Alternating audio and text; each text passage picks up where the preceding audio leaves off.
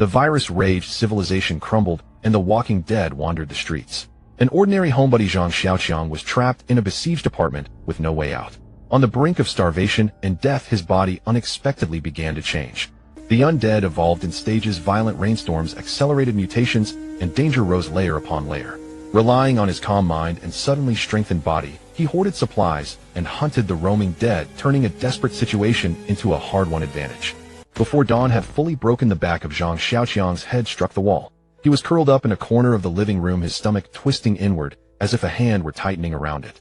From midday yesterday until now, his throat had not tasted a single grain of food, and his lips were so dry that a thin layer of skin had begun to peel. The room was filled with the smells accumulated over the past half-month: sweat, dust, and the metallic tang of blood seeping in from under the door.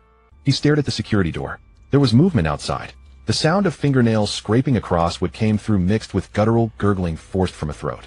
There were 3, perhaps 4 outside. He did not dare press his ear to the door to count, afraid that any noise might draw them to slam against the metal. Half a month ago, Zhang Xiaoqiang had thought his life would simply drift on like this. In Jinyun City, 29-year-old without a job or a wife, he lived alone in the apartment his parents had left him, surviving on rent from a small storefront. Sometimes Aunt Wang from next door would knock, complaining that he left takeaway boxes piled in the corridor instead of throwing them out. He would respond to her with a few muffled acknowledgments through the closed door, then wait until she left before lazily getting up. That was the world he knew, boring but safe. Now he no longer recognized the city. On the morning the virus broke out, he was still asleep. From downstairs came the sound of breaking glass. He thought it was a drunkard making trouble and rolled over to continue sleeping. Later the noises grew louder: screams, running footsteps, vehicles colliding, until everything suddenly dissolved into a strange silence, broken only now and then by low, distant growls. He drew back the curtain and glanced down. A few figures stood on the street. To call it standing was not quite right. Their bodies were twisted faces, ashen, with dark, dried crusts of blood clinging around their mouths. They crouched on the ground, fingers digging into the cracks of the asphalt, as if sniffing out some scent. One of them suddenly raised its head, its eyes locking directly onto his. Even through 6 floors of height, Zhang Xiaoqiang could see that eye clearly. The pupil had dispersed a layer of milky gray haze covering the entire eyeball. He yanked the curtain shut and stepped back. His spine struck the corner of the table, a jolt of pain making him shudder from head to toe. From that day on, he never again drew open that curtain. He had seen too much. The middle-aged man downstairs, who changed into a monster, had once embraced his wife and bitten down the movement of his throat, rolling up and down. At the convenience store across the street, an arm had dropped from the shattered window, its fingers twitching. Later, when flames lit up the night, thick smoke smothered the moon until it was only a blurred patch of light. The utilities were gone, electricity had failed, and 3 days ago the tap had begun to produce only weak yellowish water without pressure. Zhang Xiaoqiang lifted his cup, staring at the thin layer of muddy liquid at the bottom, then raised his head and drained it in one swallow. The hunger surged again. His stomach felt as though someone were pounding a drum inside. He remembered that the last sausage in the fridge had been eaten at yesterday's noon. He had turned the kitchen cabinets inside out 3 times, licking even the crumbs of instant noodles clean with his tongue. All that remained was an unopened bag of salt in the corner and half a bottle of soy sauce whose expiry he was unsure of. Stay alive. He did not realize he had spoken the words aloud. A heavy, muffled impact came from the door, like someone driving their forehead into the metal. Then came the sound of 2, no 3 claws scraping at the metal. Zhang Xiaoqiang pulled his knees up, pressing his chin against them. His thoughts turned to those who had died. He could no longer clearly recall his parents' faces, only blurred silhouettes in old photographs. His younger sister Zhang Xiaoyu had married and moved to another province. Since the virus outbreak, his calls to her phone had never gone through. He did not know whether he could endure this ordeal, but he knew he did not want to die. Outside, the morning had fully broken. A light seeped past the edge of the curtain, carving a bright line across the dust-covered floor. Zhang Xiaoqiang stared at that strip of light for a long time, then slowly stood up. He was a timid homebody, yet even a cockroach when stepped on will scurry away, hide in a corner, and wait until the danger has passed before emerging again. In the door viewer, the 5 faces outside were no longer human. The one in front had only half a skull left within its eye socket. A clump of grayish matter trembled with each impact against the door, as if it might drop out at any moment. He had counted over 5 days. They had battered loose 3 screws from the door panel, and the tongue of the security lock was already warped. Zhang Xiaoqiang shifted the kitchen knife to his left hand, wiping the sweat from his right palm onto the handle. 5 days earlier, he had sealed every window crack with tape, plastered 3 layers of newspaper over them, and drawn the curtains so tightly that not a thread of light could pass through. But those creatures did not need eyes. They crowded the doorway, their throats constantly grinding out a damp, ragged growl, like a leaking bellows, like bones scraping over stone. He could handle two at once. That was the conclusion he had reached after repeatedly running through scenarios in his mind. 3 would mean death infection carried by the black grime under their nails and the fragments between their teeth. It was not that he had never tried probing them through the door viewer with a clothes-drying rod. The one with half a skull had snapped its jaws around the iron rod, at once its teeth scraping sharply against the metal.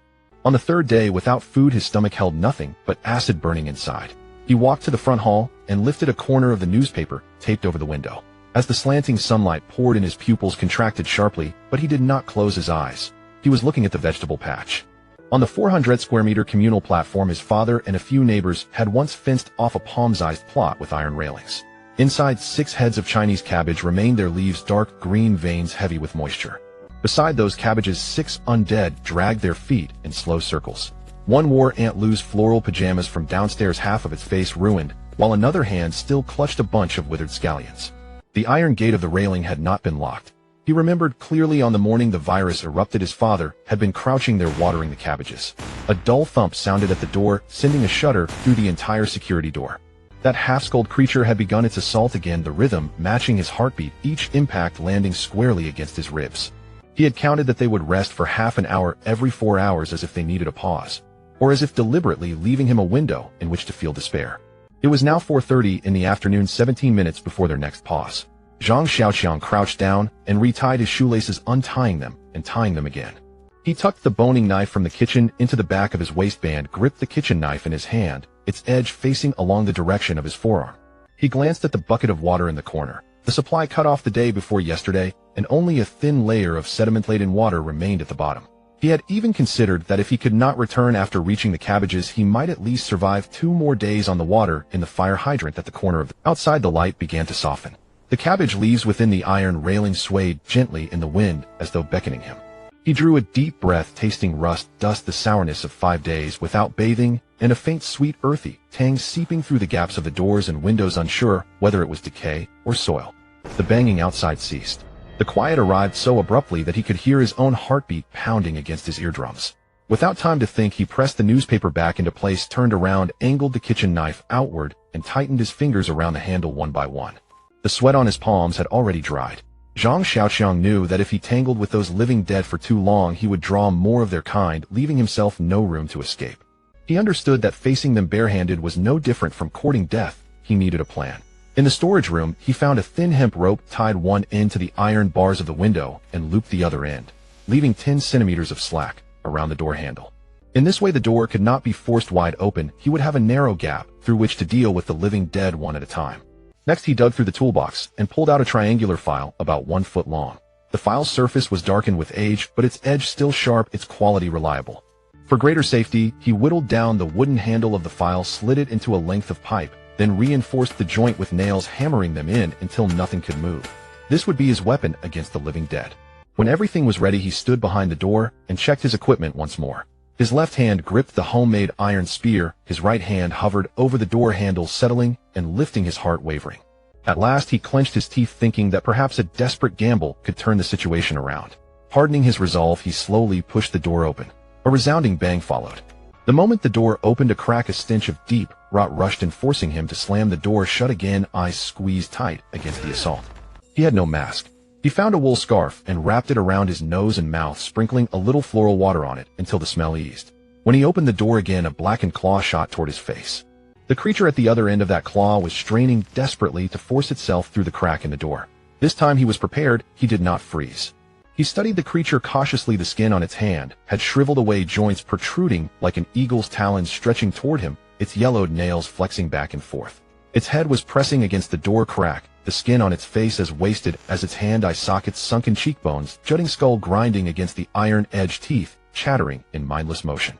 Zhang Xiaoqiang raised the iron spear in both hands without hesitation, driving the triangular file's point straight toward the living dead's eye. He gripped the pipe with both hands and forced all his strength outward. It was his first time using this iron spear. Uncertain of the right force, he simply drove it forward. His body, once weakened, now erupted with a fierceness buried in his bones. A surge of excitement rose within him. These living dead were not so invincible. He could slaughter them all. Just then, 2 more hands reached for him through the door crack, swaying in his face in a way that jolted him back to clarity. In the next instant, he pulled the spear free. The living dead's eye socket had become a black pit. The creature, slowly slumping to the ground, its head turned toward him, one eye a blank white, the other a dark cavity. The sharp contrast between the two extremities sent a chill racing up Zhang Xiaoqiang's spine. For bodies lay outside the door. He had not counted them one by one, but he knew. The iron spear slipped from his fingers and fell with a clang onto the tiled floor, the impact numbing the soles of his feet. He collapsed into a sitting position. His lungs felt clogged, every breath whistling as it squeezed through.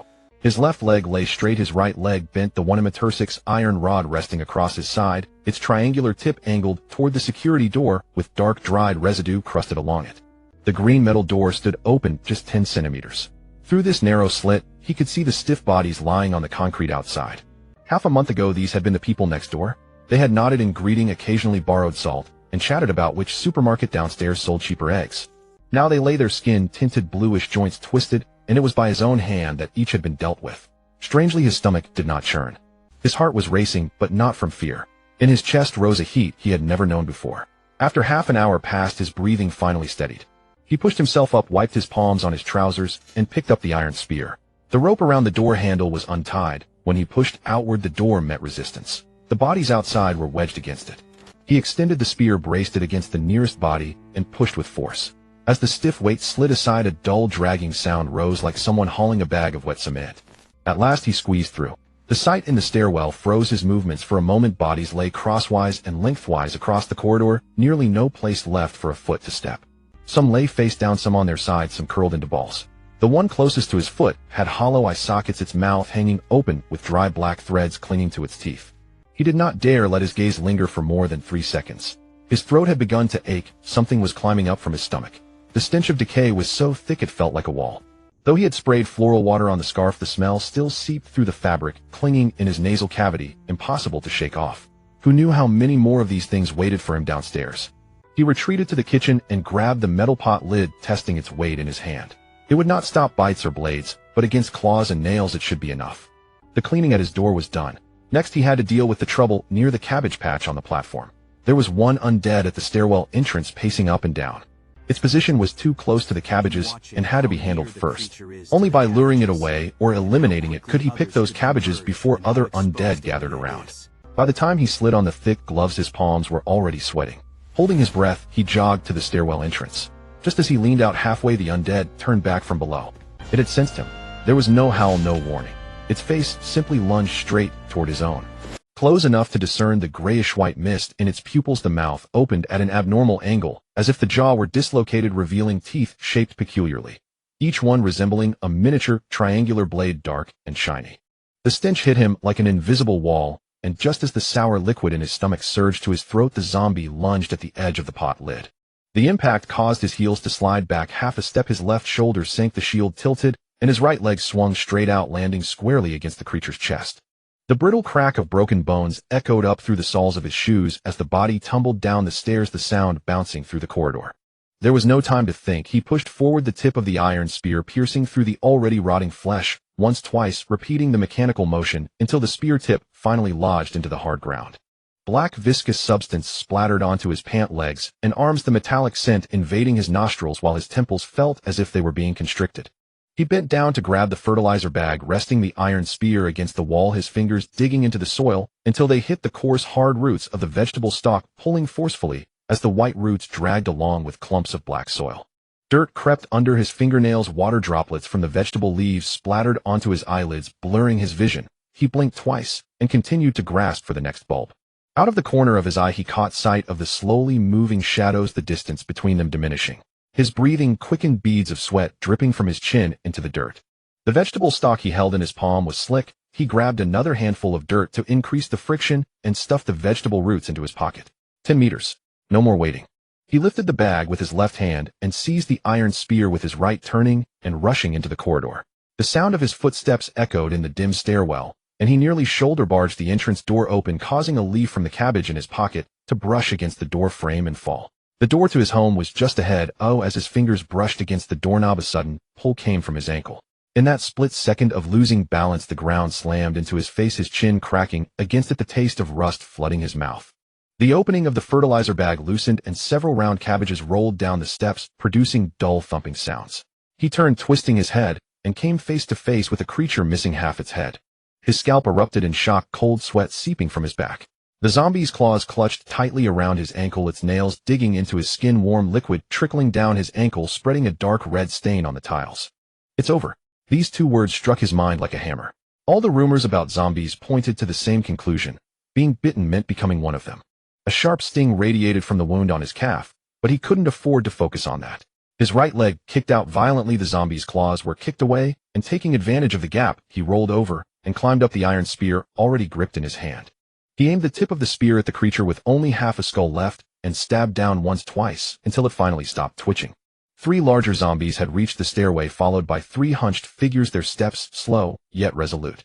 They smelled blood. A low gurgling sound emanated from their throats, resembling the growl of an animal, echoing a certain desire. The muffled sound of the door slamming against the wall bounced in the corridor. The cabbages wrapped in the plastic bag collided against his knees as he sprinted, dirt from the roots falling off in clumps. After the crisp sound of the anti-theft lock engaging, he could finally lean against the metal door and gulp down air. He punctured through 4 swaying figures. A tearing pain shot through his ankle, an injury caused by the gray claws. He emptied the green spheres from his bag, 11 of them rolling into scattered pieces on the tile. The rust taste rising in his throat overpowered his craving for food. His knees hit the ground first, then his palms. Each impact resonated like a blacksmith's hammer, vibrating through his bones. He wanted to scream, but the airflow was blocked in his throat, producing only a wheezing sound reminiscent of a leaking bellows. His insides began to burn as if someone had stuffed a red-hot iron ball into his stomach, rolling through his intestines, crushing his liver, grinding over his spleen, finally stopping in his abdominal cavity, slowly beginning to sear outward. The first place to turn red was the back of his hands. The tiny hairs curled up, emitting a burning smell. He knew he had a high fever because the ceiling in his vision began to melt and the chandelier twisted into yellow stains. Hunger was a different sensation. Having gone over 2 days without any food, the walls of his stomach rubbed against each other, leaving only numbness. But this wasn't hunger. Something was hatching within his veins, tearing apart every inch of tissue with claws and teeth. The sound of his forehead hitting the tiles was muffled. Blood trickled down from his brow, obscuring his right eye. The contours of the world tinted dark red. Zombie. Food. Tomorrow. These words shattered into bubbles on the water's surface, impossible to grasp. Pain became the only tangible reality, like a madman banging drums in his body, knocking rational thought to pieces. He just wanted this searing pain to stop, even if it meant sacrificing his life. As he crashed to the ground one last time, he vaguely thought those 11 cabbages he ultimately hadn't had the chance to eat. When he opened his eyes again, the ceiling was still that water-stained surface. The chandelier hung low, but the light felt strange as it filtered through frosted glass. He turned his neck, hearing the crisp crack of his vertebrae. His fingers brushed against the ground, the coolness of the tiles seeping into his skin. He sat up, looking down at his palms. Bloodstains had dried into a dark brown scab, but the warmth of his palms was colder than the floor. In the distance, the sound of nails scraping against the door echoed, once, twice, the rhythm steady like a pendulum. Those cabbages were still scattered on the floor, some having rolled to the corner. He stared at them for a long time, long enough for the light to shift shadows creeping up the walls. Then he stood up and walked to the door. The scratching sound stopped. Peering through the peephole, the corridor was empty except for the dark scratches left on the walls. He reached out to feel the height of those scratches, just about at his shoulder. The first thing he felt upon waking was the sensation on his fingertips. He looked down at his hands, the edges of his nails clean, without any jagged tears. His tongue brushed against his teeth, smooth, without sharp protrusions. His Adam's apple bobbed up and down as he quietly repeated the conclusion, "I am still alive, I haven't turned into one of those things." His legs felt weak, but they could still support his body. He staggered towards the bedroom, where the mirror reflected a disheveled shadow. His hair clung in strands to his forehead, dark red stains smeared across his cheeks, and his pupils showed deep brown contours in the light. This face was utterly unremarkable, lost in a crowd in an instant, yet he smiled broadly. No mutations, no decay, the veins beneath his skin had not darkened. He was unsure how long he had been unconscious. His stomach felt as if a piece had been hollowed out, the hunger more ferocious than before he had fainted, but his limbs were no longer as heavy and weak, and his mind felt much clearer. He tried to recall what had happened before he lost consciousness, but his mind was a blank. How had the change occurred? The answer lay hidden in that emptiness. But that wasn't important right now. At least he hadn't been infected. His gaze fell to the pile of cabbages on the floor. 11 in total, neatly arranged in a row. He swallowed hard, his pupils slightly dilating. He picked out 2, cradling them into the kitchen, turning on the induction cooker. The water came from the water dispenser, half a bucket remaining, droplets clinging to the plastic wall. The tap water pipe had long since broken, and he couldn't bear to imagine if the stench of the corpses had seeped into the water plant's reservoir. Previously, he had been too lazy to boil water, always ordering bottled water for delivery. This habit had saved his life now. Steam began to rise from the pot. The cabbage leaves rolled in boiling water, transforming from rigid to soft, their edges glistening with a pale yellow sheen. The aroma was faint, mingled with the rotting smell wafting in from outside, but he could hardly detect the latter. Saliva pooled under his tongue as he reached in to retrieve a leaf, not stuffing it into his mouth immediately, but first touching it with his lips to gauge the temperature before taking a small bite. His teeth crunched through the vegetable stock, the juice bursting on his tongue. He closed his eyes, chewing slowly leaf after leaf until the bowl was empty. The last mouthful of vegetable soup mixed with soil, he gulped down, the sound of it rolling down his throat. He couldn't bear to waste a single drop of water, cooling the residual warmth at the bottom of the pot, before using that little water to rinse his mouth, swallowing the dirt in his mouth down with it. The remaining water was sealed again and placed in a cool corner. After doing all this, he plopped down on the floor, his back against the cabinet, pressing his palm against his chest, feeling the rhythm of his heartbeat. The scratching sound outside the door never ceased. Nails scraped against the metal surface, producing a harsh friction noise mixed with low, throaty growls. Those few zombies were drawn to the commotion in his room, wandering back and forth against the security door, occasionally banging their foreheads against the door panel. He tilted his head to glance, then averted his gaze. For the first time, he had a vague sense of security about surviving until tomorrow. The alarm on his phone rang in the morning. He got up from the floor and walked to the living room, squatting down to count the row of cabbages. The reward he had fought so hard to bring back 5 days ago was now down to the last cabbage. He picked it up and walked into the kitchen, turning on the induction cooker. After the water boiled, he tossed the cabbage in to cook, dividing it into 2 portions after taking it out. One set aside in a bowl, the other wrapped in cling film. One portion for breakfast, another for dinner. After finishing breakfast, Zhang Xiaoqiang stood by the window, his gaze sweeping over the swaying figures below. His sight extended along the road, resting on the low-hanging clouds. The dim sky resembled a piece of damp old cloth, suffocating his chest. Even inhaling brought a dull pain. He hoped that several vehicles would suddenly appear at the end of the road, soldiers in camouflage, standing in the compartments, gunfire, driving those rotting things back underground. Things could return to how they were before, and he could continue to live lazily. But that thought shattered in an instant. The creatures outside were still swaying, yet his stomach was already empty. Returning to the living room, he squatted down, clasping his hands behind his head. If he kept cooped up inside, his strength would eventually be exhausted. To leave this dead city, he needed to toughen up his body. Even if practicing daily didn't show evident changes, gritting his teeth and persevering would pay off one day. 94. 95. His palms pressed against the cold tiles, sweat dripping down his chin. It had been too long since he had exerted himself like this, his joints trembling. Images of the wandering shadows downstairs flashed through his mind, and he remembered that the meager supplies in the fridge wouldn't last long. His sister far away was probably still waiting for him to find her. He inhaled again, bending down to rise. In fact, he found it strange himself. Ever since he had been bitten on the ankle by a zombie last time, it seemed his body had quietly changed. In the past, doing a dozen sit-ups would leave him exhausted. Now he could do hundreds and even thousands of frog jumps without feeling as close to death as before. Such things he would have never dared to imagine previously, but now his body was not lying. The afternoon sun slanted through the window as he grabbed a towel to wipe his face, the sweat soaking through the fabric. After thousands of frog jumps, plus repeatedly stabbing the same move with the iron spear, the remnants of breakfast had long since burned away. His belly pressed against his back, producing a hollow sound. The food in the house wouldn't last more than 3 days. Right now, the most important thing was to find something to eat. He remembered there was a convenience store across the neighborhood, usually selling some cigarettes, alcohol, rice, and eggs. But in the open space outside the store, over 20 zombies swayed around like headless flies. Given his current condition, charging in would be like offering himself as bait. He cooked all the remaining cabbages and swallowed them down, washing it down with half a belly full of water. Then he pulled out the kitchen knife, with one hand holding the iron spear he had welded and the other carrying the shield modified from an iron pot lid, walking to the door. He had become quite adept at opening the security door. Just like 5 days ago, he systematically took out the 6 zombies at the stairway. The spear's tip pierced their vital spots, bringing them to a complete halt. Then he crouched down, drew the kitchen knife, and severed all their hands, feet, and heads. Having learned his lesson once, he would not leave any feigning dead the chance to turn the tide. After clearing the entire building, Zhang Xiaoqiang stepped over the broken bricks and walked downstairs. The iron door on the first floor was left ajar with scratch marks around the lock. He halted, pushed the shield forward, and probed the gap with the tip of his spear. The room was silent.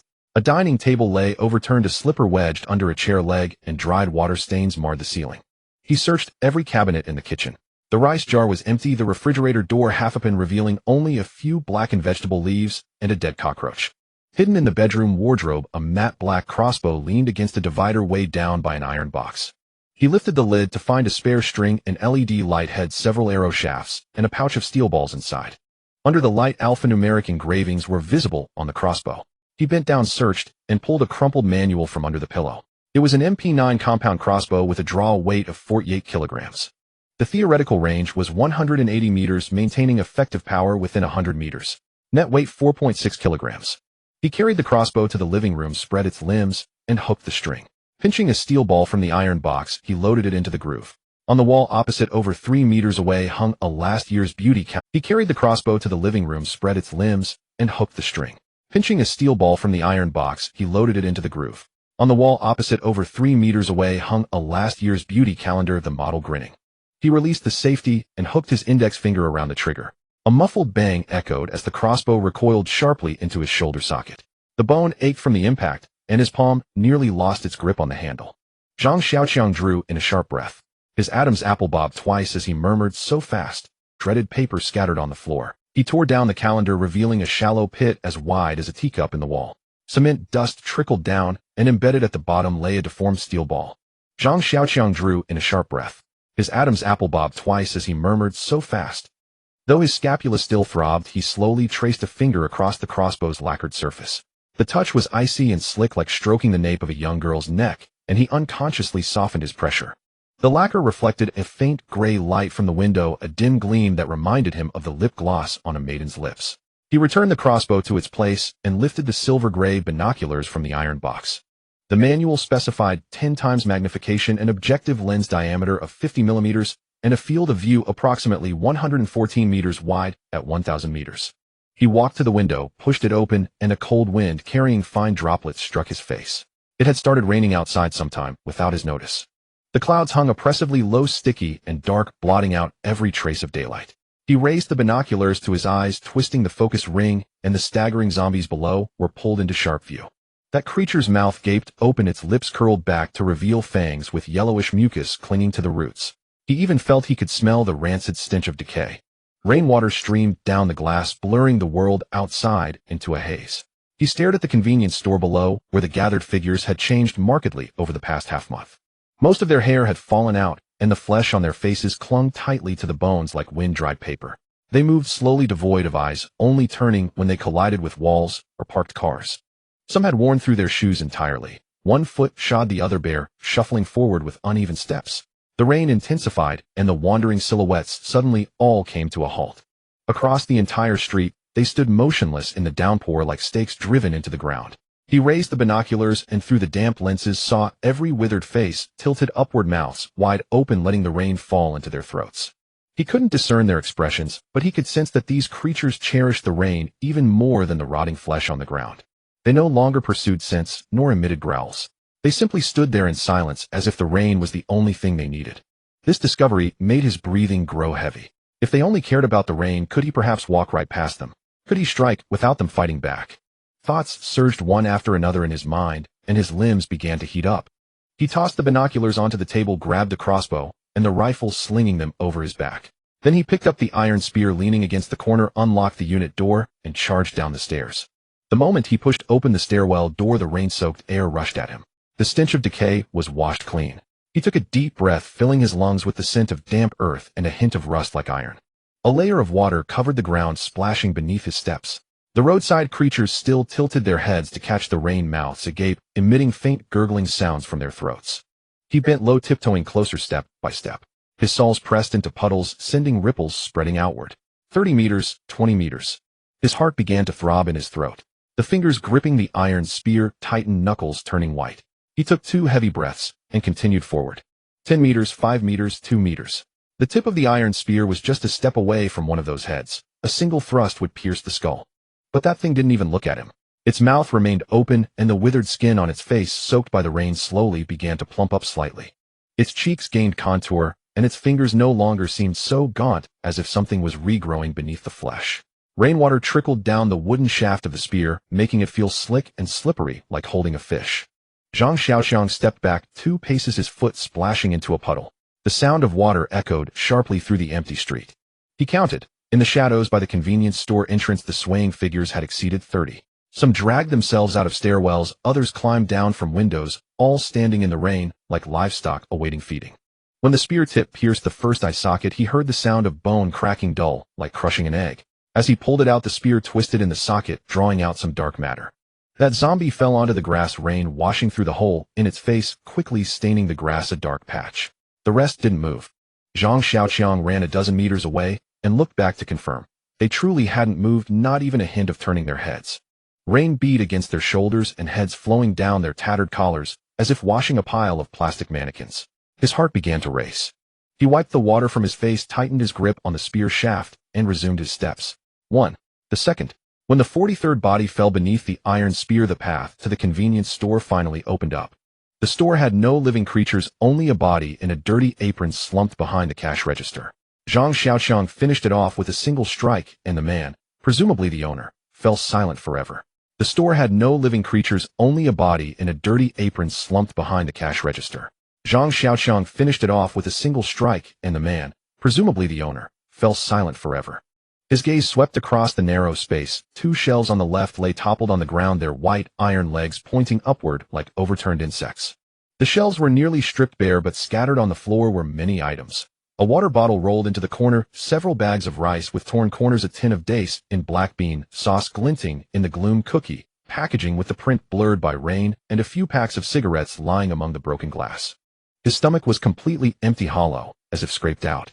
He stared at the food for a few seconds, then a laugh squeezed out of his throat, followed by louder laughter, until his shoulders shook and tears rolled from his eyes down his cheekbones to his chin, mingling with the rainwater dripping from his raincoat, until he couldn't tell which was salty and which was fresh.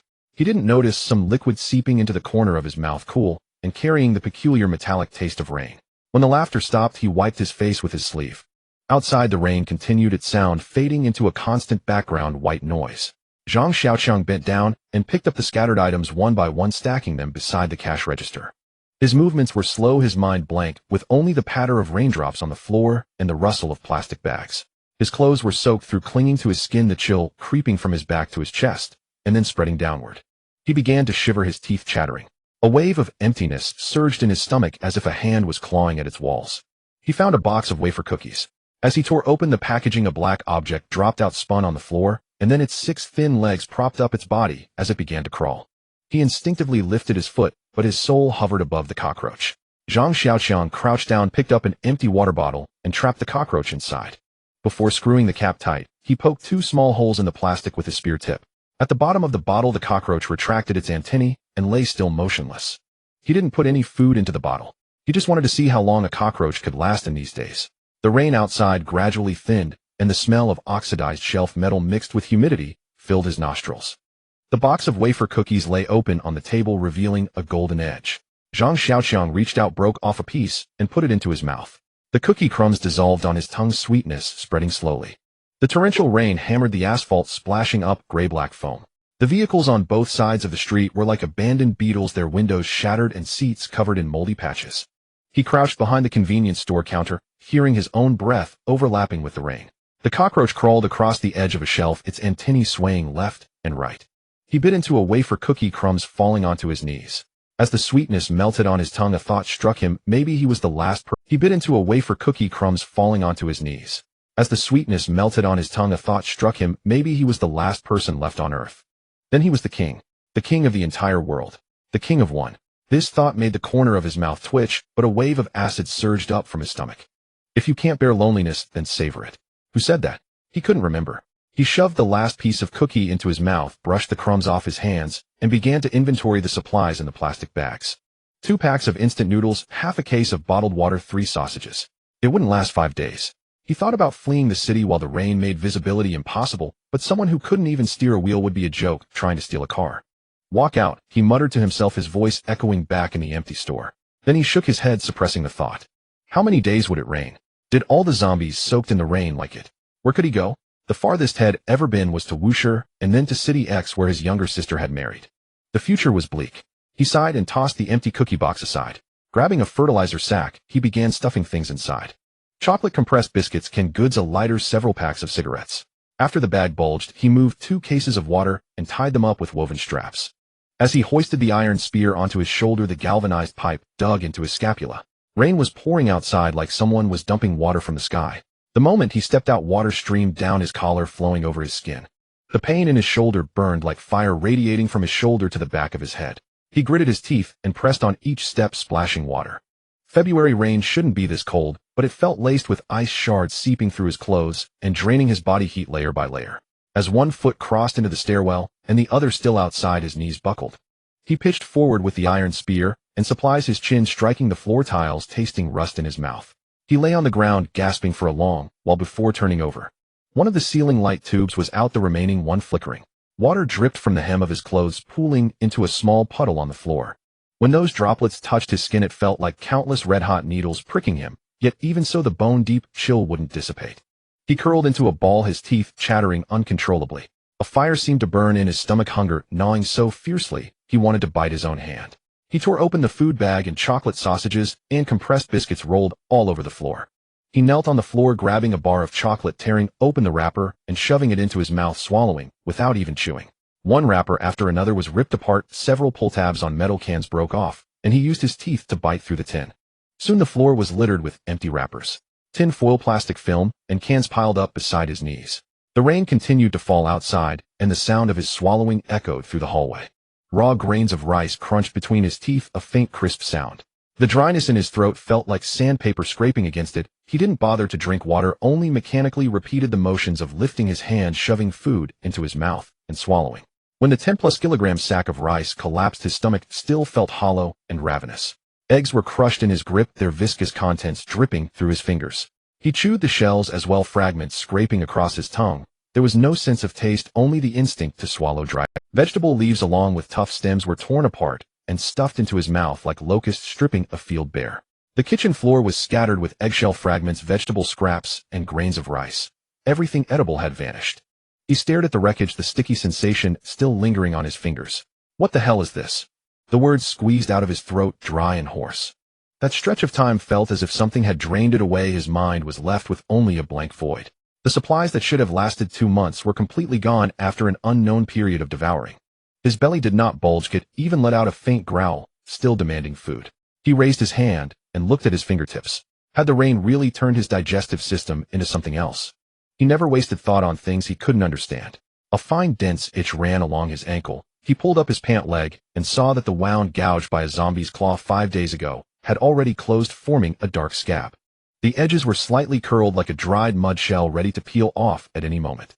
Was this healing speed brought on by that rain? An absurd thought crossed his mind. If he could truly accelerate recovery by dozens of times, he would be almost immortal. But the moment he thought of the pile of supplies he had cleaned out, his chest tightened with anxiety. He dare not get injured carelessly anymore. When the food reserves ran dry, he might have to bite into those rotting walking corpses. The rain poured for 3 days straight before stopping. The sky did not clear, clouds pressed low and ash-gray clumps blocked the winter sunlight entirely, leaving only a few gaps where cold white light seeped through, barely illuminating the streets. During those 3 days, the decaying figures remained motionless, letting the rain wash away the dried stains on their bodies.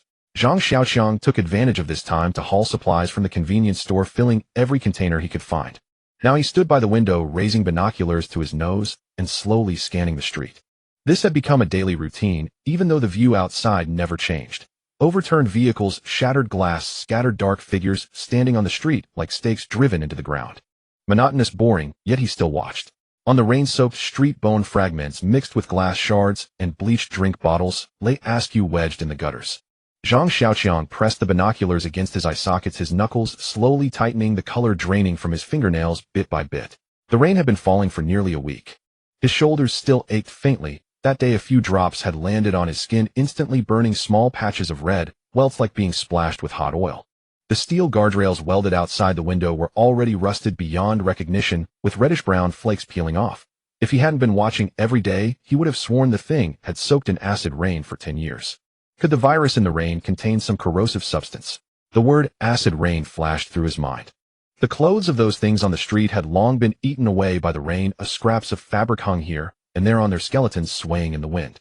Their walking had changed. No more dragging steps. Several larger ones stood straight, their shoulder blades moving as they stepped, and when they bumped into a fellow in their way, the other fell flat, while they didn't even pause. Their exposed skin gleamed with a dark, oily luster. Some smaller ones were as thin as firewood, but moved unbelievably fast. They could leap over low walls, climb onto abandoned car roofs, their claws longer than ordinary zombies, curled like rusty hooks. Zhang Xiaoqiang's throat went dry. He murmured through the binoculars, "They're evolving." Slowly, he lowered the 10-power scope, his mouth full of bitterness. His fingers found the cigarette pack, pulled one out, and put it between his lips. The match scratched 3 times before lighting. Smoke filled his lungs. He leaned against the windowsill and slowly exhaled, staring at the moving figures below, his mind a blank. He had counted over the days about 200 of them downstairs. 9 had undergone obvious changes, 3 agile types, 6 strength types. The mutation rate was around 5%.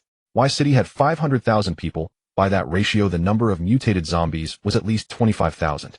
China had 1.5 billion people. That meant 75 million. The global population of 7 billion. He didn't dare calculate further. A small pile of cigarette butts had gathered at his feet. He leaned on the windowsill, his vision blurry as he watched the slowly moving shadows below. A scene from an old movie suddenly came to mind, the protagonist trapped on a desolate plain with only a wolf with white front paws to keep him company. That guy was so lucky. He had the entire wilderness to roam. But him, trapped inside this concrete box, the world outside filled with nothing but walking corpses. In that movie, the wolf was called 2 white socks that would frolic and roll around its owner. He looked down at a glass bottle in the corner. A cockroach lay at the bottom, motionless as if dead. He lifted the transparent plastic bottle. The dark brown insect at the bottom didn't move a muscle. He shook the container. The 6 thin legs immediately scrambled wildly, the carapace repeatedly banging against the smooth inner wall, each time nearly reaching the opening only to slide back down. The little creature kept repeating its upward motion, always with the same result. His gaze did not leave the trapped being. A bitter resonance rose in his throat. What difference was there between him and it? Both were trapped within invisible boundaries. No matter how they struggled, they couldn't escape their destined tracks. Suddenly, abnormal movement appeared in the lens. A swift zombie was pouncing on one of its own kind, and the dull figures around it immediately converged like ripples spreading on water. His fingers tightened on the 10-power binoculars as he watched the attack among their own kind. Do zombies also have internal conflicts? The murmured words faded in the empty room. The one being surrounded was more robust than the common agile type, with a more nimble jump. The murmured words faded in the empty room. The one being surrounded was more robust than the common agile type, with a more nimble jump. Touch a hair on its body. Its claws clutched something, bringing it to its mouth. At first, the outline of the object was unclear, until it turned its face and a rat's tail drooped from between its fingers. The prey was small. The commotion quickly subsided. After the slightly stronger individual finished gnawing, the street returned to dead silence. He saw that zombie return to the old tile-roofed house area across the street. There was a drainage ditch in the corner. The rat had likely come out from that sewer outlet. Is the D virus only effective on humans? The thought surfaced just as the agile type was lurking by the ditch. He began to understand the key driving their evolution. The logic pieced together in his mind like fragments of a broken mirror. Virus plus flesh and blood plus rain equals evolution. After exercising, Zhang Xiaoqiang's only pastime was raising binoculars and sizing up the figures roaming the streets through the window glass. He had nicknames for them. The slow, ordinary zombies he called cannon fodder, the strong ones Hercules, abbreviated as type, the ones as fast as wind he called Flash, abbreviated as Stipe. This was probably a bit of dark humor born of extreme boredom. The rat-loving Stipe was still guarding the drain ditch. Its height hadn't grown much, still around 1.4 meters, but its arms were getting longer and longer, fingertips nearly reaching its ankles. 5 shiny black claws resembled 5 sharpened steel blades gleaming coldly. Most eerie of all, within a radius of 15 or 16 meters around it, no zombie dared approach. Occasionally some fool would wander in, and it would let out a raspy, deep-throated growl, as if marking its territory. In Zhang Xiaoqiang's speculation, the Stipe and type zombies on the street had evolved because they ate something mutated. As long as they continued to devour flesh and blood, they would evolve into higher forms. Stipe could become S2, S3, or even higher S4, S5, S6, and the types would climb the same ladder. As for humans, probably less than 1/10 were still alive. If the remaining people dwindled and zombies couldn't catch fresh meat, would they turn to attack other living creatures? As for humans, probably less than 1/10 were still alive. If the remaining people dwindled and zombies couldn't catch fresh meat, would they turn to attack other living creatures? 63 billion or more zombies would eventually eat everything that moved on the planet. Shaking off these messy thoughts, he caught his breath, finished a cigarette, and started cooking. There wasn't much food left in the cupboard. He counted on his fingers. It wouldn't last a few days. After eating, he pressed the computer power switch as usual, intending to play some single-player games. The startup beep lasted less than a second before the screen went black. At the same time, the lights in the house went out. Did the fuse blow? He froze, groped in the dark for a flashlight, and ransacked drawers for a fuse. After fumbling for a long time, he finally realized. The city power grid had held out for 3 months, and now finally gave out. The entire city plunged into absolute darkness. Zhang Xiaoqiang sat on the edge of the bed staring blankly at the pitch-black sky outside the window. The silence was terrifying. He could even hear his own heart thumping in his chest. Occasionally the sound of an empty can being kicked over came from downstairs, the metallic clatter rolling across the empty street, traveling far, far away. He sat there quietly, his mind churning over old memories. The more he thought, the more awake he became. Though it was already late at night, he felt not a trace of sleepiness. I can't stay any longer, he said to himself. I have to take the risk and leave this dead city. No water, no electricity. The food in the convenience store downstairs was starting to go bad. This room was no longer livable. He had to escape. To be honest, Zhang Xiaoqiang was terrified of death. If there were even the slightest possibility, he would lock himself at home forever. But now there was no choice. The light in the staircase was murky like overnight porridge, the smell of rust mixed with the sweet rot of decay clogging deep in his nostrils. Every step on the stairs produced a faint echo, piercingly loud in this dead silence. The knuckles of the hand holding the gun turned white. One thought kept circling in his head. The communication had been down for a full month. The last message on his phone screen was the location his sister had sent, that small southern city hundreds of kilometers away.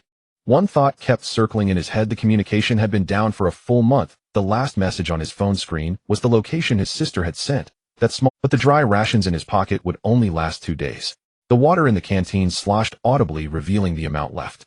The outer wall of the house was scratched with grooves of varying depths, marks left by zombie claws during the night. He knew that staying here meant death eventually. Whether he went out or not, he would die. But at least by going out, he could take a gamble, heading south to find her. If they lived, they'd live together. If they died, it wouldn't be a loss.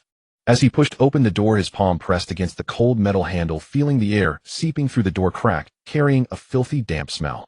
The moment his foot stepped into the stairwell, he heard low, overlapping groans rising from below like hundreds of mouths mumbling with rotten meat in them. He leaned half his body out to look down, and his scalp suddenly tightened. The once empty corner of the stairwell was now densely packed with figures. Ashen skin, twisted limbs, some hunched over, swaying back and forth, others crouched on the ground, gnawing on the flesh of their own kind. The sound of teeth scraping against bone was as clear as if it were right next to the ear. He couldn't count how many there were, only that they were so tightly packed shoulder to shoulder that turning around was nearly impossible. Did all these things get in? His voice was hoarse, barely squeezed out from his throat. Before the words had even faded, 2 dark figures near the stairwell entrance suddenly straightened their bodies as if yanked by something invisible and then lunged forward in a near-ballistic sprint. Their joints were bent backward, limbs on the ground moving so fast that one could hardly blink. They were steppe zombies which Zhang Xiaoqiang had seen in previous escapes, far faster and more ferocious than the others. The stench of decay hit his face before the 2 creatures pounced. He didn't have time to think. He stomped his foot and dashed in the opposite direction. The sound of claws scraping against the ground followed close behind, so near that he could hear their breathing. No, not breathing, but gurgling noises rolling from their throats. He ran in an arc, catching a glimpse from the corner of his eye. The claws of those 2 steppe zombies were almost touching the hem of his jacket, less than 3 steps away. Further off, 6 steppe zombies moved slowly forward, while the remaining ordinary zombies stood still, seemingly indifferent to his presence. How can they be this fast? He gritted his teeth, his heart pounding painfully against his ribs. The distance of 3 steps shrank to 2. He felt the claw wind sweeping against the back of his neck, chilling. Fight to the death. His right foot slammed into the ground, his left foot slid back half a step, his entire body twisted like a coiled spring, the iron spear arcing in his hand, the tip aimed straight at the center of the first steppe zombie's head. Die. The sound of the spear tip piercing the frontal bone was dull, like thrusting through semi-hard, rotten flesh. He twisted his wrist, the spear shaft spinning smoothly, drawing out a streak of dark red fluid. Before he could catch his breath, the second one was already upon him. Its withered hand claw reached straight for his face, 5 nails gleaming with a gray-yellow luster. He took another small step back with his right foot, leaning his body half a position to the left, and the claw brushed past the tip of his nose, carrying a sour stench of decay. He could even feel the cool edge of the nail scraping across his skin. The iron spear never stopped. It traced a circle following his Bodis rotation, the shaft swinging upward from below, then crashing down hard, striking the zombie's lower back. The sound of breaking bones traveled through the spear shaft to his palm. That steppe zombie was sent flying by the blow, its entire body crashing forward onto the ground, limbs still twitching as it tried to get up. Zhang Xiaoqiang took 2 steps forward, thrust the spear tip into the back of its skull, pinning it to the ground. He straightened up, panting heavily, sweat dripping from his chin. His lungs felt like they were on fire. Those 6-type zombies were now less than 10 meters away, moving slowly but closing the distance with each step their strides, as long as a normal person's hurried walk. Footsteps and low growls echoed through the building. He gripped the iron spear, his back pressed against the wall as he moved upward, trying to use the blind corner of the stairwell to split the 6-type zombies one by one. But those things knew nothing of tactics. They only lunged in his direction, their movements nearly synchronized as if pulled by the same string, always clustered together, never giving him a chance to strike from the flank. He glanced downstairs. A few ordinary zombies were still lying on the ground, chewing something in their mouths. The chewing sounds dull, like tearing an old cloth. A thought flashed into his mind. He led the 6-type zombies toward that area. The two groups of zombies collided and chaos erupted. The ordinary zombies were knocked askew, while the type zombies trampled over them to continue charging forward, bones crunching under their feet. In that moment of turmoil, he seized a gap, thrusting the iron spear, fiercely piercing the head of a type zombie. As he withdrew the spear, that type zombie toppled onto an ordinary zombie, the two bodies piling up, limbs twitching twice before falling still. The remaining 5 type zombies circled the obstacles on the ground and converged on him again. He knew he didn't have time for another thrust, so he turned and ran, leading them in circles downstairs. 5, 4, 3, 2. When the last one fell to the ground and stopped moving, he could only lean on the iron spear, gasping for breath, his lungs burning with pain. Now about 70 or 80 ordinary zombies were still standing.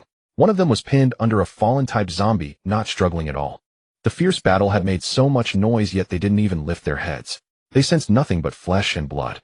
He was standing right behind them, less than 2 steps from the nearest one, yet it still kept its head down, gnawing away, completely unaware of his presence.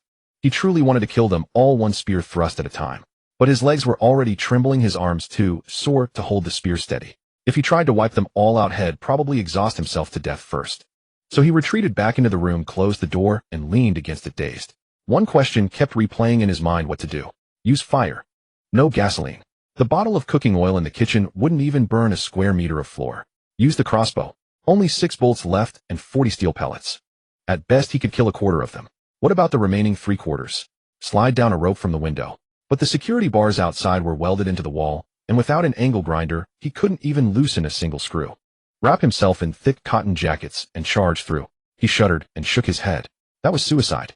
He ran through every possible plan and finally returned to the zombies themselves. Zombies had no vision. Their hearing was average, but their sense of smell was absurdly strong. He had tested their sensitivity to the smell of blood. Within 100 meters downstairs, if anyone bled, those things would gather within minutes. That's how the previous wave had been drawn to him. Extremely strong sense of smell. He repeated those 4 words over and over. Being able to smell blood from 100 meters away meant their olfactory organs were extremely developed and finely structured. Delicate things were often the easiest to destroy. Suddenly he sat up straight, assuming that for zombies, the sharper the sense of smell, the more crucial that organ. During their mutation, the development of their senses was completely unbalanced. Smell had become their only navigation tool. If smell were destroyed, then they would be nothing. A zombie without a sense of smell was like an airplane without radar, just spinning in place. Direction, tracking, ability, target selection, all would become a chaotic mess. This reasoning swirled in his mind twice, and the more he thought about it, the more plausible it seemed. Smell was their positioning system. Once it failed, they were just a swarm of blind flies. The chili peppers in the kitchen were still damp. Zhang Xiaoqiang piled them on the cutting board, then added star anise cassia bark and Sichuan peppercorns. He tore half a bedsheet, wrapped the spices into a bundle, and drizzled peanut oil over it. The oil soon soaked through the fabric. He weighed the rough bundle in his hand, then tore off some newspaper, poured ground pepper into it, and folded it into a neat square packet. Down on the concrete ground, the dozens of ordinary zombies were still circling in place. Drawn by the scent of blood in the air, they were huddled around a vague pile of remains, gnawing intently. Zhang Xiaoqiang didn't spare them another glance. The provisions in his pocket were enough to last a while, no rush. He returned to the stairwell, where the crowd below had pressed even tighter. A few on the edge wobbled and turned, taking steps toward him. He hurled the ground pepper packet above the zombie horde. The paper burst open midair, scattering gray-black powder like a thin mist, slowly settling over the creatures with outstretched necks below. Soon chaos erupted below. Zhang Xiaoqiang lit the oil-soaked cloth bundle and threw it into the crowd. Flames licked the cloth, thick smoke billowing upward, mixed with the burnt smell of chili and spices so acrid that even he, standing on the 3rd floor landing, couldn't help squinting. Those zombies, as if scorched on their rumps, began to collide, wildly shoving each other, hoarse cries tearing from their throats. Some, driven mad by the smoke, opened their mouths and bit down on their own kind, claws scratching and tearing, blood and flesh flying. Several were knocked to the ground and hundreds of feet trampled over them, swallowed up in the crush of limbs in the blink of an eye. He stood on the platform watching the farce below, feeling some of the pent-up frustration of the past few days finally dissipate. After the smoke cleared, the zombie horde had fled. Only a dozen or so zombies with broken bones lay sprawled on the ground, limbs twisted, still futilely squirming. Zhang Xiaoqiang gripped the iron spear, walked over, and pierced each of their skulls with a single thrust. The convenience store shelves were mostly empty. He walked and stuffed the last few biscuits into his mouth, chewed them dry and swallowed. He scanned the place. Only a few bottles of seasoning remained in the corner. He stuffed all those bottles and jars into his backpack, then after a moment's thought pulled out a red box of Huangalu and a soft pack Zhonghua cigarettes from behind the counter, tucking them under his arm. He had to leave early tomorrow morning. He returned to the first floor and searched the 2 occupied rooms again. Only half a bag of moldy rice in the kitchen corner, a few old clothes hanging in the wardrobe. Nothing valuable. It wasn't until he pushed open the bedroom cluttered with military enthusiast magazines that he felt a folding shovel under the bed. The blade could both cut and saw. Then he opened the desk drawer where a provincial map was pressed large enough to cover the entire desktop. The body had already decayed, lying on the floor beside the bed, stiff fingers still clutching a tattered survival manual. Zhang Xiaoqiang folded the map and tucked it into his chest pocket, crouched down, pulled the manual from those fingers, flipped through it, and stuffed it into the side pocket of his backpack. After cleaning out all edible items, he piled the food on the table, checking each package's seal one by one. He washed the mineral water bottles until they were translucent, unscrewed the lids, and spooned the red chili oil from the Layagama jar into them, the oil clinging to the bottle walls, the pungent aroma making him squint. He broke open the remaining cigarette packs with his bare hands, tore the cartons into pieces, and threw them into the trash, neatly lining up the cigarettes in the side pocket of his backpack. His fingers brushed over the white filters, the touch dry and warm. From a corner of the storage room, he dragged out a gray-green canteen. The paint on its surface was mottled with a ring of dark rust around the mouth, an old item his father had used for hunting in his youth. After filling the canteen, it felt heavy in his hand. Water seeped from the spout, leaving a cool trace on his tiger's mouth. He also found an old canvas satchel, the fabric worn white, the stitching loose at the edges. He stuffed in an aluminum lunchbox and an enamel cup. The lunchbox clanked dully against the hard floor, while the cup's bottom bore a faded peony pattern. He stood still, rubbing his fingers over the edges of the metal, his mind conjuring the crisp sound of his father's footsteps crushing twigs as he carried these items into the mountains years ago. On the kitchen counter, 2 packs of Longjing tea remained. He hesitated for a few seconds, then still tucked the tea into a compartment of the satchel. The tea bags emitted a faint fragrance through the canvas, reminiscent of the white steam rising from a cup his mother brewed on a rainy day. The weapons were piled on the living room floor. The tip of the iron spear had been polished with sandpaper, its surface gleaming coldly. Running his fingers over it, he could feel the fine indentations. On the crossbow's arrow track, a layer of transparent protective lacquer had originally been applied, which he had painstakingly sanded off with fine sandpaper, the lacquer flakes scattering on the tiles like shattered beetle shells. He dripped a few drops of lubricating oil into the crossbow's mechanical slot. The oil seeped into the metal gaps, and when he pulled the bowstring, the sound became smoother without the previous roughness. He wrapped the handle of the shovel with cloth strips several times, then bit the end of the cloth and tugged to ensure it wouldn't come loose. The wooden handle of the hammer had some cracks. He used a shoelace to bind the cracked spots a few times, and when tying the knot, the rough hemp rope chafed his fingers red. As darkness fell, he went downstairs to the empty neighbor's house and brought back a few imitation mahogany chairs from the living room. The chair's backrest was carved with intricate patterns, its armrests smooth as if touched by countless hands. He broke it into firewood with the chair legs in the living room, sparks hitting the floor with a sizzle before dying out. The flames licked the wood, producing crackling sounds. Wind poured in through the open window, making the tongues of fire dance crookedly. Shadows on the wall rose and fell with the flames like the breathing of some creature.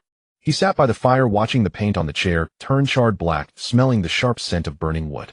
He remembered his father lighting a stove in this living room when he was a child. The fire in the hearth flickered just like this, now bright, now dim. That was his last night in this house. He remembered it clearly because every time he closed his eyes afterward, he could still smell the burnt wood from that night. The next morning he woke up to the chill seeping through the window. The sky was still a hazy gray-blue, and the morning breeze swept across his skin, raising goosebumps. He sat on the bed for a long time, staring at the crack on the ceiling he had made with a slingshot when he was 7. The crack had turned black like a dried-up riverbed. He had lived in this room for over 10 years, longer than anywhere else in his life. He thought the days would go on like this forever until he grew old and died in some chair. But after dawn he had to leave. He shouldered his backpack, checked the tautness of the bowstring, and inserted the iron spear into the side strap of the pack. When he walked, the spear tip lightly tapped against his pant leg, producing a faint metallic sound. Clad in his thickest jacket zipped up to his chin, he stood at the door without hurrying to open it. Instead, he walked around the house once. One of the living room tiles was cracked, the kitchen faucet was still dripping, the computer screen on the bedroom desk remained dark. He reached out and touched the keyboard, and a thin layer of dust settled on his fingertips. He would never need these things again, he thought. No more network cables, routers, food delivery apps, or late-night gaming sessions. He had said a final farewell to being a homebody. A cockroach lay inside the plastic bottle next to the computer. Its dark brown carapace pressed tightly against the bottom, its legs were curled motionless. He picked up the bottle and shook it. The roach turned over, revealing the light-colored segments of its abdomen, then struggled to crawl up.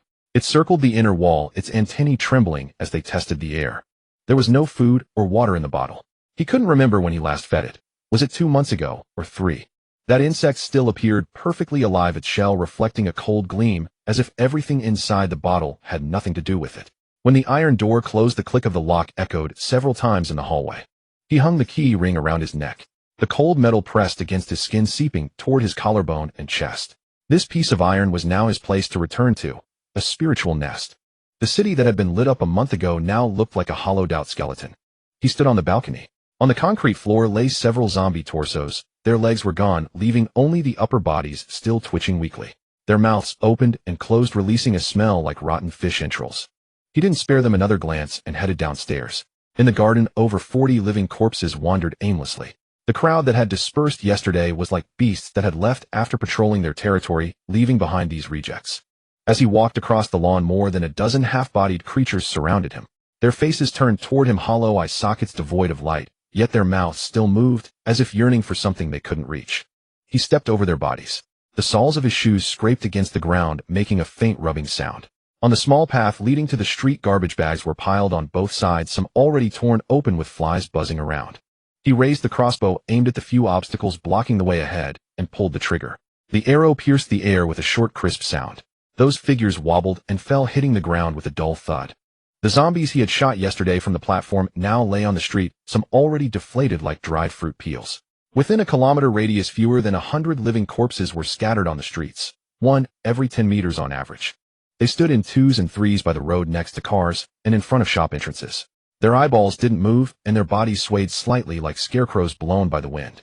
The street leading to the city center was blocked by abandoned cars and debris piled higher than a person. The end of the street led out of the city. If he walked out on foot, it would take about 3 or 4 hours. That stretch of road had a low population density, but there were still tens of thousands of people. How many had turned into living corpses? He had no idea. Now, standing at the center of the street, he only had to face fewer than 50 living corpses heading toward the end of the road. He didn't have many steel balls left. Although he had found another half kilogram under the convenience store counter the day before yesterday, he had to weigh each one carefully. He couldn't kill one with every shot. This wasn't a game where points were exchanged. He moved slowly along the street, lifting his feet very low, almost sliding them across the ground.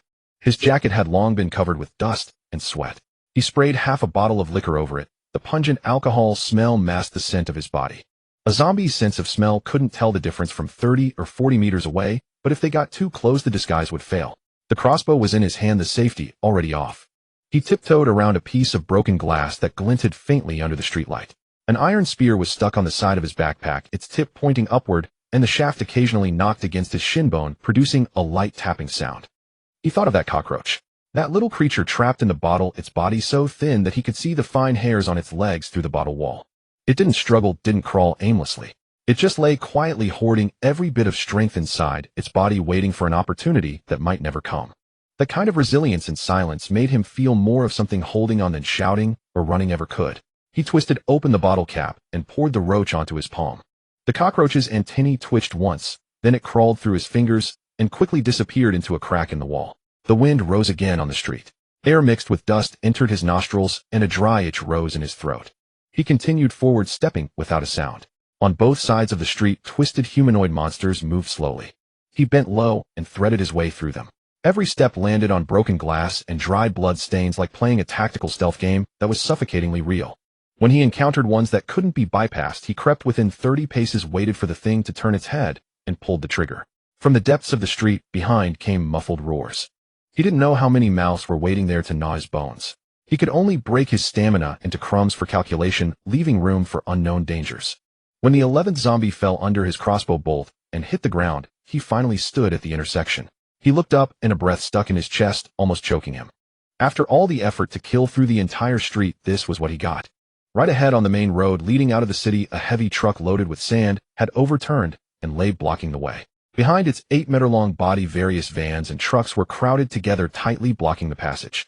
The street to the left led to the building materials warehouse area, and further ahead was the development zone. Every factory in that area had thousands of employees. They must all be zombie swarms now. If he dared to go that way, it would be like washing himself clean and delivering his body into the jaws of starving wolves. To the right, small eateries lined the street, and at the end was the container dock by the river. The zombie density there was no lower than behind him, but he had no other choice. He could only lower his body and sneak over. The density here was much higher. Every few steps he had to deal with 4 or 5 things lunging at him. His movements became more efficient.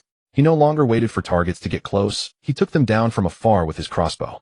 Along the way, he dealt with 2 bulky type zombies. His luck wasn't too bad, as he didn't encounter any of those terrifyingly fast stipes.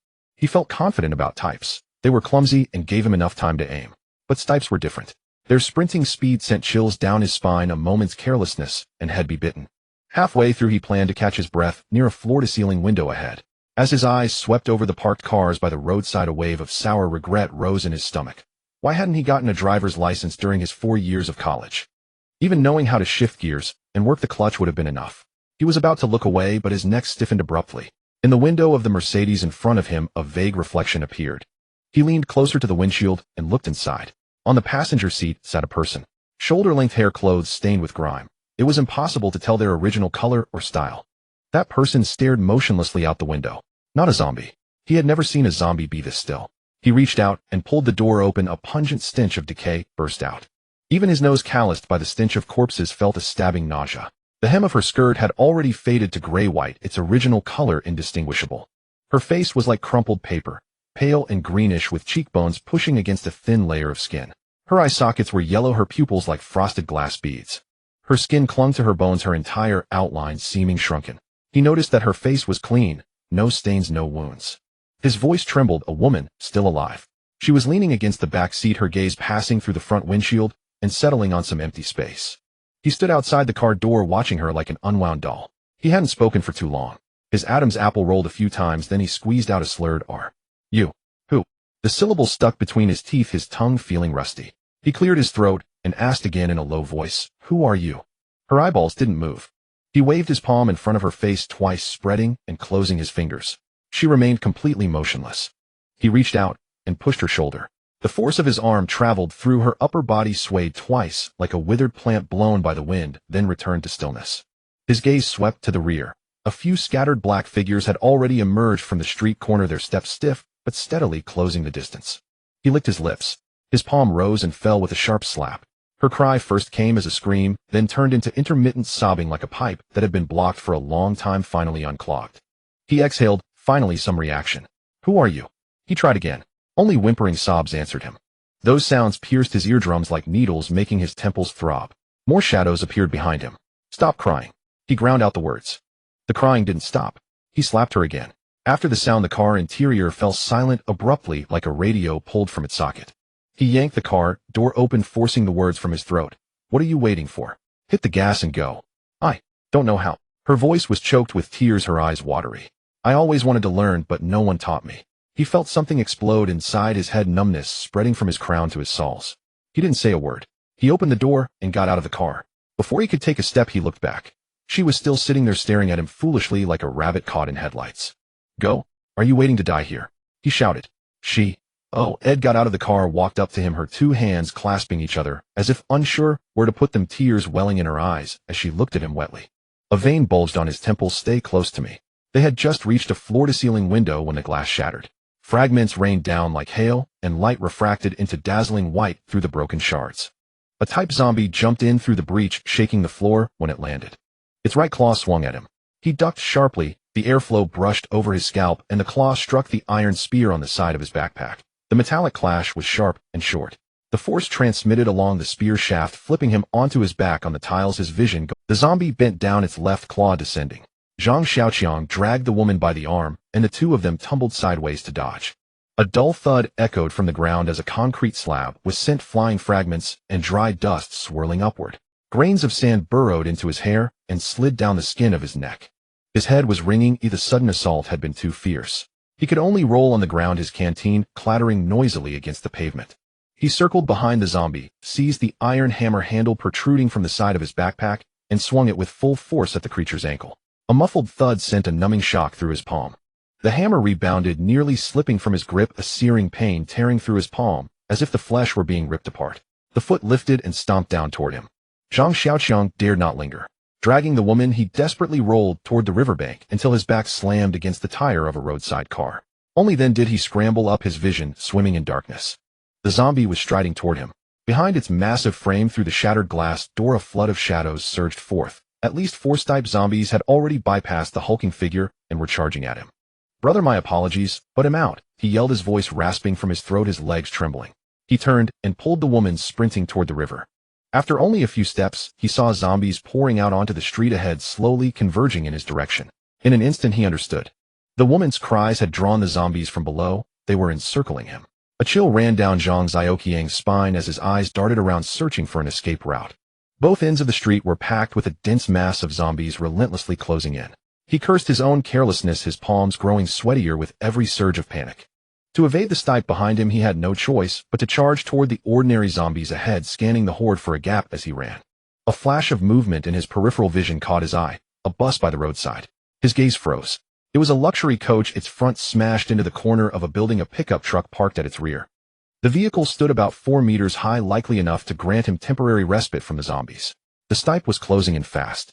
With no further hesitation, he pulled the woman and dashed toward the bus. He vaulted into the pickup's bed, leaped from its roof onto the bus, then reached down to haul the woman up. He had her lie flat on the roof, while he clung to the edge, straining to pull himself over. The backpack on his back hindered his movement. His upper body pressed against the roof, his legs dangling and kicking against the vehicle's side, but the pack dragged him downward. "This damn pack will be the death of me," he cursed, frantically kicking at the window ledge. With a sudden burst of strength, he leveraged the momentum and flipped onto the roof. No sooner had he pulled his legs in than the vehicle shuddered violently, a thunderous crash erupting from below. Something was shifting on the ground beneath the windows. Zhang Xiaoqiang tilted his head, his gaze dropping. And Stipe's zombie lay slumped by the tire. It was the one that had rammed the bus. The space under the vehicle was crammed with zombies, layer upon layer, like salted fish stuffed into a tin can. He bit into a piece of instant noodles, raising a telescope with one hand to focus on the door. Above it, an electronic screen scrolled a line of text: Blue Sky Internet Cafe grand opening. Half price for all, welcome. So it was just an internet cafe. 3 stories tall, all the glass on the second floor facing the street was shattered, leaving only dark, gaping windows like a row of open mouths. Zhang Xiaoqiang cursed under his breath. It hadn't opened before the outbreak, but chose this very moment. No wonder hundreds of zombies had poured out in a swarm. The type zombie was circling the vehicle. Standing over 2 meters tall, it towered a full head above others of its kind, and the surrounding zombies dared not approach. Its skin was a dull cyan, like ancient bronze unearthed from the soil, exuding a metallic chill. Muscles bulged, veins coiling over the surface like old tree roots, and each step sent tremors through the ground that made the bus shudder. D2. Zhang Xiaoqiang's heart sank. How many people had this thing devoured to grow so massive? He raised his crossbow, the sight locking onto its head. The threat was too great. It had to be eliminated first. He had only 6 bolts, one of which was already worn. This shot would likely be lost. Better to use good steel on the blade's edge. He held his breath, the crosshairs and the scope steady on the D2's skull, and squeezed the trigger. The bowstring snapped, and the bolt flew. A roar exploded. The D2 stood still, a shallow gash on its forehead, as if it were grinning in mockery. Where was the bolt? Zhang Xiaoqiang's eyes swept the area. A splash sounded. A nearby ordinary-type zombie crumpled, the bolt piercing through its right ear and exiting its left temple. In an instant, it was swallowed by the horde. Zhang Xiaoqiang stared at the still-raging D2, the corner of his mouth twitching. Was its head armored? Could even a crossbow bolt be deflected? The twang of the bowstring had given away his position. The D2 charged at the bus, sending the zombies in its path flying like straw. The vehicle groaned under the metallic strain, its side caving in a large dent as shards of glass rained down. Zhang Xiaoqiang staggered on the roof, swaying like on a surfboard, while the woman beside him screamed in terror. A failed attempt that backfired. The bus was battered repeatedly, the metal screeching with the sound of impending fracture. He lay flat on the roof, his hands gripping the edges of the ventilation hatch, his body jolting up and down with the vehicle's convulsions, as if riding the back of a mad bull. With each impact from the D2, The bus lurched inches off the ground before crashing back down, rattling his bones. The tires ground over the asphalt, crushing bones beneath the metal rims with a crackling sound like snapping dry twigs. The zombies caught under the vehicle were ground into pulp, grayish fluid oozing from the chassis. Zhang Xiaoqiang craned his neck. A guardrail loomed overhead, its iron bars carving the sky into square patches. He swallowed hard, forcing down saliva mixed with the taste of blood. Is there any way out of this hell? The words scraped from deep in his throat, so faint he couldn't tell if it was a question or a mutter to himself. Something glinted in his vision. The steel bars above, as thick as a finger, rusted and welded to the window frames. Before the city fell, these bars were meant to keep thieves out. Now zombies swarmed the vehicle, and the thieves had long since become one of them. He reached back to pull off his backpack, untying the thin hemp rope wound around the straps. He yanked the blanket off, tossing it onto the roof where it bounced off the shell and rolled under a tire. The hammer's iron head was tangled in the rope. He tugged hard to ensure the knot would hold for now. The bus shuddered violently. The woman on his leg clung tighter, her arms wrapping around his waist with such force that his ribs creaked. Is this turning into a domino effect? A ridiculous thought crossed his mind, but his hands kept moving. His right hand swung the iron hammer, the hemp rope whistling through the air above his head. The hammer arced through the air, striking the guardrail and sending sparks flying. It rebounded, slamming into the face of a zombie by the tire, which collapsed sideways into the dust. Easy now, take it slow, the bus can hold a few more minutes, he whispered to himself, his palms slick with sweat, the rope slippery. On the second swing, the hammer hit the railing with a crisp clang. The hammer's return was far faster than he anticipated, striking him between the legs. He curled into a ball, his left hand trembling as he reached down, his fingers confirming everything was still there. After a long moment, he finally expelled the breath trapped in his lungs. Still here. The bus hood was already crumpled to front and deeply dented. The D2 zombie kept ramming the vehicle, bending to one side, creaking like metal weeping. On his third swing, the hook claw caught in the gap of the railing. He grabbed the rope with both hands, swinging his body outward, his feet pushing off the wall. The backpack on his back dragged his center of gravity backward, his body slamming sideways into the wall. His forehead struck concrete, and warm liquid trickled down, soaking his collar, sliding along his collarbone into his chest. The pain nearly made him let go. His nails dug into the hemp rope, his knuckles white. This damn pack will be the death of me. Only after saying it did he realize his voice was choked with tears. He turned his head, gritting his teeth, and said to the woman, "Hold tight, don't let go." She said nothing, her arms squeezing even tighter, almost robbing him of breath. He began to climb. The hemp rope coiled around his palms, each foot of ascent loosening the knot a little more. He could feel the ropes and slowly pulling away from the hammer handle like unraveling thread. Looking down, the heads of the zombies formed a dark, surging wave. The scent of blood drew their gazes upward, countless hands reaching into the air. The bus was still being battered, its body crumpling like a crushed soda can. Domestic products sure are tough, though an import would have given out by now. He climbed the rope, each pull loosening it further.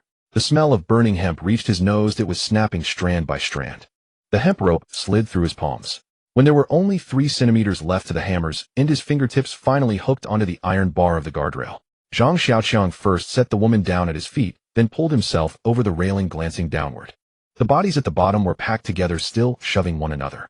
The D2 had already torn the luxury bus apart, its fragments scattered everywhere, and it was now moving in this direction. Nothing's gone right today, it's just one cursed thing after another. I hope this iron railing under my feet doesn't collapse too. He bent down to check the bolts at the joints, still rusty, no signs of loosening, before daring to exhale in relief. Now he could neither climb up nor go down, hanging in midair like a piece of cured meat. He began to recall the absurdity of the day. If he ever had a child, he planned to tell them, the closest distance between you and me is only 0.01 centimeters.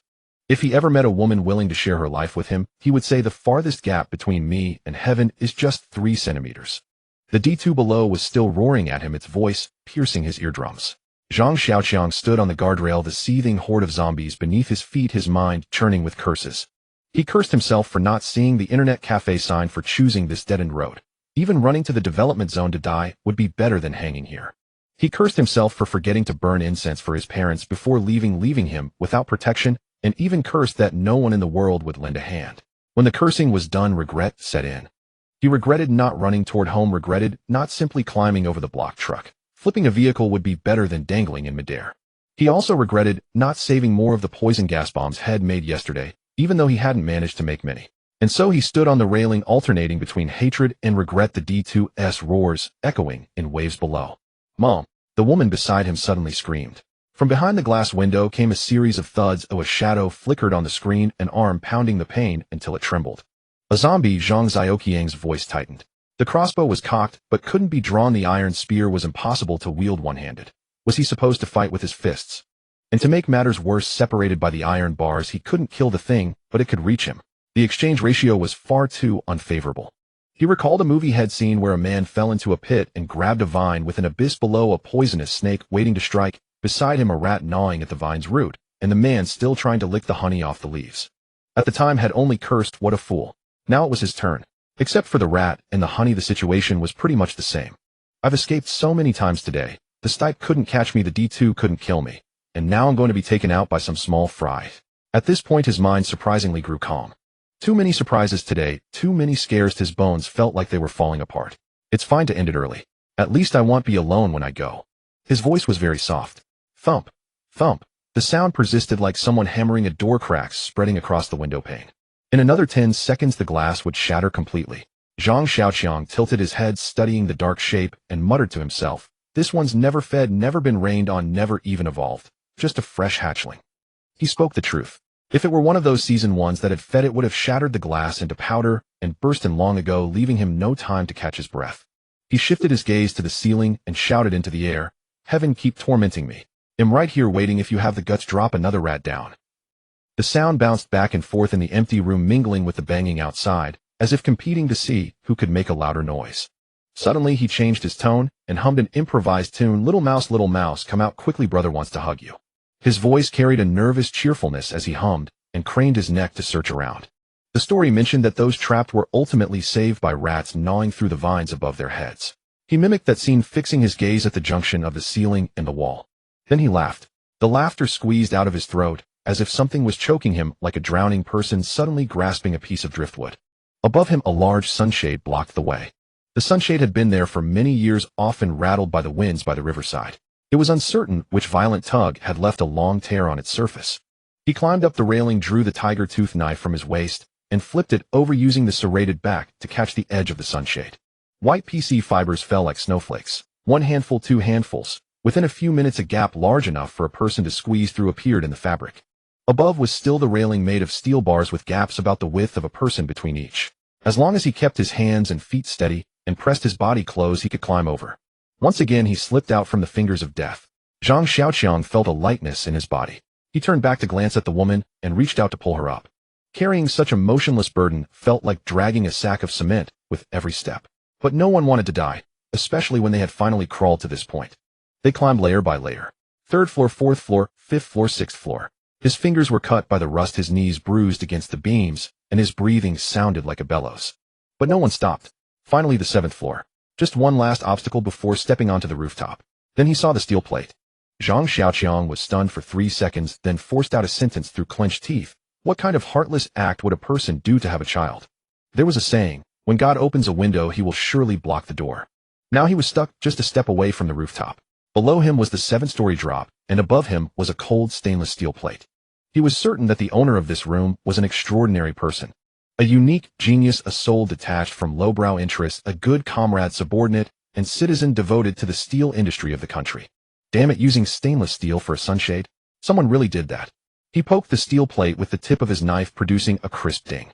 Switching to the serrated edge to saw, the teeth slipped on the smooth metal surface, leaving not even a scratch. He glanced downward. The horde of zombies below had shrunk into tiny dots, huddled together, writhing in a dark mass. Looking up again, that steel plate made his teeth ache from the cold. Hanging from the 7th floor and hanging from the 2nd floor were entirely different concepts.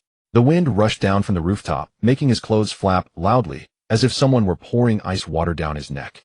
Zhang Xiaoqiang bitterly thought, sprinkle some salt, hang for a couple of days, and I can become dried meat.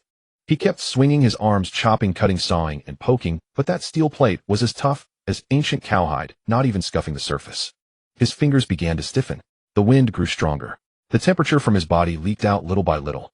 He knew in his heart, if he didn't make it up before dark when the sun rose tomorrow, he would be a dried corpse hanging from the 7th floor's outer wall. The metallic echo bounced through the empty streets like a stone skimming across ice, crashing against distant buildings and bouncing back.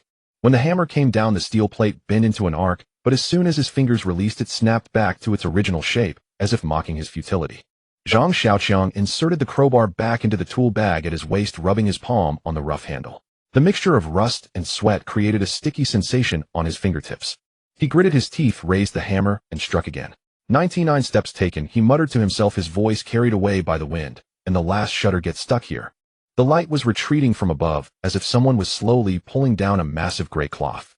This city by the Yangtze River, while winter might not freeze a person's bones, as soon as the sun set the sub-zero winds would seep into every crevice. He glanced sideways at the rope hanging beside him. The blanket had long been given to those toothy creatures below. Now that piece of fabric was soaked in an unknown amount of dark brown liquid wrapped around his severed limb. He paused his movements to let his arms rest. His breath formed white mist flickering in front of him before disappearing. The woman hung on the same rope, quiet as the tiles on the exterior wall of the adjacent building. She didn't speak, and he couldn't be bothered to either. The wind whistled between the buildings like some animal's low howl. "What's your name?" he finally asked, his throat feeling a bit dry. "Yang Kier." Her voice was muffled, as if it came from a jar. He curled his lips in disdain. "Here, what kind of name was that?" The smell of excrement and sweat emanating from her pierced his nostrils. He didn't voice his thoughts, but turned his gaze away. "How have you survived these days?" he asked again. She lifted her head, her eyes peering through her dirty bangs, drifting towards some void. That day was her brother's birthday. The two of them went shopping, and after buying things at the supermarket were on their way back when the car just reached this spot. The entire world turned upside down. People on the street seemed to have their nerves squeezed by something. Husbands bit wives, mothers pulled children, and sons chased mothers. She was so weak, she couldn't stand kneeling on the asphalt, her knees scraped. Her brother protected her, being eaten alive by those creatures piece by piece. "So terrifying," she said, her voice trembling. "Those people went completely insane." She survived solely thanks to the iron shell of the car. For nearly a month they lived in the cabin of the car, afraid to open the door, afraid to turn off the engine, afraid to leave even a crack in the windows. Those creatures kept banging against the car. Calls for help went unanswered. 110 was unreachable, and her parents' phones also couldn't connect. The entire world felt like it had been muted. She paused for a moment, suddenly turning her head to stare at his backpack with her wet eyes. "Uncle," she swallowed, "do you have any food in your bag? I've gone 2 days without touching any grain." Zhang Xiaoqiang sighed, unzipped the bag, and pulled out 2 packs of instant noodles. The noodle cakes made a crisp, crumbling sound in the plastic bag. He handed 1 pack to her, while keeping the other for himself, tearing open the packaging with his teeth. A bite of dry noodles followed by a gulp of cold water made his throat bob up and down. When Yang Kier received the pack of noodles, her fingers trembled, dirt wedged beneath her nails. She tore open the plastic with an urgency, as if trying to tear apart something, then buried her head into the pack, the sound of her chewing mixed with slurping. Zhang Xiaoqiang stood up, rubbing his aching knees. The wooden handle of the hammer was hot in his grip. He weighed the tool in his hand, aimed at the stubborn steel plate, and raised his arm once more. Having crossed so many obstacles already, he refused to believe he couldn't get past this one. At a height of 30 stories, the wind wrapped around him, bringing the stench of decay to his face. His fingers gripping the hammer were turning white, the skin between his thumb and index finger blistered, yet he stared at the steel plate ahead, his eyes nearly glued to it. The hammer fell. It missed the steel plate, and a small chunk of debris splattered against the concrete wall. The debris hit his cheek, making him squint as he looked at the shallow dent on the wall. "Dig a hole here." Zhang Xiaoqiang shook his head at himself. The hammer rose again, pausing in midair. His gaze swept back and forth between the steel plate and the wall, suddenly bursting out into a hoarse laugh. "The steel plate is welded to the concrete wall." He stopped striking the steel plate. The hammer turned towards the joint where the two met, where an expansion bolt was located. On the first strike, the bolt merely quivered slightly, concrete particles trickling down. The second strike. The third strike. His arms began to ache, and his empty stomach twisted painfully. He couldn't even remember the last time he ate. But his hands didn't stop. They couldn't stop. Each strike landed in the same spot. The bolt loosened a little, then a little more. The light was fading. The twilight turned from deep blue to gray-black, leaving only a dark red streak at the horizon. Sizzle! The entire stainless steel plate finally detached from the wall, tumbling through the air downwards. When it hit the ground, it made a dull thud like something being crushed. Zhang Xiaoqiang trembled as he stuffed the hammer back into his backpack, his fingers curled and unable to straighten. Using his left hand to support his right elbow, he barely climbed over the rooftop railing. When he lay down, his body curled up with his back pressed against the cold concrete floor. Home is good for 1,000 days, going out is hard for half a day. This was the 3rd time he had said this today. The events of the day had surpassed the sum of the previous 30 years. Last time he was surrounded by hundreds of zombies, but it was not as perilous as today. He had somehow survived. Several times he thought he was doomed, yet he always managed to slip through the gaps. The corpses downstairs had chased him all day, with one named D2, whose strength rivaled a bulldozer. He had spent the entire building running, and in the end only had a scrape on his forehead. Could it be that I also have the potential to be a protagonist? Just as the corners of his mouth lifted, "Watch out!" Yang Qir's scream sliced through the night like a knife. The rooftop maintenance door burst open and a shadow dashed out. The light was too dim to see what it was, and he couldn't tell if it had followed from below. He pulled out his iron spear to confront it. Something tripped him, and he fell heavily to the ground. The position he lay in reminded him of the streak of bad luck he had today, his teeth chattering. "Do you have to play dead before you're satisfied?" The iron spear lunged towards the shadow's leg, but lying on the ground made it hard to put in enough force, so the spear only grazed the zombie's calf. The creature stumbled slightly, but continued to lunge forward. Zhang Xiaoqiang knelt and thrust the iron spear between the zombie's legs, using his shoulder to forcefully shove it aside. The zombie lost balance and fell forward. Swish! The spear head pierced through its skull. Black liquid trickled down the shaft. He held his breath and waited a few seconds. No second one came. The rooftop fell silent, leaving only his own panting and the distant howls. The wind howled on the rooftop, swallowing everything in darkness. He took out his lighter, flicked the wheel a few times, and sparks flew out, only to be extinguished by the wind. He wanted to see what the zombies looked like, but the flame couldn't hold it, flickered twice in the air before vanishing. He pulled out the hammer hooked under a zombie's chin and dragged it towards the stairwell. He gestured to Yang Qir to close the wooden door leading to the rooftop. The door slammed shut with a bang, finally blocking out the cold wind that had seeped into his bones. The lighter lit up again, the flame small and flickering, and he finally got a clear look at the creature's face. It was a woman, her face gaunt and blackened, her features long collapsed beyond recognition. Her clothes were relatively intact, a bright red down jacket, quite new, and underneath were a pair of worn blue jeans. Looking at her attire, she shouldn't have been too old when alive. Zhang Xiaoqiang and Yang Qir felt their way down the wall and reached the 7th floor. He struck the security door with the hammer a few times, but no one responded. Then they continued downward. He wasn't too worried in the stairwell, having spent so long on the rooftop. If there were zombies, they should have been drawn up by the noise. Moreover, the bloodstains on him were like road signs for those creatures. Reaching the corner on the 4th floor, he stepped on something soft and squishy. Nothing was visible. It was as dark as a deep well all around. Zhang Xiaoqiang's back suddenly tensed, all the hairs on his body standing up, goosebumps rising in layers. It was this very inability to see anything that was most unnerving, the fear of the darkness, far more chilling than facing AD2. He stumbled back 2 steps, his heel catching on a step, and he landed on the ground with a thud. Fumbling for his lighter, he flicked it on again, but his breathing was too ragged, the flame flickering unsteadily with each exhaled breath. Lying on the floor was merely a cream-colored handbag, the kind a woman would use. Letting out a sigh of relief, he picked up the bag and unzipped it to rummage inside. A set of keys, a wallet, a few cosmetics, foundation, lip gloss, mascara, along with nail clippers and an eyebrow pencil. Opening the wallet, he found an ID card, several bank cards, and a few hundred yuan in cash. The woman on the ID card was quite young with a pretty smile. Her name was Chao Xiuyun and her date of birth was May 12, 1994. It probably belonged to the zombie on the rooftop. She must live in this building, a thought crossed his mind. One of those keys was sure to open a door. It was better than spending the night curled up on the concrete. The lighter had been burning too long, becoming too hot to hold. He tossed it to the ground with a flick of his wrist, and it went out with a sharp click. He pulled another lighter from the bag and went down to the 4th floor to try the keys. No luck. Then the 3rd floor. Still no luck. Could it be upstairs? He had no choice but to go back up to the 5th floor. The key slid into the lock, and with a click the security door swung open. He led Yang Qir inside cautiously. The living room was spacious, though the decor was quite simple. By the entrance on a curio shelf, he found a flashlight. He pressed the switch, and it still worked. The beam of light swept across the room, revealing the layout. A 3-bedroom apartment with 1 master bedroom, a study, and a child's room. On the small bed in the child's room lay the desiccated corpse of a little boy appearing to be only 5 or 6 years old. He was so thin that his skin was stretched taut over his bones, curled up on the bed like a mummy. Zhang Xiaoqiang didn't linger. He turned and walked out. A gurgling sound came from the hot water pipe. When he pressed his finger against it, he could feel the metal wall was slightly warm. Zhang Xiaoqiang turned on the faucet. A cloud of steam rushed out, the humid air instantly enveloping his face. He froze for a few seconds, then remembered the building's solar water heating system. The black collector panels on the roof had been baking under the scorching sun all day, and the water stored in the pipes was likely boiling. He turned and walked back into the living room, his foot crunching on some shards of broken glass. Yang Qir was curled up in a corner of the sofa, hugging her knees, her gaze fixed on a single spot on the floor. Her hair was matted, and there was a distinct ring of sweat stains around the collar of her shirt. "I've scrubbed the bathtub clean and filled it with water. It's a bit hot, so wait for it to cool down before you wash." He crouched down by the coffee table. The toiletries are all on the shelf. Looks like the owner didn't have time to take them. Yang Kier lifted her face from behind her shoulders, then quickly lowered it again. Her voice was so small, almost swallowed by the wind outside the window. Uncle, do I have to wash?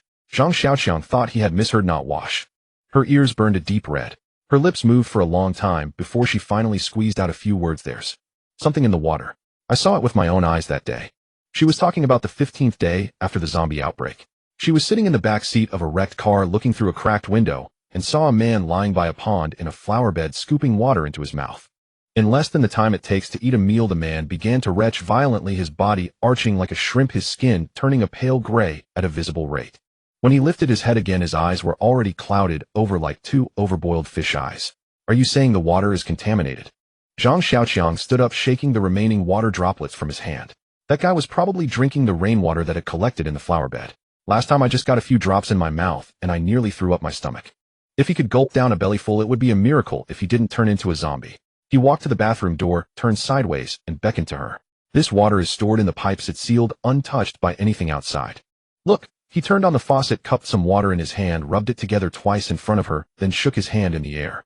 Water droplets splashed onto the tiles, quickly evaporating into faint streaks. Yang Kier still kept her head down, her gaze fixed on the floor, between her feet, silent. That silence was like a taut string stretched between them. Zhang Xiaoqiang sighed, his voice softening a little. I was drenched by the rain back then, and nothing happened to me. As long as you don't drink it, you'll be fine. The steam swirled in the corner of his vision, and the damp warmth carrying the scent of soap drifted over. I sat on the sofa, tracing circles on my knee with my fingertip, a single thought spinning in my mind. Would she believe me? Yang Kier's eyes were like two rulers scrutinizing me from 5 meters away. She took 3 steps back, then stopped, then took 2 more steps back until her back hit the wardrobe. That gaze swept from my forehead to my toes, then from my toes back to my eyes, as if every inch of my skin was being turned over and aired out. Have you seen enough? I lowered my voice, but my irritation still seeped through my teeth. The water's ready. It'll get cold if you don't wash now. She hesitated, then leaned closer. She took 3 steps forward, then retreated, one, her body tense, as if I might explode at any moment. She stopped 5 meters away like a startled cat. You really haven't changed. She didn't finish her sentence, her words catching in her throat. Would a monster babble so much nonsense? I couldn't help but laugh. Would a monster teach you how to turn on a faucet? She let out a breath, her shoulders slumping. I stood up and walked to the bedroom. The cashmere dress in the wardrobe was hanging at the back, next to some undergarments with the tags still on. The dead woman had a larger frame than me. Yang Kier would definitely be swimming in it, but it was still better than the dusty rags she was wearing. I folded the 2 pieces of clothing and placed them on the towel rack. I dipped my hand into the water to test it. The temperature was just right. You can wash now. She blushed and slipped inside. I sat back down on the sofa. The sound of trickling water drifted out of the bathroom. The surroundings were too quiet, so quiet that the echo of the water hitting the floor tiles was as clear as a drumbeat on my eardrums. The mist spread from the door frame, which had lost its glass panel. The blurred silhouette swayed in the steam. I should have looked away, but my gaze seemed nailed to the spot. That damp line of her spine, that hand resting on her shoulder, that elusive glimpse of her waist. I watched for over 10 seconds, then forced myself to turn my head toward the window. I turned my head back, watched for another 10 seconds. Something inside me was cursing. Despicable bastard. But another voice said only a fool wouldn't look. Occasionally she would poke her head out, water droplets clinging to her chin, her gaze sweeping toward me. I immediately sat up straight, locking my eyes on the ceiling, as if pondering some profound question. When she retreated back inside, I realized my palms were sweaty. What was this? A saint or a beast? Neither, it seemed. The sound of water echoed in the bathroom for a long time until the door was pushed open and footsteps padded across the floor. The figure that walked into the living room looked like a completely different person from just minutes ago. A few moments before she had been covered in grime, radiating a sour, rancid smell.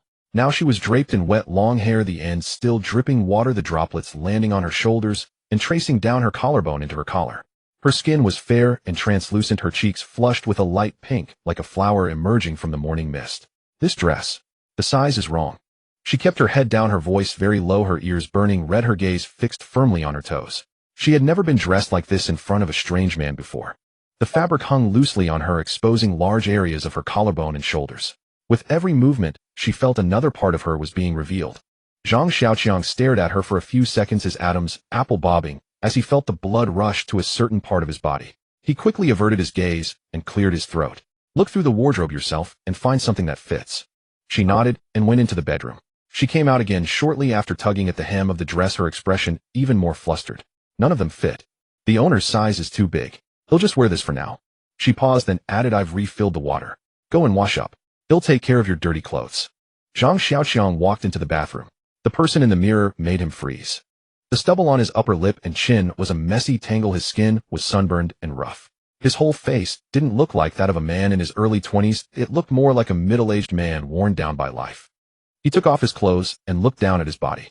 The loose, undefined lines from a few years ago were gone, replaced by clear muscle definition. His chest, abs, and back muscles emerged one after another, as if a new engine had been installed in his body. After the apocalypse, he had been conserving water, even counting the times he washed his face, let alone taking a bath. He sank his body into the hot water, the water covering his shoulders, the steam enveloping his entire face. His muscles gradually relaxed in the hot water, and the taut strings in his mind softened one by one. For so long he had been fleeing, fighting, and searching for food like a dog. Today, for the first time, he could lie in a bathtub and re-experience a feeling long forgotten: comfort. He scrubbed himself from head to toe twice, then found an electric razor in the cabinet and shaved off all the stubble on his face. His hair had grown long enough to cover his eyes. After washing it, the wet bangs clung to his forehead. The pants he had taken off stood stiffly on the floor, and his shirt reeked of sourness. He found a set of clothes in the master's wardrobe along with an unopened pack of underwear. After drying himself, he changed and pushed open the door to walk out. Yang Qier looked up, and just as he had looked at her earlier, it was now her turn to scrutinize him from head to toe. This man's features weren't particularly striking, but he was clean. His skin tanned a bronze color. The lines of his brow bone and jaw were as sharp as if they had been carved by a knife. He didn't look like a student. He looked more like a hardened soldier who had carried a rifle. The steam hadn't completely dissipated, and when the bathroom door opened, it brought out a wave of warm, humid air. The moment she looked up and saw the man, her fingers unconsciously tightened on the hem of her dress. His upper body was bare, water droplets rolling down the lines of his shoulder blades, and he was only wearing a pair of gray shorts around his waist. This was the first time she had ever encountered an adult male appearing before her like this. The sight of the firm muscle contours on his chest made her look away, as if burned, a flush of heat creeping up her ears. He walked over carrying a pair of household scissors, the blades glinting in the light. "Help me trim my hair." His voice was as calm as if he were commenting on the nice weather. She froze for 2 seconds, then quickly waved her hands. "I've never done this before. Don't blame me if I mess it up." A hint of a smile tugged at the corner of the man's mouth, his tone carrying a hint of nonchalance. "Who cares about looking good now? Just make it short, keep it neat." After hesitating for a few seconds, she finally nodded. As she took the scissors, her fingertips brushed against his rough palm. She thought he just wanted a quick, messy cut, even if it looked like it had been gnawed on by a dog. But when she moved behind him and grasped his overly long hair, a serious determination took over. She cut every strand with painstaking care. The faint, elusive fragrance from her body drifted through the air with her movements, invading his nostrils and causing his attention to drift away like a kite with a broken string. By the time he came to his senses, the back of his head had been trimmed into a sharp, angular crew cut. "Go look in the mirror. If you're not satisfied, I can touch it up." She put the scissors down, a hint of nervousness in her voice. He raised his hand to touch the roots of his hair, feeling the prickly sensation against his fingertips. The corner of his mouth curled up again. "It's short enough. Feels much better." She stood 2 paces away, twisting the still damp hem of her dress with her fingers. "Uncle, which way should we go after dawn?" His gaze swept across the darkening sky outside the window. He was silent for a few seconds before speaking. "Let's rest here for tonight. We'll find a way out tomorrow. Our remaining food won't last more than a few days. We can't stay trapped here for too long." She hummed in response, then turned and slipped into the bathroom. The sound of running water soon started. By the time night had fully enveloped the room, she had washed both their clothes and hung them on the balcony to dry. The wet fabric swayed gently in the evening breeze. She walked back and sat down beside him, leaving a fist width of space between them. "Do you still have any family?" he asked suddenly. She lowered her head, her voice so light it seemed to dissolve into the air. "No. My brother died on the first day of the zombie outbreak." He turned his head, studying her profile. "There's something I need to make clear. I'm heading south not to find a safe zone, but to look for my sister. No one knows what we'll encounter along the way. You can come with me, but if we come across a safe zone en route, you're free to stop anytime." She lifted her head abruptly, something flickering in her eyes in the dim light. "They'll go with you." But that spark quickly dimmed. She lowered her lashes, her voice dropping even lower. "But I'm a woman. They'll only hold you back. If you find me a burden, you don't need to say do I understand." As she pushed herself up from the bed, Zhang Xiaoqiang's vision swam before him. He stared at the unfamiliar chandelier on the ceiling for a few seconds before realizing this wasn't his room. Daylight squeezed through the curtain gap, dragging a pale golden streak across the floor. He sat up, feeling the soreness in his shoulders and back, marks left by yesterday's rolling on the streets, climbing through windows and running. The kitchen was a mess. His soul stuck to bits of packaging debris as he stepped. An empty yogurt carton lay tilted on the counter, and the refrigerator door hung half open. He pulled the door open. Inside were stacked frozen meat sausages and a whole bag of flour. In the corner of the cupboard, cornmeal and mung bean flour bags spilled pale yellow powder. He tried the stove twice. No flame. He crouched, fumbled under the cabinet, and found a small gas canister. Twisting the valve, the igniter clicked, and a blue flame leaped out. Boiling water, cooking rice, slicing sausages, frying meat. As the oil crackled in the pan, he glanced toward the secondary bedroom. The door was open. Yang Kier curled under the quilt, breathing evenly. He recalled what Head told her last night. Resources could be shared, but he wouldn't risk his life in danger. The woman hadn't argued, only nodded, then turned to spread the other bed beside the dried corpse. He filled a bowl, walked to her bedside, and shook her shoulder. "Eat," he said. Her eyes weren't fully open, but her nose twitched first. She sat up, bare feet, slipping into slippers. After the meal, Zhang Xiaoqiang washed his face with bottled water from the living room. The wound on his forehead had scabbed over a slight bump under his fingers. He changed into the gray t-shirt and dark blue work pants from the host's wardrobe, stuffed the flatbread and boiled sausages from the kitchen into his backpack, and zipped it tight. Yang Kier leaned against the wall, waiting for him, holding the half-full water bottle Shed found in the storage room last night. Footsteps echoed in the stairwell for 2 floors, then changed as they reached the security door. Through the iron bars of the outer gate, arms of varying thickness squeezed and nails scraping against the metal with a grating sound. A rotting stench seeped through the door crack, carrying a damp, acrid, fishy odor. Dozens of zombies crowded at the unit entrance, their rolled back eyes turning toward the 2 figures visible through the bars, gurgling sounds rising from their throats. The iron door groaned under the pressure of the swarm outside. Amid the mass of silhouettes, a broad-shouldered figure pushed forward. 2 words scraped out from between Zhang Xiaoqiang's clenched teeth: D2. The first impact struck the iron sheet. The door panel dented inward. He turned and ran upstairs, his feet pounding the steps floor after floor. The iron door vibrated behind him, the sound burrowing into his ears, burning his scalp. He patted himself down for something sharp. His fingers touched the crossbow bolt at his waist. He yanked it free and slashed the arrowhead across his palm. Blood beaded from the side of his index finger. He smeared the red mark across every iron door from the 2nd to the 7th floor, then slipped back inside. No rooftop. That was a dead end. Once sealed, no escape. Trapped indoors was worse. The security door couldn't withstand D2's blows for long. He walked to the window and looked down. The back of the building was a concrete patch squeezed between 2 walls, empty with few zombies. But the window was welded with protective bars, iron rods embedded in the wall too dense for even an arm to reach through. He cursed at the row of bars, jaws clenched tight. The pounding on the door downstairs climbed upward, blow after blow. He and Yang Kier paced inside the room like 2 rats with their burrow blocked. Turning into the bathroom, he spotted the vent window high on the wall. He measured it, just enough for an adult to squeeze through. He grabbed a hammer, pried off the grate and the exhaust fan, and stuck his head out. The drop from the 5th floor to the ground was about 15 or 16 meters. He tore down the curtains, yanked off the bedsheet, ripped them into strips, twisted them into a rope, and lowered it through the vent window. Not long enough. He ransacked the cabinets for something to replace the rope.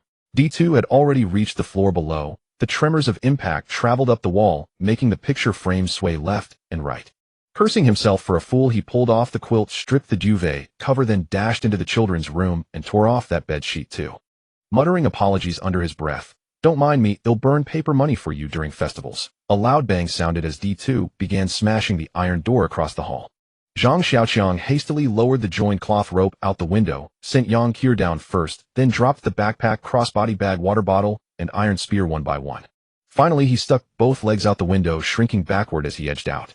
The pounding struck the door, and it struck his chest. He got stuck. His shoulders jammed in the vent window, unable to move forward or back. Thud. The door burst open. D2 stepped into the room. Zhang Xiaoqiang inhaled, desperately sucking in his belly, forcing his body out. Only his shoulders remained. Just a little more, he told himself in his mind, his body inching out bit by bit, while his heart climbed upward inch by inch. D2 crossed the living room, entered the bedroom, the children's room, and finally the bathroom. At this moment, his head was still wedged at the edge of the vent window, his body pinned by the frame. The bathroom was small, the vent window low. D2 stood there less than a meter away from him. He held his breath, not daring to let his chest rise or fall, his mind reciting the names of every god and Buddha over and over. A low sniffing sound came from near the wall. D2's nostrils flared, its forelimbs swiped blindly through the air. One claw grazed the top of his head. The breeze stirred a few strands of hair, and cold sweat instantly broke out on his nape. The zombie let out a low growl, growing agitated at failing to catch its prey. Its arms swung more wildly, ceramic shards of the sink exploded, and the mirror shattered into countless glittering fragments, swirling in the air. A tiny piece of white porcelain cut his cheekbone, a bead of blood oozing from his skin. D2 immediately caught the metallic scent, its claw lunging straight for his head. Nothing remained in Zhang Xiaoqiang's mind. Only his knees pressing against the outer wall, kicking hard. In the instant before that claw could clamp onto his skull, he squeezed himself out completely. Behind his ears came D2's frenzied roar. He slid down pressed against the wall, eyes fixed on the vent window, terrified that the thing might also squeeze through. The bedsheet snapped taut, then abruptly gave way. The fabric caught on the window edge was torn off by D2. He plummeted. Something slammed into his back with a dull thud. He didn't bother to identify it. He tumbled on the ground to absorb the impact and sprang to his feet. An ordinary zombie lay pinned beneath him, struggling to rise. The ragged jacket on its back bore the words, XX Greenery. The iron spear was trapped under its body. He lifted his foot and kicked the zombie's neck. A crisp crack, the thing's head twisted to one side still. He picked up the backpack and water bottle, adjusted the straps. On both sides were walls. A small locked shed was piled with flower pots and odds and ends. Outside the shed, an aluminum ladder for pruning tree branches leaned against the wall. He set it against the wall, pulled Yonkir up to the top. Beyond the wall was Riverside Avenue. He jumped down, glanced around, finally out. The avenue had been freshly paved, the wide road lay empty. Behind the railing on the opposite sidewalk, countless shipping containers were stacked neatly, with several gantry cranes standing upright. The two walked on the lonely asphalt road, surrounded by an unnatural silence. Not a single zombie in sight. Honestly, he didn't enjoy killing those things. By now had already taken out quite a few, including over a dozen evolved ones. Yet he himself hadn't leveled up even half a grade. No benefit, no effort, he muttered to himself. Beside the Port Authority was a greenbelt. Along that corridor, they could reach the riverbank. The two slipped into the woods, carefully skirting the occasional zombie. All elderly people who had turned while exercising by the river, their movement sluggish. Before long, they stood by the banks of the Yangtze River. The water flowed slowly downstream, tinged green with a certain clarity that didn't suggest the city's upstream. The water seemed clean, as if the river had come alive.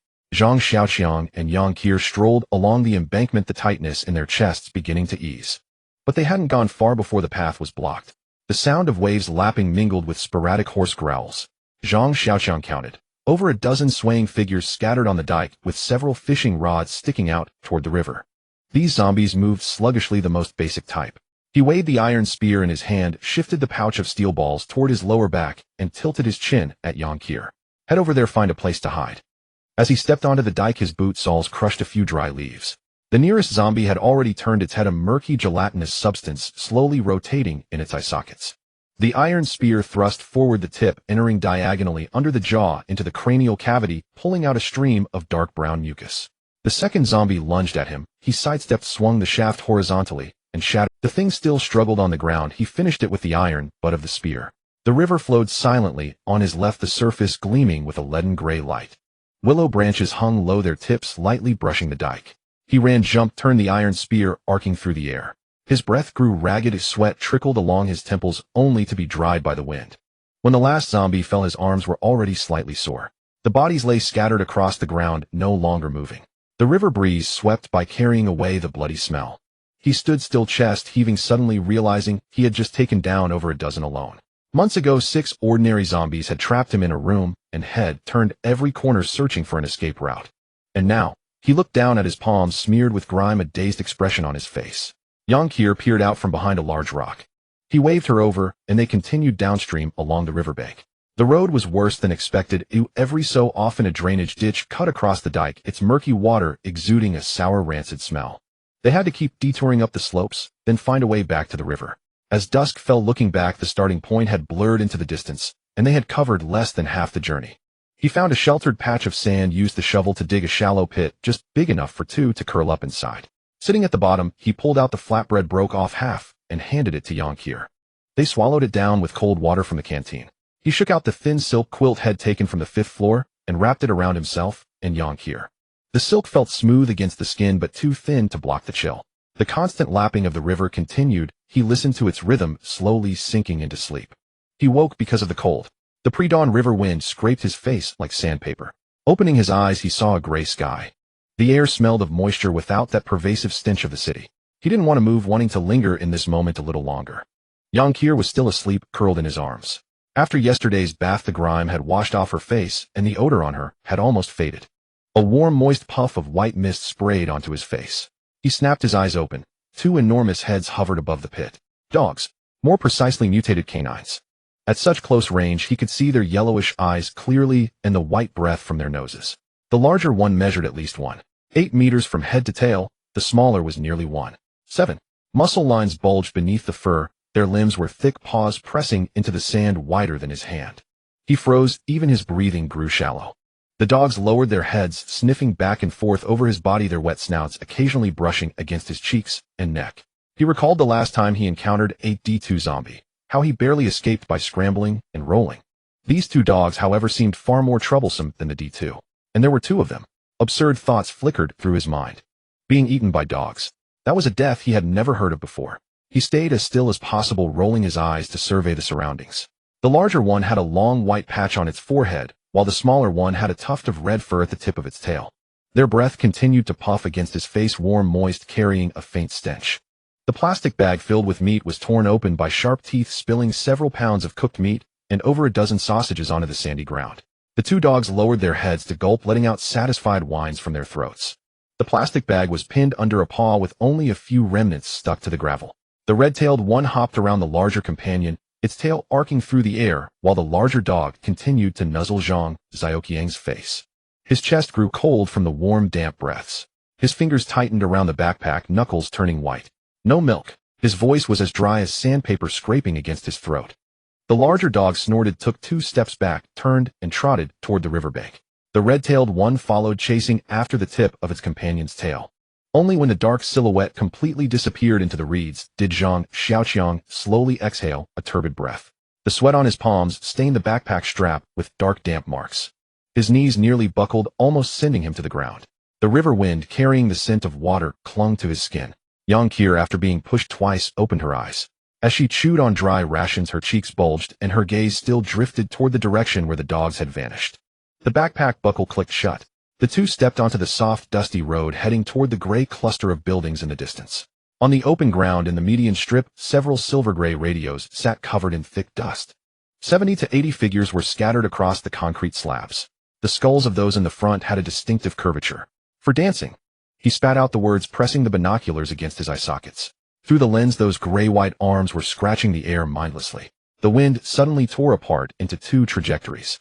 A furry figure burst from the diagonal rear, pouncing into the sluggish crowd. The dull thud of teeth sinking into a skull could be heard from nearly 100 meters away. The zombies collapsed like toppled wooden stakes, dust exploding. When Zhang Xiaoqiang lowered the binoculars, no one was left standing in the square.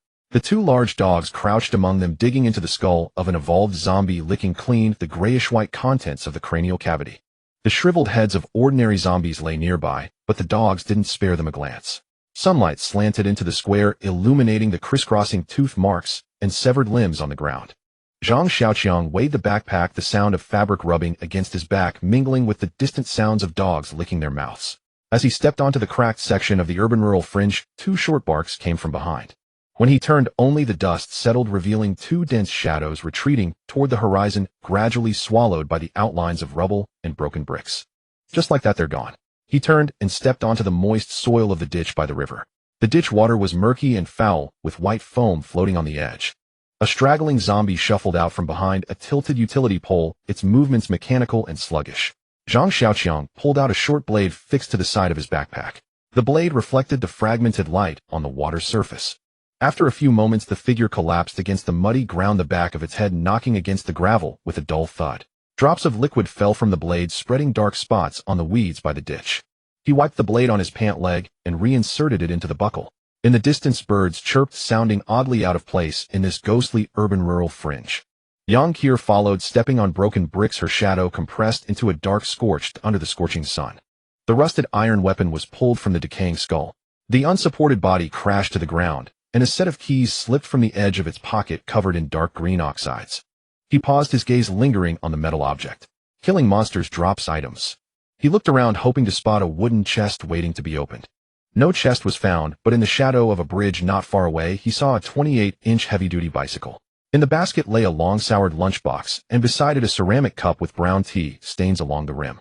A plastic thermos was fastened tightly against the basket. Tied to the rear rack was a bamboo fish basket. Lifting the lid, it was stuffed with fishing rods, reels, and bait cans.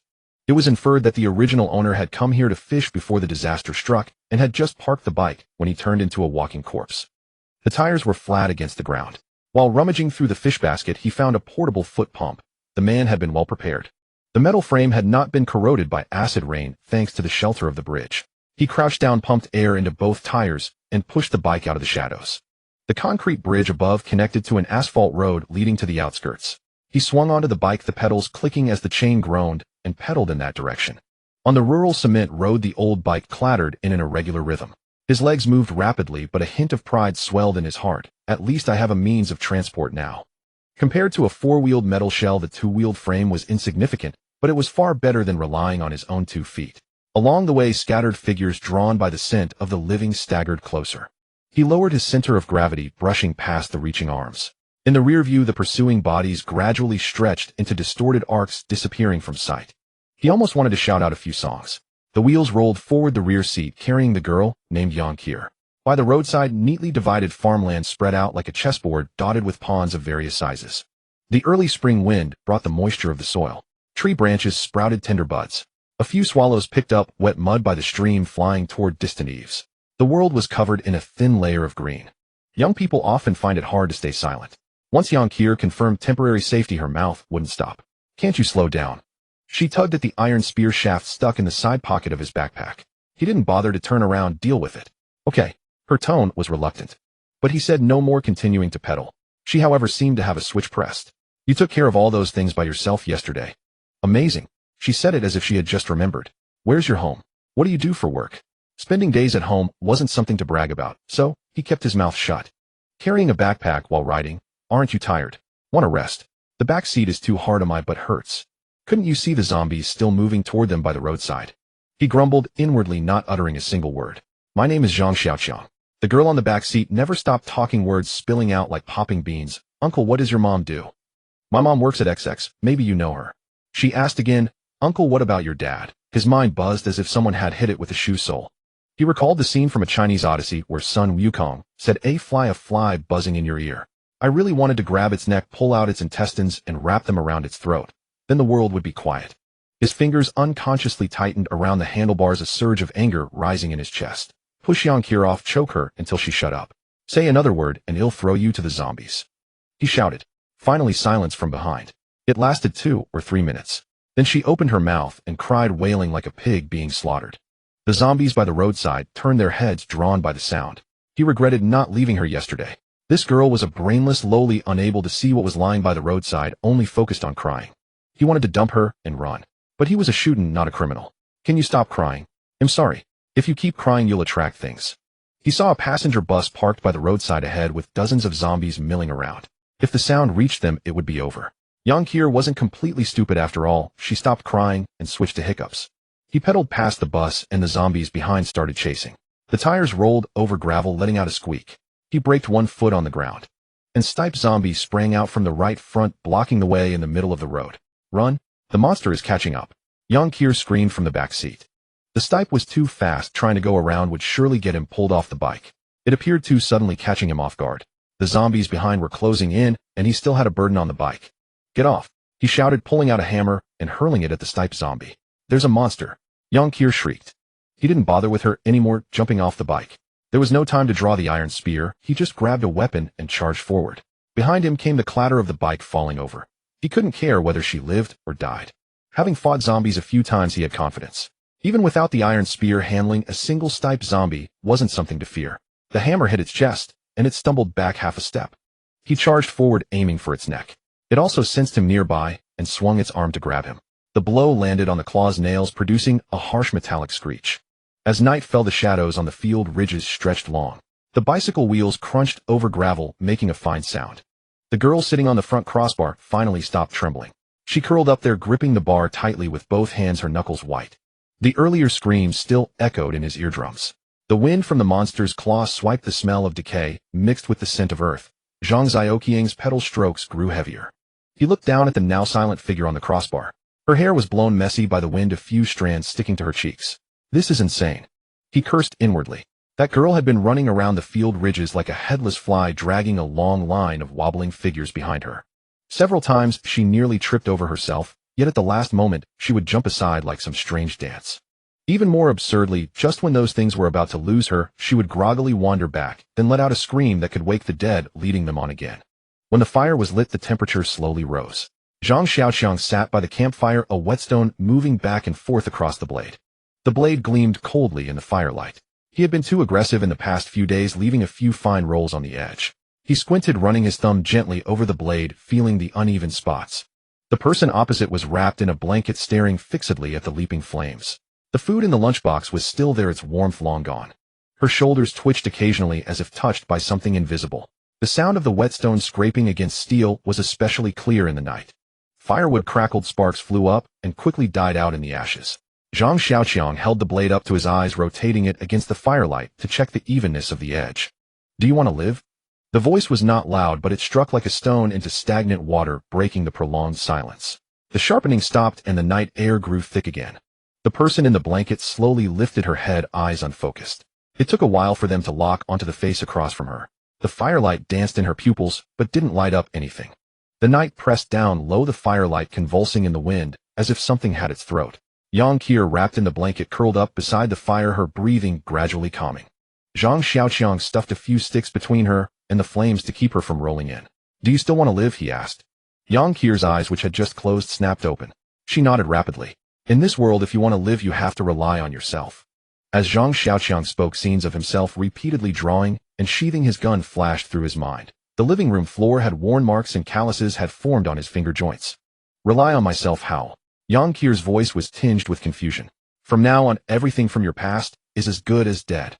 He stared into her pupils. "You were the daughter your parents doted on, the student that gave teachers headaches. Say goodbye to those identities. You even have to forget that you are a woman." These words touched on his days as a student. Back then he thought happiness meant takeout video games and sleeping in until noon. You need to learn to see those things clearly, get close to them, and then, he paused, turn them into lifeless objects with your own hands. "How can I do that?" Yang Qier asked. "Your body is agile enough, and you run fast." In his mind he replayed the scene where she lured away that group of zombies. That move was indeed something not everyone could pull off. As long as fear doesn't bind your hands and feet, ordinary zombies can't catch up to you. But watch out for the evolved ones. He poured out all the pitfalls he had fallen into, the losses he had suffered, and the experience he had accumulated. As Yang Qier listened, her curled-up body slowly relaxed. "Uncle, thanks a lot. Get some sleep early. Starting tomorrow, you need to get moving." She hummed in response, pulling the blanket tighter around herself. After a brief silence, her voice drifted over again. "Uncle, when you were peeking, what did you think? Was it good-looking?" "A total loss. Flat chest, straight waist, no curves at all."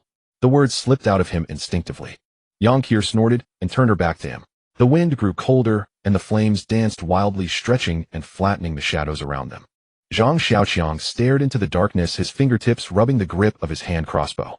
He wanted to close his eyes, but that nagging sense of wrongness clung to the back of his neck like an insect. Impossible to shake off, impossible to touch. The first time this feeling appeared, the rain nearly killed him. The second time, that mutated cat almost took his life. This was the third time. He didn't wake Yang Qier. He didn't know where the danger was coming from or what it looked like, but at least she was within his line of sight, and he could keep an eye on her. He pulled the crossbow string taut, loading a steel bolt he usually spared. At his waist an iron spear hung. After a moment's thought, he tucked a hammer into his belt as well. The night made the flames dance like demons, bewitching yet chilling, and the warmth could no longer reach his skin. He stood guard by the fire, waiting for whatever was coming, not knowing when it would arrive. The longer the time stretched, the tighter the string in his heart pulled. Zhang Xiaoqiang loathed this feeling.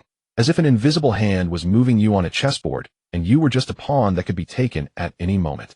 Even facing 𝑃2 in a direct fight would be more satisfying than guarding against this unknown threat.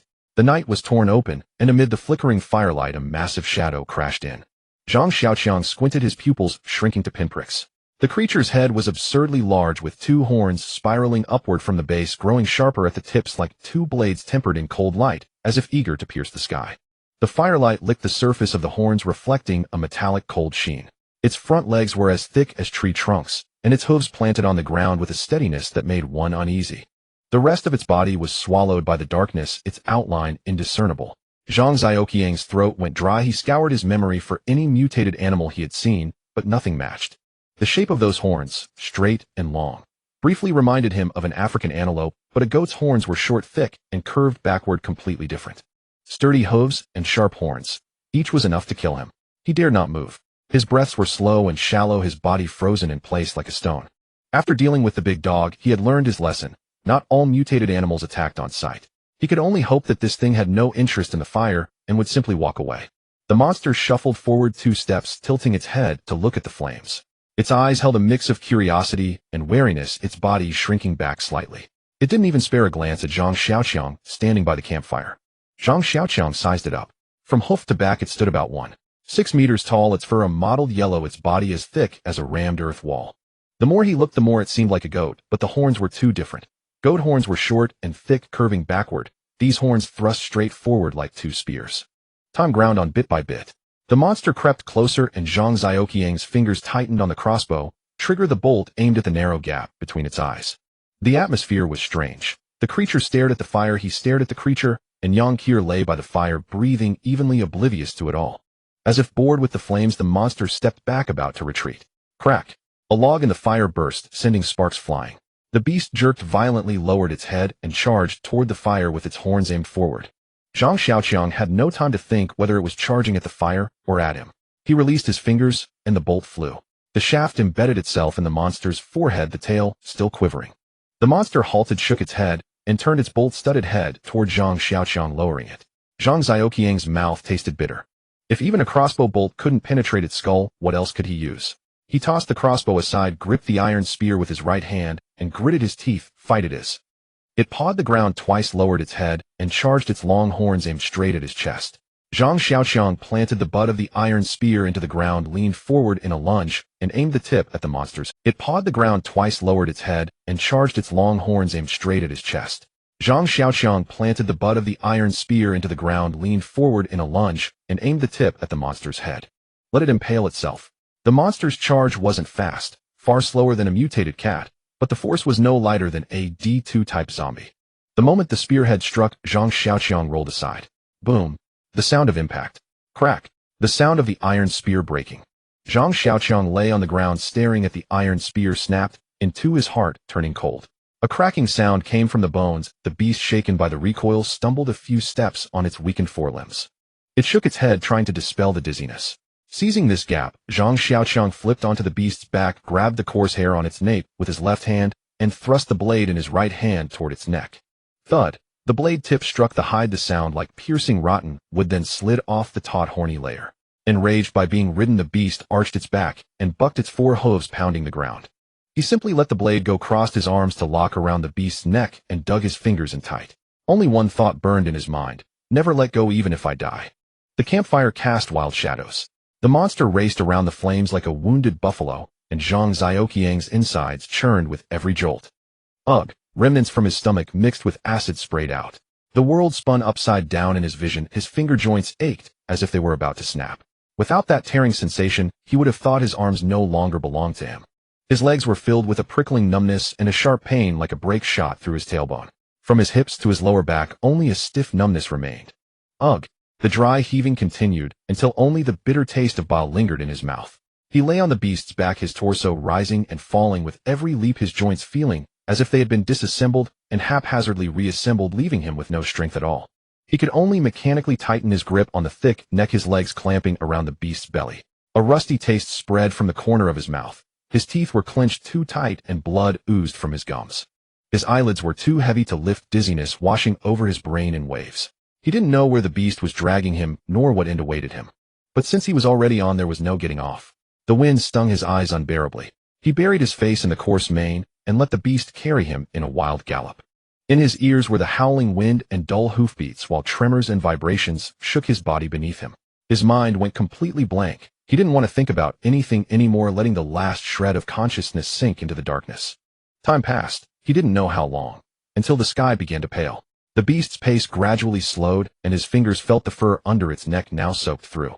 When the sky was fully bright, the creature panted heavily, its limbs staggering. Now, the thought flashed through his mind. He released his fingers, grabbed the base of the horn, and thrust his waist and abdomen forward. He rode onto the monster's neck, his calves locked tightly around its throat. His left hand gripped the spiraling horn, while his right hand pulled the iron hammer from his waist and brought it down hard on the skull. Knee. The beast let out a piercing shriek, thrashing its head wildly to throw off the rider. The dizziness surged back. And so the stalemate continued. Whenever the beast paused, he swung the hammer at its skull. With each blow, it shook its head once. He too was nearly fainting from the motion, clinging on purely by instinct. When it stopped, he struck again. After several rounds the beast was panting like an ox exhausted, and he had reached his limit. Suddenly his entire body lurched backward. The beast reared up its head, tilting back, dragging him along as it fell toward the ground. On that patch of grass Zhang Xiaoqiang's fingers hooked into the crevices of the monster's horns, the rough friction against his palms. He waited for it to stand up again. This wait lasted about 10 breaths. The monster's front hooves finally touched the ground again, landing with a dull thud.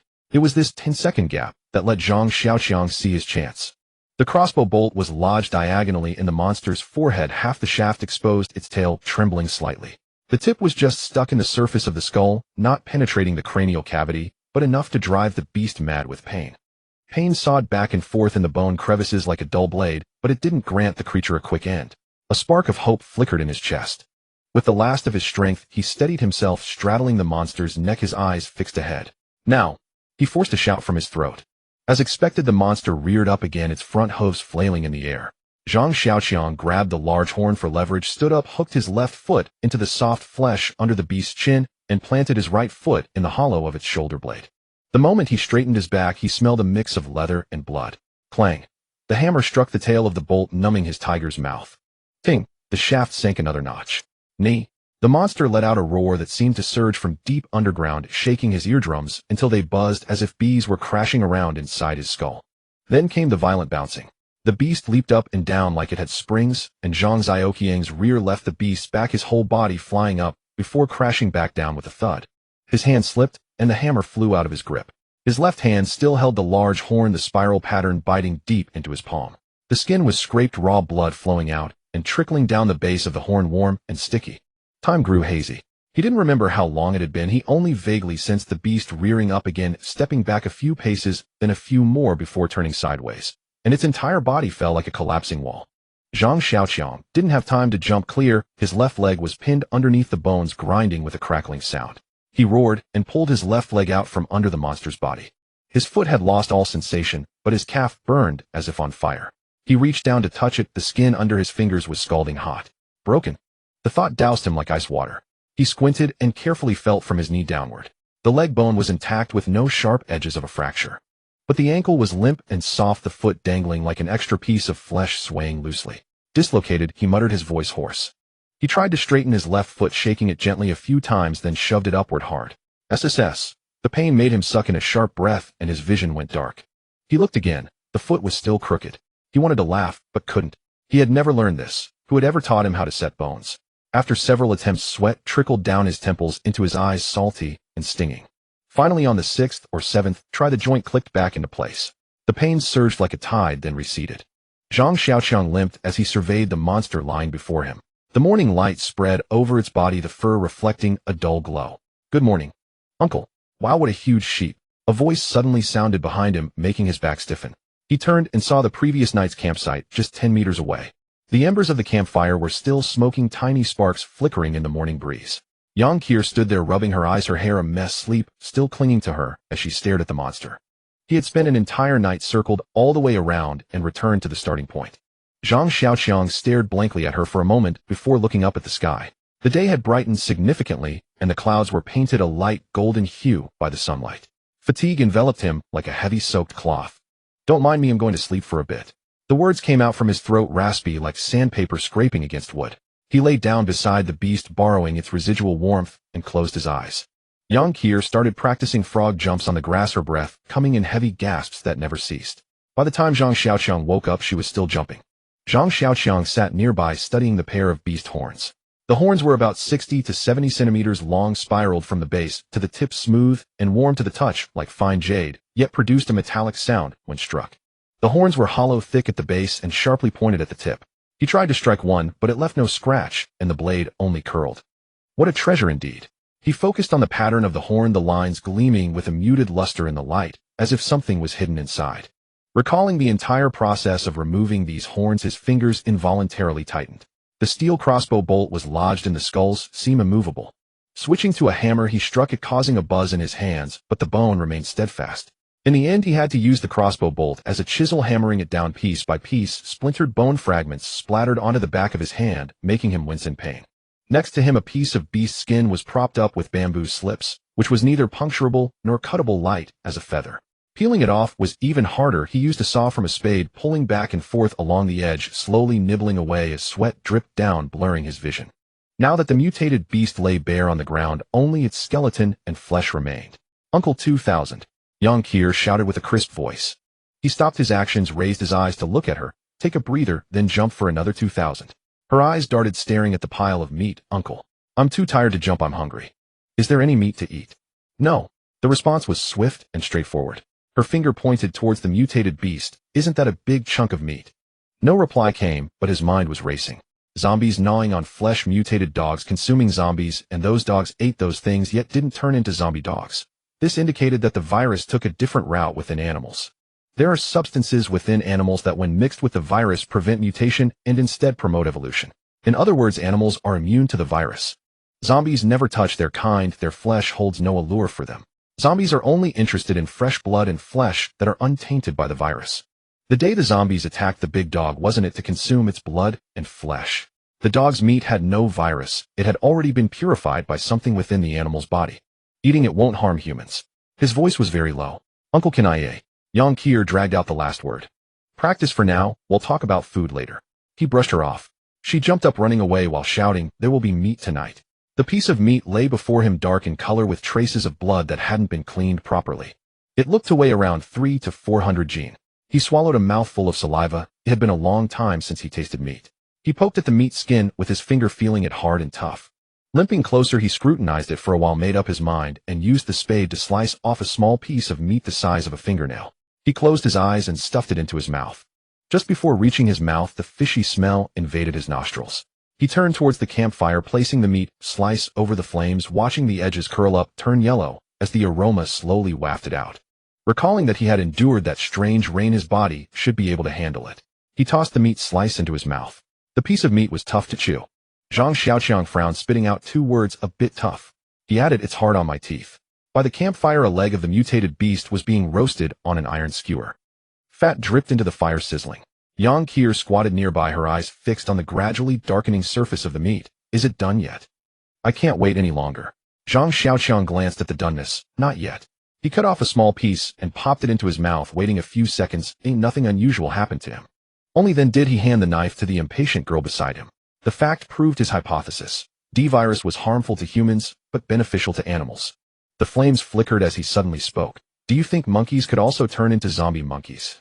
It's burnt. I told you earlier, uncle, but you didn't believe me, Yang Kier screeched, tearing off a piece of meat from the skewer that had already turned black around the edges, her cheeks bulging as she complained. If you don't like it burnt, then don't eat it. Kind intentions are wasted on you. Zhang Xiaoqiang poked at the campfire with a branch. All right, I'm sorry. Now this is hard on my teeth. She grimaced, struggling to chew. No matter how I chew, I can't break it down. Just chew a few more times, consider it pig meat. Zhang Xiaoqiang imparted his wisdom. Yang Kier swallowed that piece of meat and suddenly tilted her head to ask, Uncle, what's your name?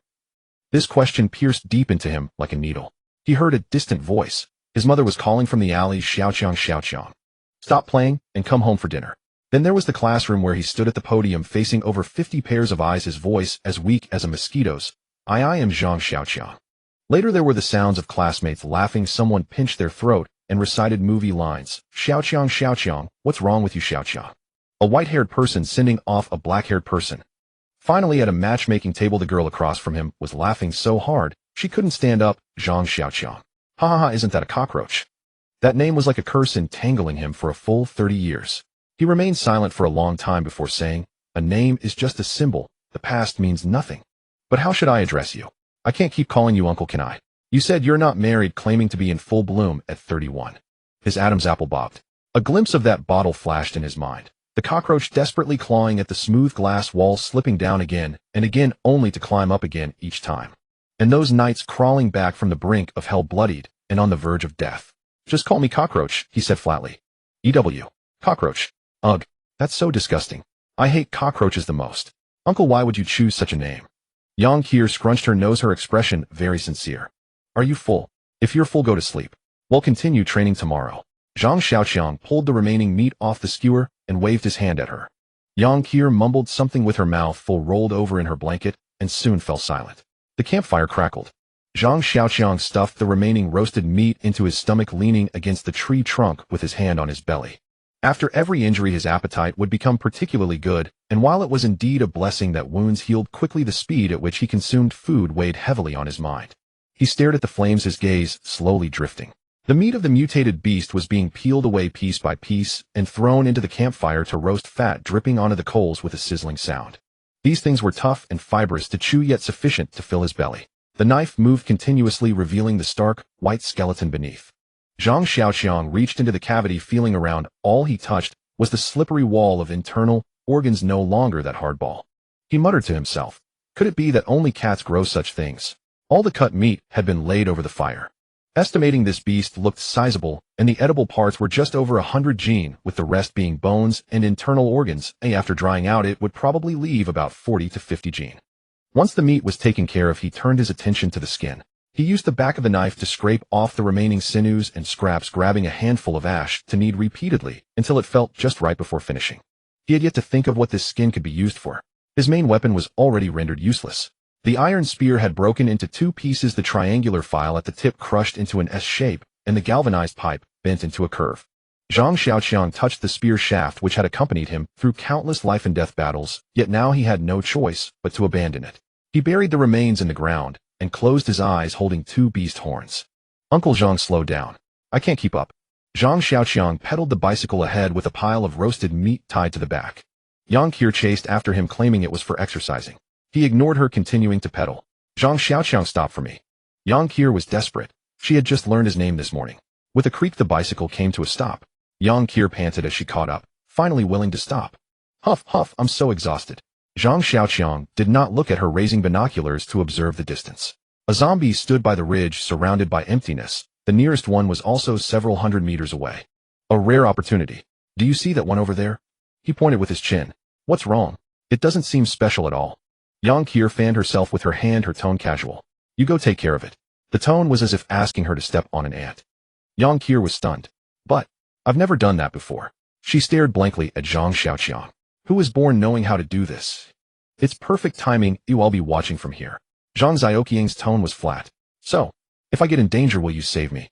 Yang Qir's voice carried a plea. No. I told you people can only rely on themselves. If you're too scared today, just dig a hole and bury yourself to spare yourself future suffering. Zhang Xiaoqiang's expression turned serious, his tone leaving no room for negotiation. What do I use to kill it? Yang Qir found an excuse, twisting the hem of her clothes, her eyes sparkling as they looked at him. Here, take this. Zhang Xiaoqiang pulled an iron hammer out of his backpack and handed it to her.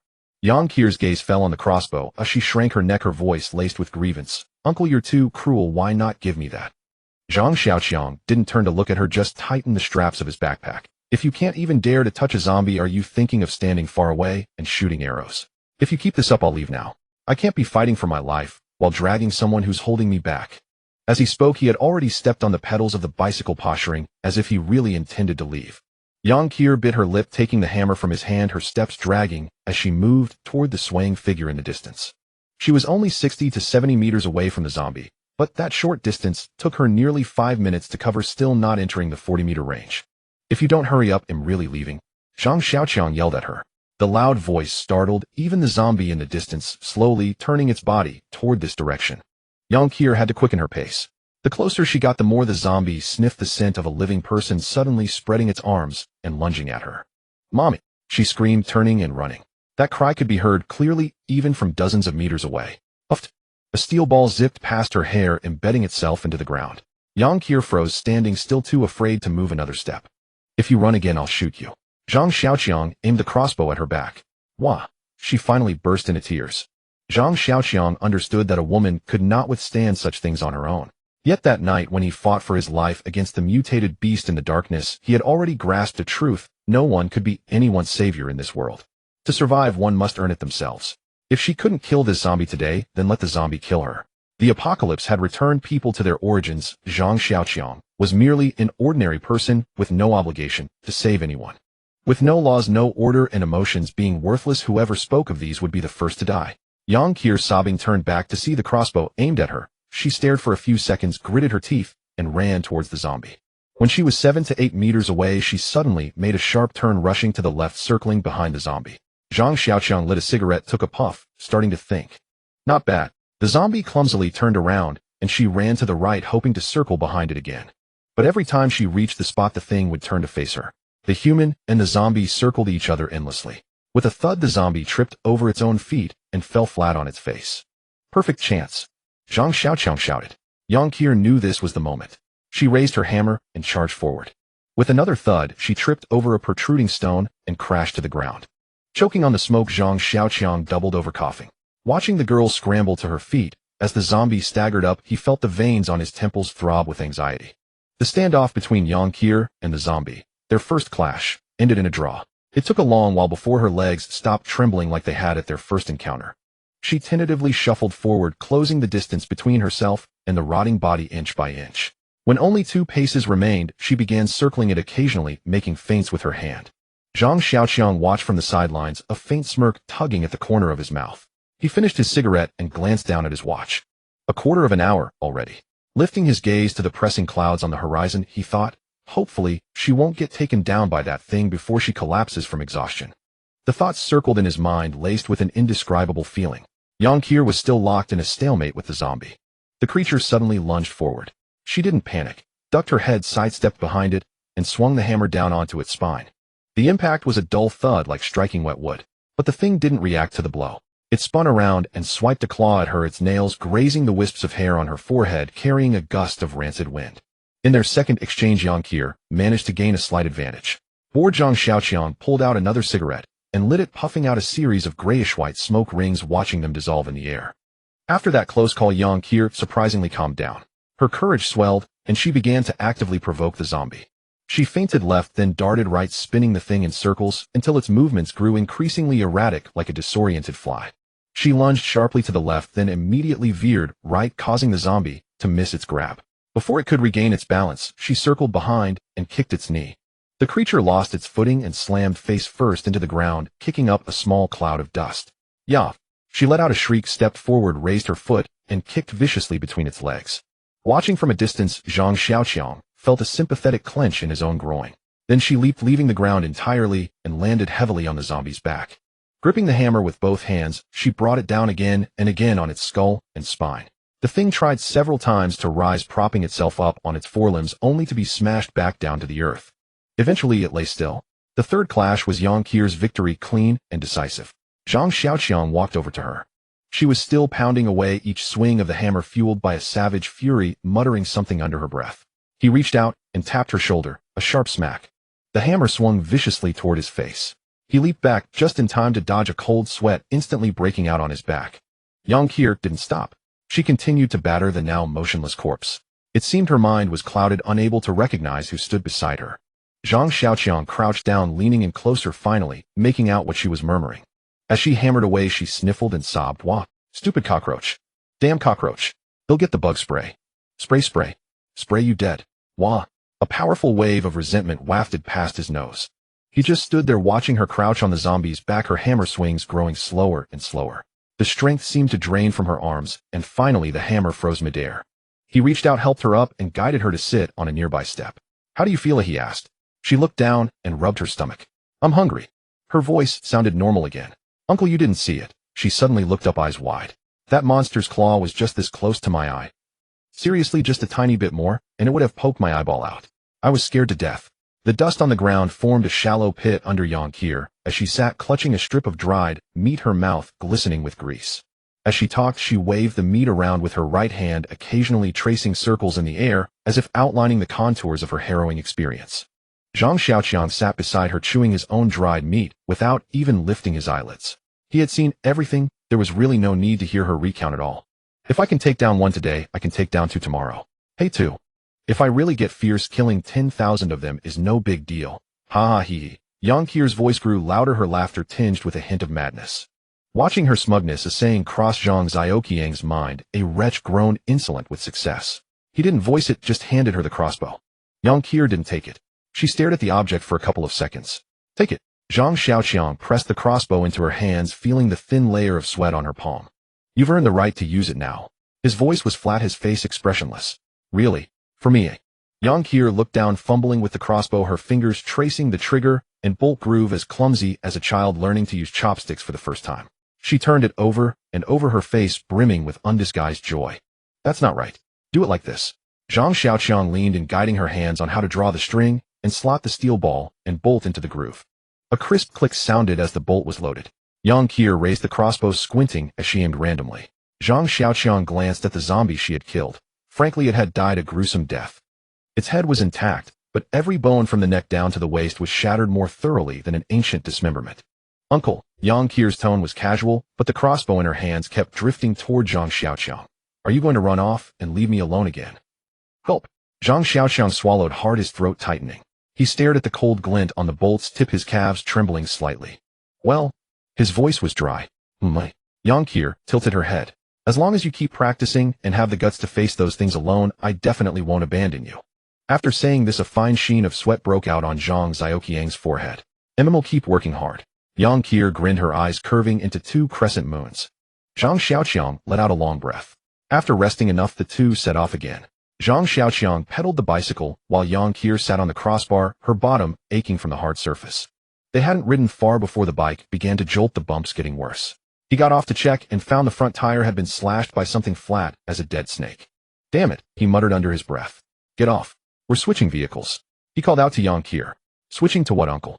Yang Qier sat firmly on the crossbar, not moving an inch. Walking on foot, Zhang Xiaoqiang unloaded the bag of dried meat from the rear rack and hoisted it onto his shoulder. The bag of meat pressed painfully into his shoulder as Zhang Xiaoqiang trudged forward, panting heavily. Yang Qier dragged her feet behind him, complaining of fatigue and asking for a rest. He looked up at the skyline. The light was slowly fading and night was approaching. At the edge of a field, a two-story villa stood isolated at the foot of a small hill. The surroundings were empty, with no obstacles or wandering hordes. Zhang Xiaoqiang decided they would hole up there for the night. Ever since being trapped in a room by a D2, Head felt a strange unease about going inside four walls. But lighting a fire in the wilderness always attracted mutated beasts. After some thought, a house was better than sleeping out in the open. The villa was clearly a farmer's self-built home, quite old. The white tiles on the exterior were covered in a layer of dust, losing their luster, and a ring of withered, yellowed moss clung to the base of the walls. On the threshing ground in front, the cement floor was cracked with several long, winding fissures. The stainless steel doors and windows were all securely locked. He pounded on the door with his fist. The thudding sound echoed in the emptiness. He pressed his ear to the iron door and listened. A deathly silence reigned inside. He pounded on the door with his fist. The thudding sound echoed in the emptiness. He pressed his ear to the iron door and listened. A deathly silence reigned inside. Shush, can't you see I'm trying to find a way in? His tone was laced with irritation. If we can't get in from down here, we go up there. Yang Qier jutted her chin towards the second floor. Zhang Xiaoqiang's gaze followed. Directly above the main door was a balcony with a glass door behind it. From the ground floor, he couldn't tell if the door was locked. Even if it was, it didn't matter. Wasn't there still the hammer? He had Yang Qier climb onto his shoulders to reach it, then go downstairs from the inside to open the door for him. Uncle, there might be monsters inside. Yang Qier's eyes flickered. Are you still afraid of zombies? Zhang Xiaoqiang retorted. Oh yeah, I'm not scared anymore. She remembered fighting a zombie today and winning. Watch it, you're stepping on my face. Sorry, it was just a little bit, just a tiny little bit. Forget it, just step on my head. I guess it's my bad luck. Uncle, I can't reach. How about I get down and you step on me? With that little frame of yours, you think you can hold me? Get ready. Up you go. Zhang Xiaoqiang supported the soles of her shoes and hoisted her up. Yang Qier's legs flailed in the air for a few moments before disappearing. Uncle, wait for me. He'll go open the door. Her voice drifted in as she vanished behind the glass door. A click sounded as the iron door was unlocked from inside. Uncle, it's so dark in here. I'm so scared. Yang Qier cowered behind the door, still shaken.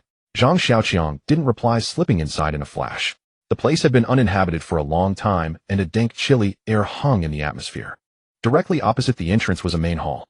A portrait of the god of longevity hung on the wall, and a porcelain statue sat on a cabinet beside it. The decor was plain. The white floor tiles were stained a dull yellow, their original color nearly indistinguishable. He found the space around the corner on the first floor. The liquid in the water vat shimmered faintly, while every other corner was bone dry.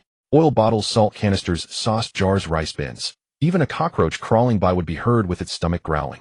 Passing through the narrow corridor on the side, as soon as he stepped over the threshold, the backyard sprawled before him.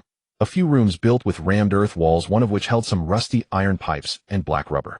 A woodshed in the corner was piled with dry branches. Further on, the pigpen stood empty, and the door to the smoking room was half open. Even with his nose closed, he could only smell mildew. The lock on the iron gate was fastened tight, its keyhole clogged with dust. Staring at the lock, a thought crossed his mind. Did the owner of this house survive the disaster, load up the car, empty the grain stores, and still remember to lock the front door before leaving. In the bedroom downstairs, the wooden bed creaked and the paint on the old wardrobe was peeling off in flakes. A few other rooms had remnants of husk fragments, as if someone had hastily swept them up. Stepping onto the second floor, the wooden floorboards sagged slightly underfoot. In the center of the living room, a sofa was wide enough for 3 people to sleep on, and the screen of the audiovisual equipment was coated in dust. The sheets on the beds in the 3 bedrooms were neatly folded, and the pillows were as soft as if they had just been aired out. After dinner, he poured water into a large pot, while Yang Kier rubbed her hands together, the steam billowing onto her face. You go into the inner room. They'll keep watch out here. Don't sleep too soundly tonight. Keep your ears open. He spoke in a low voice. I know you're so naggy. It's been ages since I've touched a bed. She bounded lightly through the door. He threw himself onto the sofa, pulling the blanket up to his chin, his fingertips brushing against the hard, cold metal. The sponge of the sofa cushion sank down as if the bones had been crushed. As his eyelids closed, his consciousness was swallowed by darkness. A tube pressed against his abdomen. He did not react, instinctively scratching that piece of flesh and turning over. The tube struck his cheek, and only then did he suddenly open his eyes wide. A white light pierced through, stinging like a needle in his eyeball. Behind the beam of the flashlight, a shadow swayed, aiming a makeshift gun barrel at his chest. The light swept over him, as if searching for something hidden away. Who are you? A voice came from behind the light, raspy like that of a young man. Just passing by, taking a rest here. He squeezed out these few words. I don't care if you were just passing by. Why are you in my room? Speak up. The voice pressed on. Put down the thing. I mean no harm, just listen to me. He raised one hand. You're lying in my house asking me to put it down. Huh. Wanna die? As the words fell, the butt of the gun struck his cheekbone, the dull thud of bone against bone echoing. He covered his face, still wanting to speak. Don't raise your hands. Move again, and he'll shoot you. Yang Kier aimed the crossbow from the inner room. The gun's muzzle turned toward her, a finger already resting on the trigger. As he lunged forward, the sofa springs let out a muffled sound. At the moment the gun fired, the ceiling exploded into a cloud of white mist, fragments of stone and powder fluttering down. The air was filled with a choking, searing smell. Zhang Xiaoqiang and the shadow fell into a tangle on the floor, knees colliding with the legs of the sofa, the wood emitting a dull thud, followed by the sharp sound of shattering glass. Both rolled into the coffee table, sharp fragments embedding into the floorboards and their skin. Blood flowed down his cheek, yet neither paused their actions. With a hand empty, the gun was snatched away by Zhang Xiaoqiang. Then he received a heavy blow to his nose. Taking advantage of his moment of distraction, the opponent's forehead slammed into his facial bones. Zhang Xiaoqiang felt a sharp pain, as if vinegar had been poured into his eye sockets. Salty, spicy, and bitter sensations exploded in his nasal cavity, tears and mucus streaming out simultaneously. Before he could catch his breath, a pair of rough hands grasped his neck. The calloused grip tightened, fingers digging deep into the soft flesh on either side of his throat. His chest felt as if stuffed with cotton, breath unable to come in or go out. Zhang Xiaoqiang's face transformed from red to purple, his vision beginning to blur. He struggled to pry those hands away, fingers clawing into the skin on the back of the opponent's hand, yet it felt like trying to pry apart an iron hoop. His tongue involuntarily stuck out. The flashlight fell into the corner, its beam stretching across the wooden floor, illuminating swirling dust. Yang Kier stood by the bedroom doorframe, only able to see 2 blurred shadows twisting on the ground, unable to help. Dizziness surged upward. Zhang Xiaoqiang curled up his right leg, pushing his foot against the opponent's abdomen, and suddenly kicked out. The shadow flew sideways, crashing to the ground. Zhang Xiaoqiang propped himself up, his throat releasing a series of dry coughs. He rubbed his neck, taking deep breaths, his lungs burning painfully. Up. The man lunged again. Zhang Xiaoqiang grabbed the gun barrel beside him, swinging it around to strike. The butt of the gun hit the opponent's body with a dull thud. The man let out a wail, turned, and ran downstairs. He knew the structure of this house like the back of his hand, slipping into the darkness in just a few dodges. What are you standing there for? Come and help me. Zhang Xiaoqiang slumped down onto the floor, his voice hoarse, shouting towards the bedroom. Oh. Yang Kier finally snapped back to reality, coming over to help him onto the sofa. This attack came out of nowhere. Zhang Xiaoqiang picked up the flashlight and checked his watch. The hand stopped at 5:20. It seemed impossible to sleep again. Who knew if that man would return for another round? That carefree girl. Yang Kier turned and laid back down on the bed. Zhang Xiaoqiang sat on the sofa, waiting for the light to seep in through the glass door. He pondered over and over in his mind, was that guy the homeowner? Did he think of them as intruders? But that didn't make sense. If he truly lived there, why wouldn't he stay home? There wasn't a single zombie in sight. It was quite safe. Why sneak back in the dead of night? Did he hide something shameful? Good morning, uncle. Zhang Xiaoqiang looked up. Yang Kier walked out of the bedroom, rubbing her eyes. Outside the glass door, it was already bright white. The stainless steel door of the living room on the first floor remained tightly locked, light filtering in through the ventilator, casting a bright rectangle on the floor. The hallway at the end of the kitchen led to a small yard behind the house. The iron gate was not tightly locked, a heavy padlock resting on the chain, which was wrapped around the doorframe a few times, looking like a dead snake. Pushing open the gate ahead was a dirt path winding toward the back of the hill. Sparse pine trees grew at the foot of the mountain, about 2 to 3 people high. Further up were waist-deep shrubs densely covering the slope. "You stay here, don't wander off. Just wait," Zhang Xiaoqiang said as he stuffed the pair of spiral beast horns into 2 hollow bamboo tubes. The bamboo tubes were exactly 1 foot long. The beast horns fit 2/3 inside with both ends exposed. He slung the bamboo tubes over his back, shaking his body slightly to ensure they wouldn't slip off. "What if you don't come back?" Yang Qier bit her lip, her voice barely above a whisper. "Then you'll have to figure it out for yourself. Stay far away, don't seek death. Don't lose the bag." He was too lazy to continue talking with this jinx, securing the beast horns and picking up the crossbow, heading along the dirt road towards the back mountain. The soles of his shoes pressed against the hard surface, each step stirring up a bit of fine dust. As he walked, he scanned his surroundings, his ears catching every little sound. The rustling of grass, the snapping of distant branches, and the whispering of wind through pine needles. After about a quarter of an hour, a cave entrance appeared at the foot of the mountain, surrounded by barren land, offering little cover. The yellow earth path did not stop at the cave entrance, but instead wound around it, hugging the mountain's base, and eventually disappearing on the other side. The cave entrance was about 6 to 7 meters high and 5 meters wide. Approaching, he could see clear signs of artificial carving on the cave walls, the edges having been weathered smooth. He readied the crossbow, loading a steel ball, and stepped cautiously into the cave. It was deep, and a faint chill seeped outward from the depths.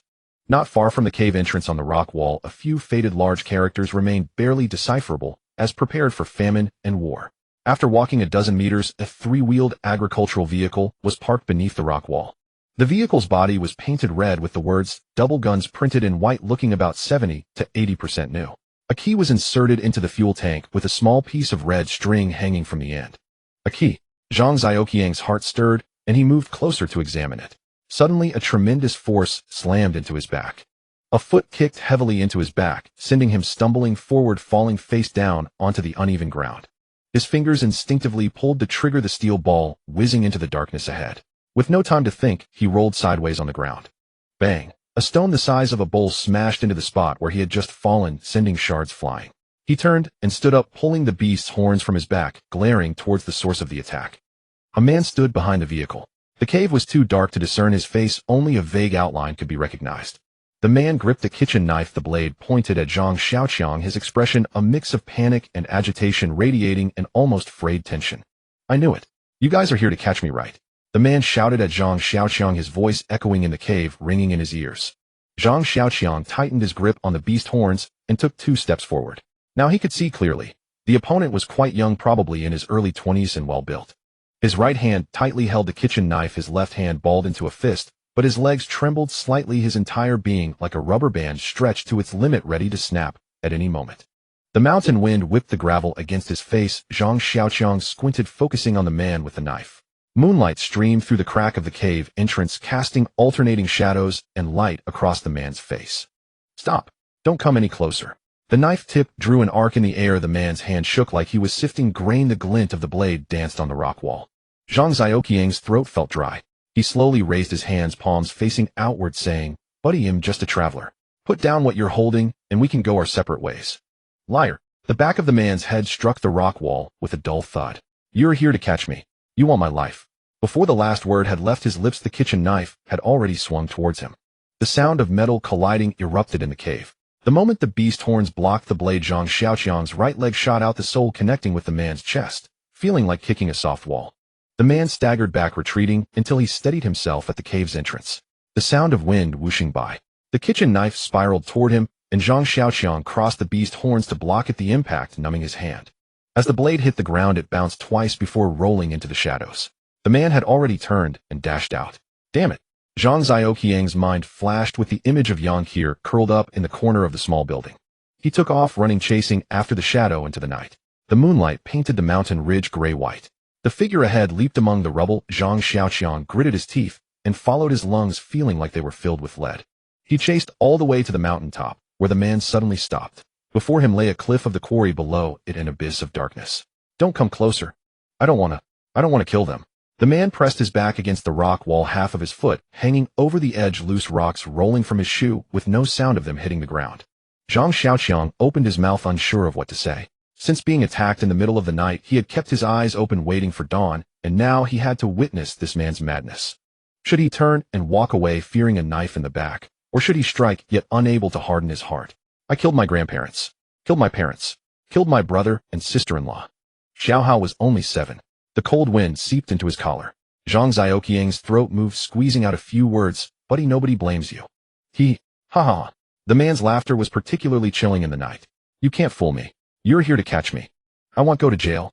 You can't catch me." He leaned back, his whole body plunging into the void. Zhang Xiaoqiang stood at the cliff's edge looking down. The moonlight illuminated the boulders in the quarry, the body lying on top, like a piece of discarded cloth. Blood trickled from the fissures in the stone, seeping into the earth. "Damn fool." Zhang Xiaoqiang spat out those 2 words. He turned and walked back. In this world, there wasn't even an opportunity to go online. No wonder people went mad. Following the ridge's path down, the morning fog had not yet dissipated.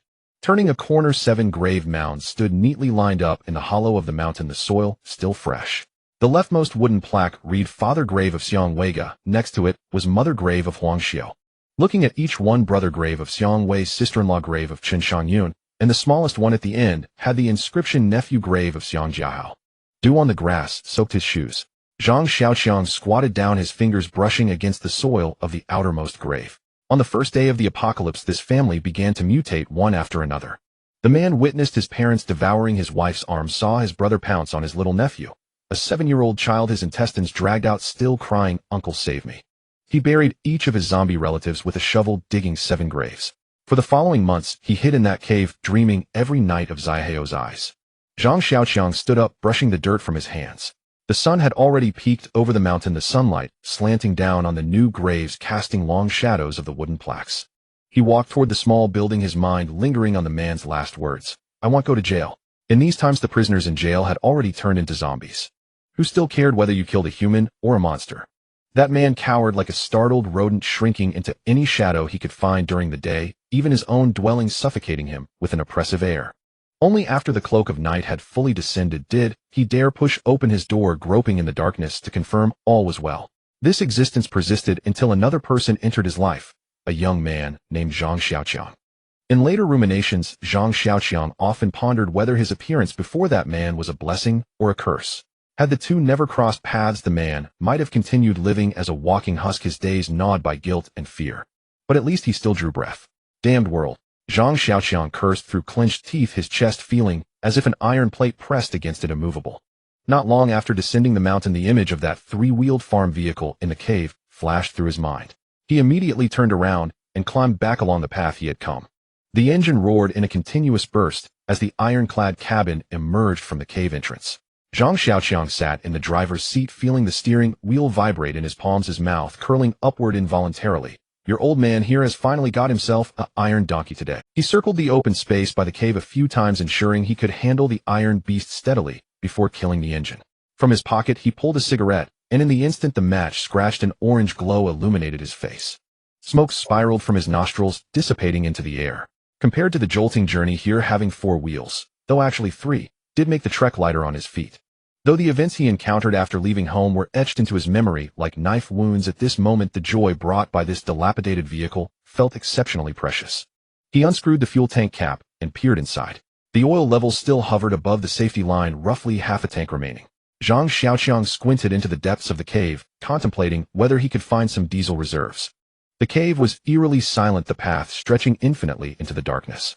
The beam from the flashlight cut through the thick shadows, illuminating the damp rock walls. After about 30 paces, the passage abruptly narrowed, barely allowing 2 people to squeeze through side by side. Pushing forward another 20 steps or so, the space suddenly exploded open. Before him lay a vast underground hall, its dome soaring 10 stories high. On the right wall, a long fissure had split open, allowing daylight to pour through the crack, like an inverted blade cleaving the darkness within. In the pillar of light floated fine motes of dust. Taking 7 or 8 steps forward, stone steps appeared beneath him, about a dozen or so. At the foot of the steps lay a pool of water, not large, enough for 2 people to lie side by side. The water was terrifyingly clear, revealing depths so dark they seemed bottomless. Zhang Xiaoqiang crouched down, cupped the water to his lips, cold with a faint sweetness. That the man had survived on this water for months without mutating proved the spring was pure. Ascending to the top of the steps, the vista opened once more. A platform of about 500 to 600 square meters lay before him, dry and with good air circulation. A thick layer of straw was spread across it, piled with several quilts and blankets. Not far from the straw bed was a hearth built from 2 stones with a large iron pot propped on a few blue bricks. Around the platform's edge, jars, pots, and supplies wrapped in plastic bags were neatly arranged. Zhang Xiaoqiang walked a full circuit, growing more astonished with each step. Hundreds of woven bags were packed tightly together, their mouths securely tied. Tearing open one bag revealed plump corn kernels. Beside it were rice and wheat. Each bag weighed at least 100 jin, and hundreds of bags together amounted to tens of thousands of jin of grain. Above the grain stacks hung whole rows of smoked meat, their black-red skins glistening with oil. At least 2 large fat pigs had been slaughtered to produce this much smoked meat. In the corner were neatly stacked cabbages, probably around 1,000 jin. Next to them were dried vegetables and 2 vats of pickled vegetables. What surprised Zhang Xiaoqiang even more was that in the corner over a dozen native chickens were being kept. A rooster with resplendent plumage led the hen flock, pecking in the dirt, occasionally flapping its wings. "This is practically a little fortress," he muttered. Zhang Xiaoqiang spoke to himself, his voice echoing in the empty cave. Standing before the pile of supplies, a thought flashed through his mind: to hole up here until he died of old age. Everything here could sustain him for a long time. But immediately Yang Qir's face surfaced in his mind, and Zhang Xiaoqiang shuddered. Marry that little girl for real. That wouldn't be finding a bedmate, it would be inviting a bodhisattva home. Even serving her, you'd fear she might smash the incense burner. The 3-wheeler wobbled into the yard, tires crunching over gravel. Yang Qir was stretching her legs against the wall, her eyes widening at the sight. Zhang Xiaoqiang's mouth curled slightly, thinking the girl had never seen such a stylish ride. "Master, where did you swipe this thing from?" Yang Qir's words nearly made Zhang Xiaoqiang bite his tongue. "Never mind where I got it. Go upstairs, pack your things, we're moving." He raised his voice. He figured he'd stay in the cave for a while, get himself back in shape, then head for the provincial capital. In a world like this, people had to band together. One person couldn't handle everything. Yang Qir could still be trained, while her bones hadn't hardened, yet he could teach her more survival skills. The two carried down 2 mattresses, a few quilt sheets, and pillowcases, all crammed into the truck bed. Zhang Xiaoqiang called for Yang Qir to get ready to go. "Master, can you see anything different about me today?" Yang Qir reached up to tuck the hair behind her ear, her tone lilting. Zhang Xiaoqiang glanced at her, still that flat figure. "Can't see a thing," he replied offhandedly. "Take a closer look." Yang Qir approached him, tilting her face upward. Her hair was neatly combed, drawn to the right side into a small ponytail. Around her neck was a bright silk scarf, but she wore a light beige mid-length trench coat, faded blue jeans, and white hiking shoes. She was all tidied up, having just bathed yesterday. A touch of blush on her cheeks, lip gloss on her lips. Those curved eyes and perky little nose did carry a hint of youthful charm. Zhang Xiaoqiang's fingers twitched, a few stray thoughts crossing his mind. But another glance at her washboard figure scattered all of them. At that moment he realized had always thought he had a thing for Lolas, even a hint of a creepy uncle. But this pseudololi made him see clearly. What he really desired was a Kavya type.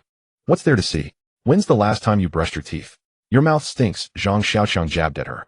"Master, you're a big." Yang Qir made her verdict. Seeing her outfit reminded Zhang Xiaoqiang that his own clothes were ragged, torn in several places. He should change too. He went upstairs, rummaged through every cabinet, found a few pieces to try on. The size was passable, but the colors were too flashy. Mutated beasts would spot him from miles away. He searched a few more spots, and unexpectedly found an unopened set of undergarments. A thought flickered. Should he let Yang Qir try them on? That inner garment would be wasted on her, he thought, shaking his head, rubbing his palm over the rough fabric. When he pulled a down jacket over his shoulders, the zipper caught on the sweater's collar threads. He tugged, and the thread snapped in two with a faint tearing sound. The legs of the old military trousers were worn shiny, with a dark oil stain on the knee, stiff as iron. The fabric felt cold against his skin. These were items left by that man's father, with a yellowed workpoint ticket still tucked in the waistband. Clad in these hand-me-downs, he bent to toss the bundle into the truck bed. The canvas bag hit the iron, producing a dull thud. "Hold tight," he shouted over his shoulder, his words half swallowed by the engine's roar. The three-wheeler surged forward with a puttering sound, tires grinding over gravel, Yang Qir's body bouncing in the cargo bed. As she jogged around the platform, air rushed past her ears. He held a sharpened hardwood stick, its tip fitted with a grayish-white beast horn. His fingers traced the joint, cold, slippery like a stone pulled from deep water. He tried twisting the shaft, felt a slight looseness in his palm, and stopped to stare at the connection. When the beast horn spear fell to the ground, it gave off a dull thud. The tip sank into the earth as if something was sucking it in. He shook the handle, and the soil cracked into a spiderweb of fissures. The sound of hammer striking nail echoed in the air, each blow driving the spear deeper. After 3 hits, the beast horn's head had sunk half an arm's length into the ground. He grabbed the shaft and shook it vigorously. The thing didn't budge. He tried to pull it out, muscles tensing, veins bulging on his arms, but the beast horn's spear seemed rooted in the earth.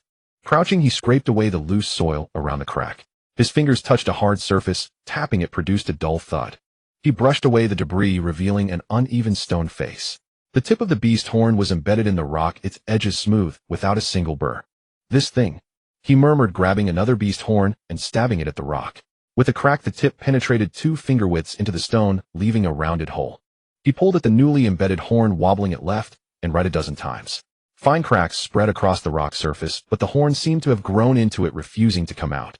He took a deep breath, gripped the horn with both hands, and gave a mighty yank, dislodging a piece of rubble the size of a baby's fist. The hole grew larger, leaving a palm-sized cavity in the stone floor.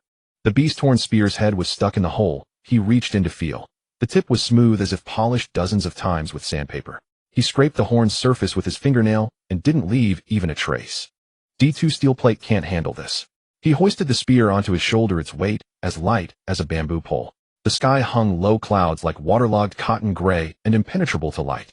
The 3-wheeler jolted along the dirt road, dust kicked up by the wheels splattering against the side panels. Yonkir crouched in the back, surrounded by bags of flour and an iron box, a woven bag of potatoes on her knee. How many's that? He turned his head, his voice shredded by the wind. 3rd one. Yonkir's voice came from behind, tinged with impatience. There's already enough stuff in the cave to last half a year. What do we need more for? He didn't answer, just twisted the throttle to the max. The engine let out a piercing howl, a plume of black smoke erupting from the exhaust. He stared at the road ahead, calculating in his mind the route to W City. How much farther to the gas station, whether the mountain path would collapse if the bridge piers would be submerged. He had to stockpile enough supplies. That cave could serve as a fallback. The fuller it was, the more at ease he'd feel. He lurched around a bend, a tire rolling over a protruding rock, a clatter from the cargo bed amid Yonkir's shriek. When the 3-wheeler came to a stop at noon, the tires ground over gravel with a grating sound. Beside the wheels was a stream about 6 meters wide, shallow enough to see the smooth stones and pale yellow silt on the bottom. On the gravel banks on both sides of the river, wild grass grew haphazardly, with plastic bags and beverage bottles half buried in the mud. A green glass bottle lay, broken sunlight glinting off the shards. The water was murky from this debris, a thin film of oil floating on its surface. A concrete bridge spanned the river. Beyond it lay flat land with several dozen 2-story houses scattered here and there. The vegetable plots between the houses had long been neglected. After months, the soil had cracked and weeds sprouted from the fissures. Where cabbages and radishes should have been, only withered stalks lay prostrate on the ground. Zhang Xiaoqiang parked the 3-wheeler at the bridgehead, pulled an iron rod from the cargo bed, and gestured to Yonkir with his other hand. Yonkir followed behind her steps, light boots barely making a sound on the concrete. They crept across the bridge, advancing along the outermost houses, planning to use this abandoned hamlet to train Yonkir's reaction to zombies. But even as they reached the first building, not a single zombie was in sight. Something's off, Zhang Xiaoqiang said in a low voice. He pulled a pair of binoculars from his waist, raised them to his eyes, and slowly scanned a full circle. The entire village was unnaturally silent, as if even the wind had been sucked away by something. The air exuded a dry, desolate flavor, as though the village had been dead for a long time. The two continued forward, moving even slower than before. At the very edge of the village stood a relatively new 2-story building, flanked on each side by 2 brick bungalows. The whitewashed exterior had peeled in places, revealing the red bricks beneath. Hundreds of zombies stood densely packed around the small building, forming a circle, their heads tilted upward toward the structure, emitting low growls. But the upstairs windows were tightly shut, with not a single sound escaping. Someone inside. Zhang Xiaoqiang adjusted the focus on his binoculars. Through the gaps between the zombies, he saw the second-floor curtain being lifted a crack from the inside, then quickly drawn shut. Do we save them? Yonkir's voice came from behind him, soft, yet tinged with uncertainty. The question made Zhang Xiaoqiang's brow furrow deeply. His mind flashed back to the survivors they had encountered before. All told, Yonkir had run into 6, and he himself had come across 2. But so far, aside from the 2 of them, everyone else was dead. In this apocalypse, a living person's life was as fragile as paper. Often you thought you were lending a hand, only to give them a few more breaths. Zhang Xiaoqiang longed to meet more living people, but the hundreds of zombies before him stood like an impassable wall. A dozen or so, I could figure something out. But now I have to say there's no way. Zhang Xiaoqiang tucked the binoculars back at his waist, having made up his mind.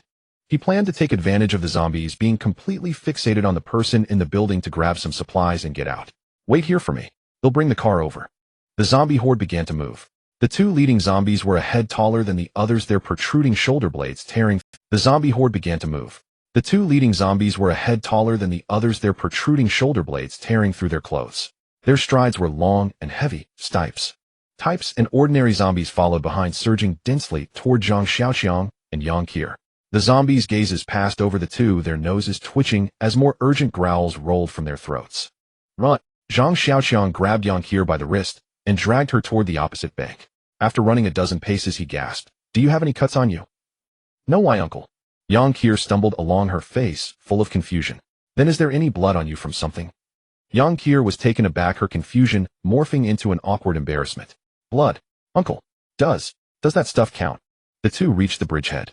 The footsteps of the steppe zombies grew closer behind them, having already pulled a clear distance ahead of the ordinary ones, splashing water everywhere. "Don't talk about it now." Zhang Xiaoqiang released Yang Qier's wrist, reversed his grip on the sharpened horn spear, and turned to face the lead steppe zombie charging at him. The wind rushed into his collar, and the fishy stench of the river water hit him. The moment the horn spear thrust out, the leading steppe zombie suddenly froze in its tracks. The spiraling horn pierced out from the back of its skull, bringing with it a spray of grayish-white fragments. Zhang Xiaoqiang twisted his wrist, stirring the spear, and half of the zombie's cranium flew off.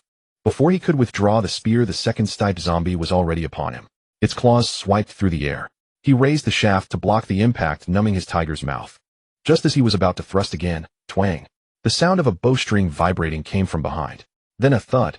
A dark hole appeared in the eye socket of the steppe zombie. It pitched forward, convulsing twice before lying still. Yang Qier shouldered a crossbow, her chin lifted slightly. "Uncle, how was that?" Zhang Xiaoqiang shot her a glance, without replying, his gaze sweeping into the distance. The types and ordinary zombies were still 100 meters away, moving at a steady pace like a pack of wild dogs following a scent. The two slowly retreated toward the tricycle. "What the hell is that stuff?" he asked, frowning, his voice low. Yang Qier rolled her eyes. "Uncle, are you playing dumb? It's that thing women get every month." Zhang Xiaoqiang paused mid-step and nodded. "Oh, that's quite a wound." After saying that, he felt something was off, but didn't press further. His gaze fell on the small building across the river. The windows were shut, sandbags were piled at the door, and the second-floor curtains were drawn tight. He licked his lips, wondering how many supplies were inside. Just as he was about to look away, his peripheral vision caught the concrete bridge railing. It was built with vertical red bricks, the gaps barely filled with mortar. He pushed it with his hand, the bricks wobbled slightly. He kicked it, and several bricks loosened and fell. A thought suddenly flashed through his mind. He quickly kicked open a gap wide enough for 2 or 3 people to pass through side by side. Then he positioned the tricycle in the middle of the bridge, its cart blocking most of the surface. "Give me that thing of yours." Yang Qier was stunned. "What thing?" "Scientific name, sanitary pad. Nickname Jelly." Zhang Xiaoqiang's expression remained unchanged. After much persuasion, Yang Qier finally pulled a small packet from her pocket and tossed it to him. When he caught it, the tips of his fingers touched the fabric. It was still warm. He shuddered, then told Yang Qier to retreat to the far end of the bridge so the zombies wouldn't catch the wrong scent. Pinching the item between 2 fingers, he carefully hung it on the tip of the horn spear. The zombie horde in the distance had already reached the bridgehead. He extended the spear tip out through the gap, suspending it in the air. The object swayed slightly in the wind, a spot of dark red in its center particularly conspicuous. Zhang Xiaoqiang stood behind the tricycle, the spear tip about 1.5 meters from the gap. At this distance, a zombie standing at the gap could see it clearly, but couldn't reach it with its claws. The first type zombie stepped onto the bridge. The scent of fresh blood was intoxicating. It stared fixedly at that speck of red on the spear tip, completely ignoring Zhang Xiaoqiang, who was right beside it, and stumbled forward. Splash! With one misstep, the type zombie plummeted straight into the river below. The remaining ordinary zombies, catching the scent, became frenzied, as if injected with adrenaline, their steps even lighter. One by one, they crowded toward the gap, scrambling to jump down like a flock of ducks being driven into the water. The type zombie at the bottom of the bridge thrashed wildly, struggling to get up, but another zombie crashed down on top of it, pinning it back to the ground. More and more zombies fell from the bridge, piling up layer upon layer like cargo boxes being stacked. After all the zombies had fallen, the scene beneath the bridge became grotesque. Over 100 bodies formed a small pyramid, arms threading through legs, calves wedged between skulls, so dense it made one's scalp crawl. A muffled whimper came from the very bottom. The type zombie, unable to breathe from the weight, let out a mournful sound, almost like tearing fabric. "I'm a goddamn genius." Zhang Xiaoqiang stood by the bridge, laughing as he slapped the railing, beckoning Yang Qier over. He casually tossed the object dangling from the spear tip onto the pile of corpses. Without another glance at the zombies, he turned and jumped onto the tricycle, heading into the village. As the vehicle started, he hummed an off-key tune. Yang Qier sat in the cart, her face turned away, her lips pressed into a thin line. Zhang Xiaoqiang's mind was still replaying the scene from before. That type zombie's end was truly spectacular, suffocated alive by a transparent gelatinous substance. He suddenly shuddered, remembering hearing someone say that if a man touched that stuff, he'd have bad luck. His heart began to pound, but he stubbornly kept humming. The tricycle stopped in front of the small building that had been surrounded by zombies earlier. He didn't get off immediately. At first, he scanned the surroundings. The original owner of this house must have been quite well off. The open space in front was landscaped into a small garden enclosed by walls on both sides to form a courtyard. It seemed the owner had taken great care of these plants. He tapped on the iron gate, no response. Raising his voice, he called out, "Anyone inside? I'm here to save you." After waiting a few seconds with no answer, Zhang Xiaoqiang climbed over the gate, landing in the garden. The plot was about 30 square meters. In the center was a well, its mouth covered by an iron plate, probably to prevent debris from falling in. Most of the plants in the flower beds had withered, likely untended for a long time. He walked to the door of the small building and turned the handle. It was unlocked. Pushing the door open, he saw a few pieces of old-fashioned furniture covered in dust, bearing the marks of time everywhere. There were no modern appliances in the living room. The style was particularly antiquated, giving him the illusion of having traveled back to the 1920s or 1930s. Following the wooden stairs to the second floor, the decor abruptly changed, as if it were a different world from downstairs. The second floor was very tastefully arranged, filled with modern furniture, but the lighting was poor, making the entire space gloomy. From a corner came an intermittent cluck, cluck sound. Zhang Xiaoqiang squinted, following the noise. In the corner were two leather sofas with a high glass coffee table between them. On the table were 5 or 6 plates and small bowls. On the sofa against the wall sat a person. His hair was already gray, and he was skin and bones, looking even more frightening than the zombies outside. When the man saw Zhang Xiaoqiang, he trembled all over. A glimmer of light flashed in his eyes. He opened his mouth trying to speak, but could only produce vague, clucking sounds. He struggled to stand, but his legs couldn't support him. Veins bulged on his forehead in desperation. "Yay, eat." He finally forced out 2 words, his voice hoarse as sandpaper scraping against wood. Zhang Xiaoqiang pulled a piece of beast meat from his pocket and handed it over. The middle-aged man grabbed it, stuffed it into his mouth, and gnawed, choking until his eyes rolled back. Zhang Xiaoqiang leaned against the wall, watching the man wolf down the food. Hasty swallowing sounds came from the man's throat. The palm-sized piece of meat was torn between his teeth, and in no time only the bone remained. Zhang Xiaoqiang knew well the chewiness of that stuff. Fibers as coarse as hemp rope, astringent, scraping the throat on the way down. Its only merit was that it filled you up. A fingernail-sized piece could last half a day, much like military rations. After finishing, the middle-aged man's complexion improved considerably and his speech became smoother. "Got any more? Give me another piece." His eyes shone brightly, fixed on Zhang Xiaoqiang's pocket. "You've been hungry too long. You can't have any more. Wait until dark," Zhang Xiaoqiang advised in a low voice. The man wouldn't relent, his voice growing urgent. "Give it to me now. They'll pay you. They'll give you lots of money. I'm not lying. Just one more bite." "I don't want money.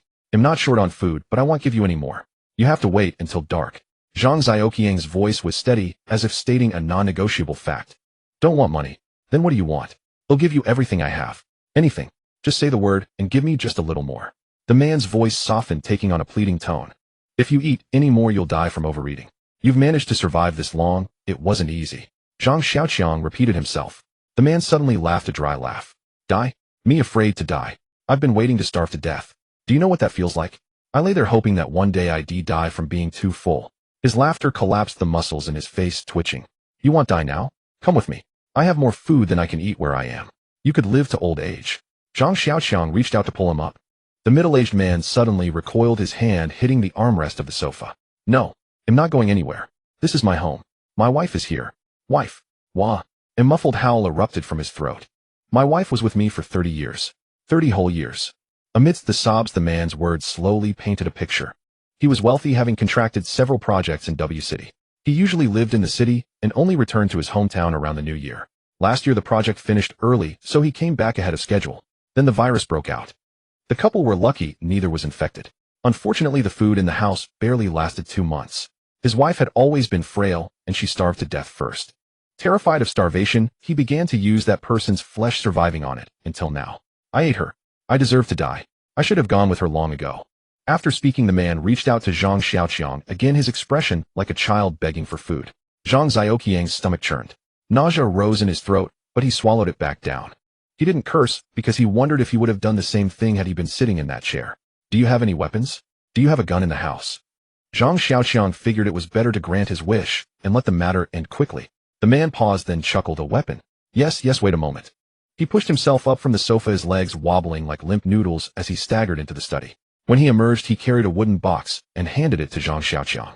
Opening the lid, inside lay a pistol and 3 magazines cushioned by a layer of gleaming golden bullets. Zhang Xiaoqiang frowned. You could use this to deal with those monsters, couldn't you? Why didn't you? After the door was firmly shut again, no sound came from within. The man took the rice and cured meat from Zhang Xiaoqiang, the last stock from the tricycle's cargo bed. As he locked the door, his knuckles turned white from the grip, as if something breathing disaster stood outside. Zhang Xiaoqiang returned to the driver's seat, a rosewood box resting on his lap. Opening the lid, the black metallic sheen reflected in his pupils. He weighed the object in his hand. A 5-point star was engraved on the grip, the grooves deepened by years of handling. This was the Type 54, known as the Black Star in movies. An antique older than Zhang Xiaoqiang himself, yet its owner had maintained it well. The bluing was barely worn. He pulled back the bolt, aimed at a slender tree a dozen paces away, and squeezed the trigger. Only the sharp click of the firing pin echoed. The magazine was empty. A wave of satisfaction spread through his chest like downing a shot of warm liquor. He retrieved the 3 magazines, loaded each one, and counted, roughly 50 rounds left. The last magazine clicked into the grip with a dull thud.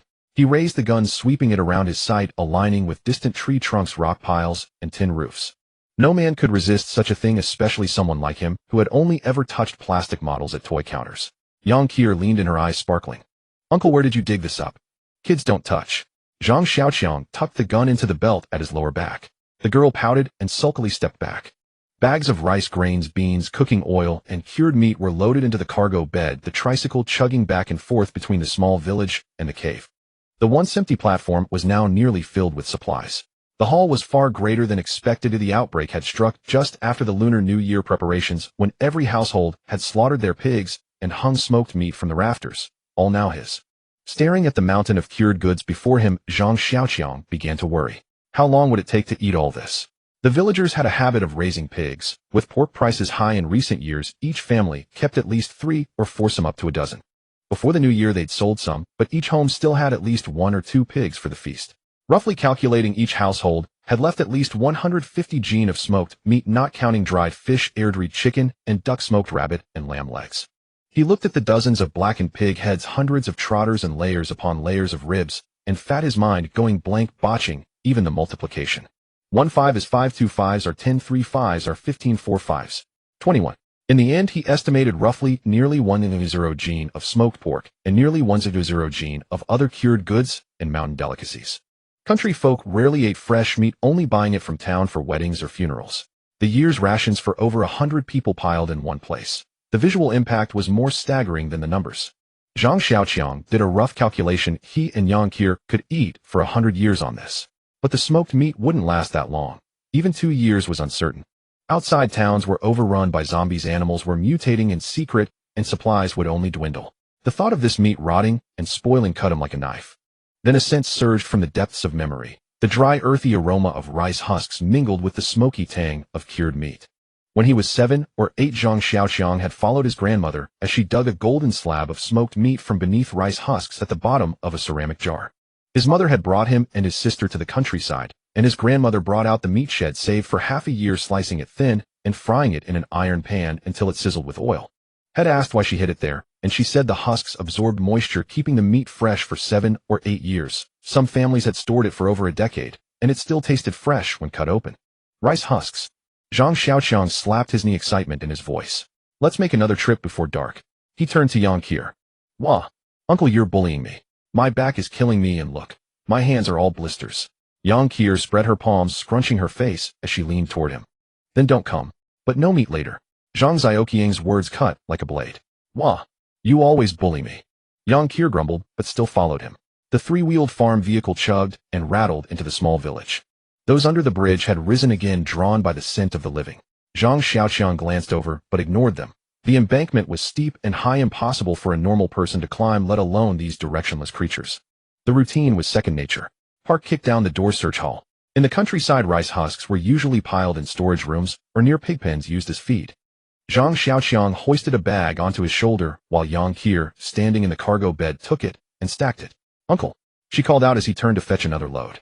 Moi. He paused, glanced at her, and pulled a pack of cigarettes from his pocket. Can I go upstairs? Yang Qier pointed to the two-story building beside them. What for? Zhang Xiaoqiang frowned. Grain and smoked meat were usually in the kitchen or storeroom. No need to go upstairs. Well, I'm almost out of that thing, so I wanted to look in the upstairs bedroom. As she spoke, her expression turned subtly strange. Zhang Xiaoqiang exhaled a puff of smoke, his tone impatient. What exactly? Spit it out. Oh, come on, uncle, you're so mean. It's that zombie luring thing. The look on your face back then, so creepy. Yang Qier grinned cheekily. Go on, find more. That stuff's important. A peculiar expression crossed Zhang Xiaoqiang's face. He watched Yang Qier disappear into the building, his mind replaying the earlier scene. That's a real game changer. He muttered to himself, stubbing out his cigarette on the edge of the cargo bed. Sunlight streamed through the second-floor window, dust swirling in the beams. Zhang Xiaoqiang stepped onto the stairs, the wooden boards creaked underfoot. Yang Qier's voice came from above, brimming with barely contained excitement. She said she'd found something good. He wondered to himself, a hidden game console. Or emergency cache. He quickened his pace. The second-floor living room was more spacious than had imagined. In the 70 or 80 square meters, rows of iron shelves lined the walls, crammed with a jumble of daily necessities. Camouflage jackets, old green army uniforms, and blue work pants hung haphazardly on the walls, the tags still bearing retail price stickers. Zhang Xiaoqiang touched the fabric of one pair of pants with his fingertip, coarse, cheap, likely worn by nearby farmers working in the fields. There were 9 shelves in total. One was stacked with canvas shoes and black rubber boots, the smell of rubber mingling with dust. Another held brushes, towels, soap, and laundry powder, the plastic packaging slightly brittle from the light. The hardware shelf contained screwdrivers, nails, switches, plugs, wires, light bulbs, and a box of utility knives with a few rust spots on the blades. Women's hygiene products and toilet paper shared a shelf with shampoo, next to a row of men's briefs, long underwear, women's undergarments, and socks of various colors. Zhang Xiaoqiang stared at the clean briefs for a few seconds. He had changed his outer clothes at other people's houses twice, but his underwear had remained untouched. He couldn't remember the last time he'd changed his undergarments. At the thought, a phantom itch started in his crotch. In the corner shelves held hoes, sickles, shovels, and other farming tools, the wooden handles still stained with dirt. Further down were children's snacks, spicy strips, bubblegum, cheap biscuits. The plastic wrappers crumpled. Stationery and school bags filled another shelf, their colors faded. Finally, there was a row of glass counters displaying cigarettes. Packs costing 3 or 4 yuan, 5 or 6 yuan, the most expensive at 10 yuan. Beneath the counter, he found a full 10 cartons of Huanga's cigarettes, the golden labels still pristine. Zhang Xiaoqiang figured the owner had saved them for New Year's guests. Yang Qier had somehow found a backpack and was crouched by a shelf, stuffing it with a flashlight, lighter, compressed biscuits, and band-aids. She moved quickly as if in a race to grab the most. Don't pick and choose, Zhang Xiaoqiang said to her, his voice echoing in the empty room. Take everything. Yang Qier looked up, a smudge of dust on her cheek. She paused, then her eyes slowly brightened, and a grin spread across her face. First a soft laugh, then a full chuckle, and finally, she doubled over, clutching her stomach, her laughter carrying a near-manic joy. Zhang Xiaoqiang surveyed the room full of shelves, his fingertips tracing the slightly cracked plastic film on a pack of cigarettes. At that moment, from the soles of his feet to the tips of his hair, every cell screamed one word: worth it. Over a week had passed. Every day, hauling, loading, unloading, counting. The skin on his shoulders wore away and grew back, his finger joints remained swollen. At night, his whole body felt crushed, his hands unable to grip anything. Yang Qier had grown thinner, her chin sharpening. She was already slender, but after days of labor, her cheeks hollowed, her collarbones prominent, as if all moisture had been wrung from her. In the first few days, her small chin had some roundness, but now it was back to its sharp outline. In the distance, water ran. Yang Qier had somehow crouched by the bathroom sink, scrubbing her teeth with a toothbrush and paste. White foam spilled from the corners of her mouth. She brushed with such force as if trying to use up all the toothpaste she had saved over the past 3 months in one go. Zhang Xiaoqiang knew she was still stewing over what had said earlier, that she should conserve toothpaste, that supplies had to be used sparingly. She hadn't replied then, but now she brushed so hard, probably holding a grudge. Rice and other grains were piled at the other end of the living room. White woven bags stacked from floor to ceiling, the top nearly invisible. He estimated there were about 2.0 gene of grain. Besides a year's worth of rations, farming families typically stored an extra year's supply. Zhang Xiaoqiang had heard it was a habit passed down from older generations, the belief that only by storing enough, by storing plenty, could one feel at ease.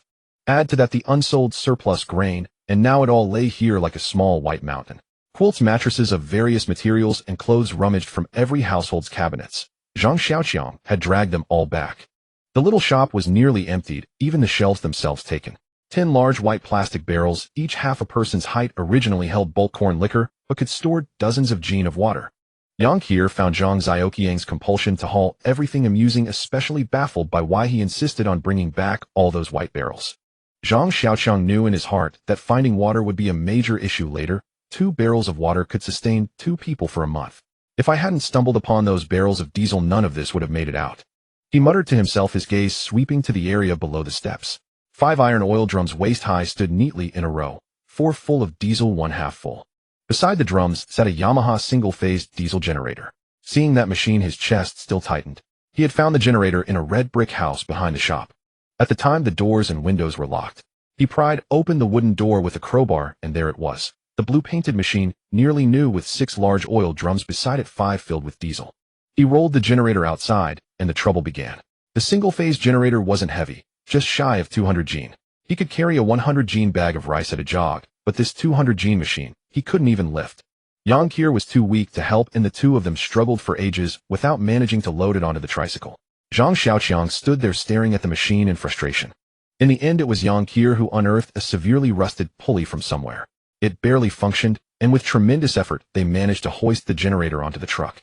Then, staring at the 300-pound oil drum on the ground, he felt like crying. "Uncle, take a whiff. Does it still smell?" Yang Qier parted her lips and breathed toward him. "Another week of brushing your teeth should do it," he replied absent-mindedly. "You're so annoying, you stinky uncle." "Really?" The girl was half convinced, cupping her palm over her mouth to sniff her own breath. Interrupted by Yang Qier, Zhang Xiaoqiang ran through those troubling thoughts in his mind again. The pulley, which had seen countless years of use, fell apart while lifting the oil drum. He stared at the scattered pieces on the ground, utterly dumbfounded. Without the pulley, he couldn't lift the oil drum. Without the oil drum, he couldn't load the diesel. Without the diesel, the generator they'd struggled to bring onto the truck would just sit there like scrap metal. In the end, he had to use the siphon principle to draw the diesel from the drum into an empty barrel on the truck. Recalling it now, the taste of diesel still lingered in his mouth. Life without a computer and internet is a real killer. The grumble of this homebody surfaced again. Outdoors, he was constantly on edge. Once inside the cave, he was busy moving supplies, too exhausted to think of anything else. Now that he had some leisure time, those homebody urges began to stir again. The generator hummed, and the smell of burning diesel mingled in the air. Zhang Xiaoqiang stared at the machine, rubbing his palms on his trouser legs. He suddenly remembered rummaging through a small building earlier and finding a PSP 3000 in a bedroom nightstand on the 2nd floor, probably left behind by the child of a migrant worker family. He pulled out the extension cord, connected it to the diesel generator, removed the fuel cap, poured in a few rounds of diesel, held down the start button, and yanked the cord several times. The machine coughed twice, then began to hum. Noise droned in the distance. Beside 2 simple beds, a bamboo pole stood upright, and from its top hung an incandescent bulb. The bulb glowed, casting a soft orange-tinted halo that wrapped the surroundings in a gentle warmth. Zhang Xiaoqiang sat on the edge of the bed, his fingers pressing the PSP buttons. The long-lost light made him feel momentarily dazed, as if he had returned to a world with electricity and running water. "The power's on." Yang Qier stood under the light, head tilted, holding a towel as she dried her wet hair. Drops of water trickled from the ends, spreading dark marks on the ground. Zhang Xiaoqiang lifted his chin, a hint of pride in his eyes. "Then can we take a hot shower?" She bounced up, her toes hitting the ground with a sharp slap. "Little girl," Zhang Xiaoqiang's voice dropped deeper, "even if you lugged a water heater back here, I wouldn't know how to install it." Yang Qier pouted and said nothing more. Early the next morning, Zhang Xiaoqiang rolled up 2 quilts and stuffed them into the back of the truck. He let out a breath and dusted off his hands. In the truck compartment, a diesel barrel was already secured. Beside it were stacked 3 jugs of spring water, 2 bags of rice, and several strings of smoked meat and cured chicken and duck. In the corner sat a red plastic bucket, its lid slightly lifted, releasing the aroma of beggar's chicken. The chickens raised in the cave were all inside, now not a single one left. Finally, he wedged a large oilcloth into the gaps. The cloth was big enough to be waterproof and could also serve as a tent. "Done," he nodded softly. Yang Qier stood at the edge of the platform, looking at the piled supplies, then shifting her gaze to him. "Uncle, are we really leaving?" Zhang Xiaoqiang didn't speak, only nodded. "Can't we stay?" Yang Qier's voice softened, tinged with reluctance. "You can stay here." Zhang Xiaoqiang looked at her, speaking slowly, word by word. Yang Qier turned to look at the fully stocked platform, then glanced back at the dark path leading to the cave entrance. The cave walls were damp, the darkness bottomless. The wind that blew and seemed to rise from underground, chilling her to the bone. "Uncle," she said, wearing a carefree expression, "I've made up my mind. Wherever you go, we'll follow. If we're really going to die, then let's die together. I'm willing. We'll be a pair of star-crossed lovers." "Who wants to die with you?" Zhang Xiaoqiang cursed under his breath, but his voice wasn't as harsh. "If you're going to die, go far away so I don't have to look at you and get annoyed." "Oh, I see," Yang Qier pouted. Then you die and he'll live. Later he'll find a young handsome guy and live a cozy life for two in this cave. That would be nice. Damn it, I'm not even cold yet, and you're already thinking about dividing the inheritance. Zhang Xiaoqiang was furious, almost spitting out his words. The warmth head felt just moments ago vanished in an instant. Alright, I'll stop, Yang Qier chuckled. Let's sleep early tonight, uncle. We've got to hit the road tomorrow. Oh, when you sleep. Give me the PSP for a while. You've been hogging it forever. Quick-handed, she snatched the device from him, retreated to her bed, pulled up the corner of the quilt, and started playing with the buttons. Zhang Xiaoqiang lay back on the bed staring at the water stains seeping from the cracks in the cave ceiling, muttering, I really brought back an ancestor to serve. Why did I get so obsessed back then that I had to save her? A thunderous boom rolled outside, a spring thunderclap that swept along the ground. The cave entrance trembled faintly, and echoes bounced off the walls a few times before fading. Rain pounded the ground, kicking up white misty spray. Beyond 10 paces nothing was visible. Yang Qier raised the game console and laughed toward the low silhouette at the entrance. Hey, guess, we can't leave now. Give me the machine. I've got to slay that fish dragon from yesterday. With that she walked briskly into the depths of the cave, leaving Zhang Xiaoqiang standing alone at the edge of the rain curtain. Water flowed down the slope, forming puddles of various sizes at the cave mouth. Raindrops kept plopping into them, and the bubbles that rose were shattered by new drops only to form again and again endlessly. He stared at the rain, but his mind drifted to the last downpour, 11 full days. After that rain stopped, the zombies changed, and the animals changed too. Those things that used to only stagger around began to learn to chase, to bite, to hide. This time what kind of monsters would be nurtured? In his view, unevolved zombies were no more than mindless sheep. No matter how many of them, they could only trample you a few times. But evolved zombies were different. They were like stray dogs that would circle behind you and bite without warning. Yet even the most ferocious zombies couldn't compare to those mutated beasts. Zombies ran chased and gnawed by instinct. Mutated animals, on the other hand, had brains. They could wait, circle around, and even play dead. You wouldn't know where they were until they had already set their sights on you. Once the apocalypse began, every deadly thing came crawling out. Everyone who had survived until now had gritted their teeth and pushed through. As days went on, breathing grew heavier. Images of fallen figures flashed through his mind, weighing on his chest, and he let out a heavy sigh. Heaven wants to reign and women want to marry. There's no use fighting what can't be stopped. He muttered to himself, turned, and walked back into the cave. But as soon as he took a step, his feet felt as heavy as lead. The lamp flickered the light in the cave, alternating between bright and dark. The grinding wheel whirred, and the stench of burnt fur hung in the air. Zhang Xiaoqiang kept his head down, moving the cutting machine in small increments, slowly pushing it along the edge of the mutated beast's hide. He had managed to skin it last time, but had no idea how to use the pelt. Later, remembering the cutting machine and electric drill head found in a roadside repair shop, he decided to turn the hide into armor. Uncle, what are you doing? It stinks. Yang Qier looked up from the screen, her brow furrowed. If you don't like the smell, go farther away. I don't have time for you. Zhang Xiaoqiang's eyes never left the grinding wheel, his fingers steady on the hide. After 2 or 3 minutes, Uncle, my stomach feels weird. She rubbed her belly, her voice sounding off. If you're uncomfortable, figure it out yourself. I'm not a doctor, and I didn't study gynecology. He didn't even lift his head. No, it's not that. I need to go to the toilet. Her voice dropped, and her face flushed slightly. Zhang Xiaoqiang finally looked up, a smirk curling at the corners of his mouth, the kind of expression that made you want to kick him. So why are you standing here, waiting for me to wipe you? Rainwater flowed in through the tunnel entrance, giving the ground a dark sheen. Yang Qier stamped her foot, hands on her hips, shouting at the man crouched by the cutting machine, Uncle, you're such a bore. Your head is full of dirty things. The man looked up, snorting through his nose. His name was Zhang Xiaoqiang, 27 years old, adrift in this city for nearly a decade. The only relationship that could be called a romance lasted only 3 or 4 months. When she dumped him, she didn't even bother to give a proper reason. After that, the money in his pocket always felt damp from sweaty palms. He'd stand in front of those small shops with pink lights, feet rooted to the ground, countless thoughts racing through his mind. But in the end, he'd always be scared off by the yellowed photos on the community bulletin board, skin so rotten it looked like orange peel scalded by boiling water. He touched his nose, didn't respond to the girl, and continued to work on the old cutting machine. The machine screeched, sparks flying to his feet. Uncle, say something. With this rain, how am I supposed to go out? Yang Qier's voice rose another notch. Usually she'd just find a corner outside the tunnel to relieve herself, but today the rain was too heavy. Going out would soak her thoroughly. Zhang Xiaoqiang didn't look up, his voice muffled behind the mask. Find a spot in the back corner. Don't go near the passage, don't get close to the water, and don't touch the supplies. That's the darkest part at the very back, isn't it? Yang Qier peered into the depths of the tunnel. It looked like an open mouth swallowing all light. I'm scared. Then hold it in. Yang Qier lingered for about a minute, then finally bent down to pick up the flashlight, pulled the PSP from her pocket, hugged the game console, and walked into the darkness over the gravel. Footsteps echoed in the tunnel, growing fainter. Zhang Xiaoqiang watched her back, a faint smirk on his lips. That little girl was treasuring the things he'd already tired of. Uncle, come quick, look. Yang Qir's scream came from deep in the tunnel, bouncing off the stone walls several times. Zhang Xiaoqiang flinched, the blade nearly grazing his thumb. He threw the machine to the ground, stood up, and shouted toward the sound. Did a flower sprout from your ass? What are you yelling about? No. There's a door here. Zhang Xiaoqiang froze. He wiped his rain-splattered face and walked toward the direction of her voice. The gravel underfoot numbed his soles. The flashlight beam wavered, illuminating the damp moss on the stone walls.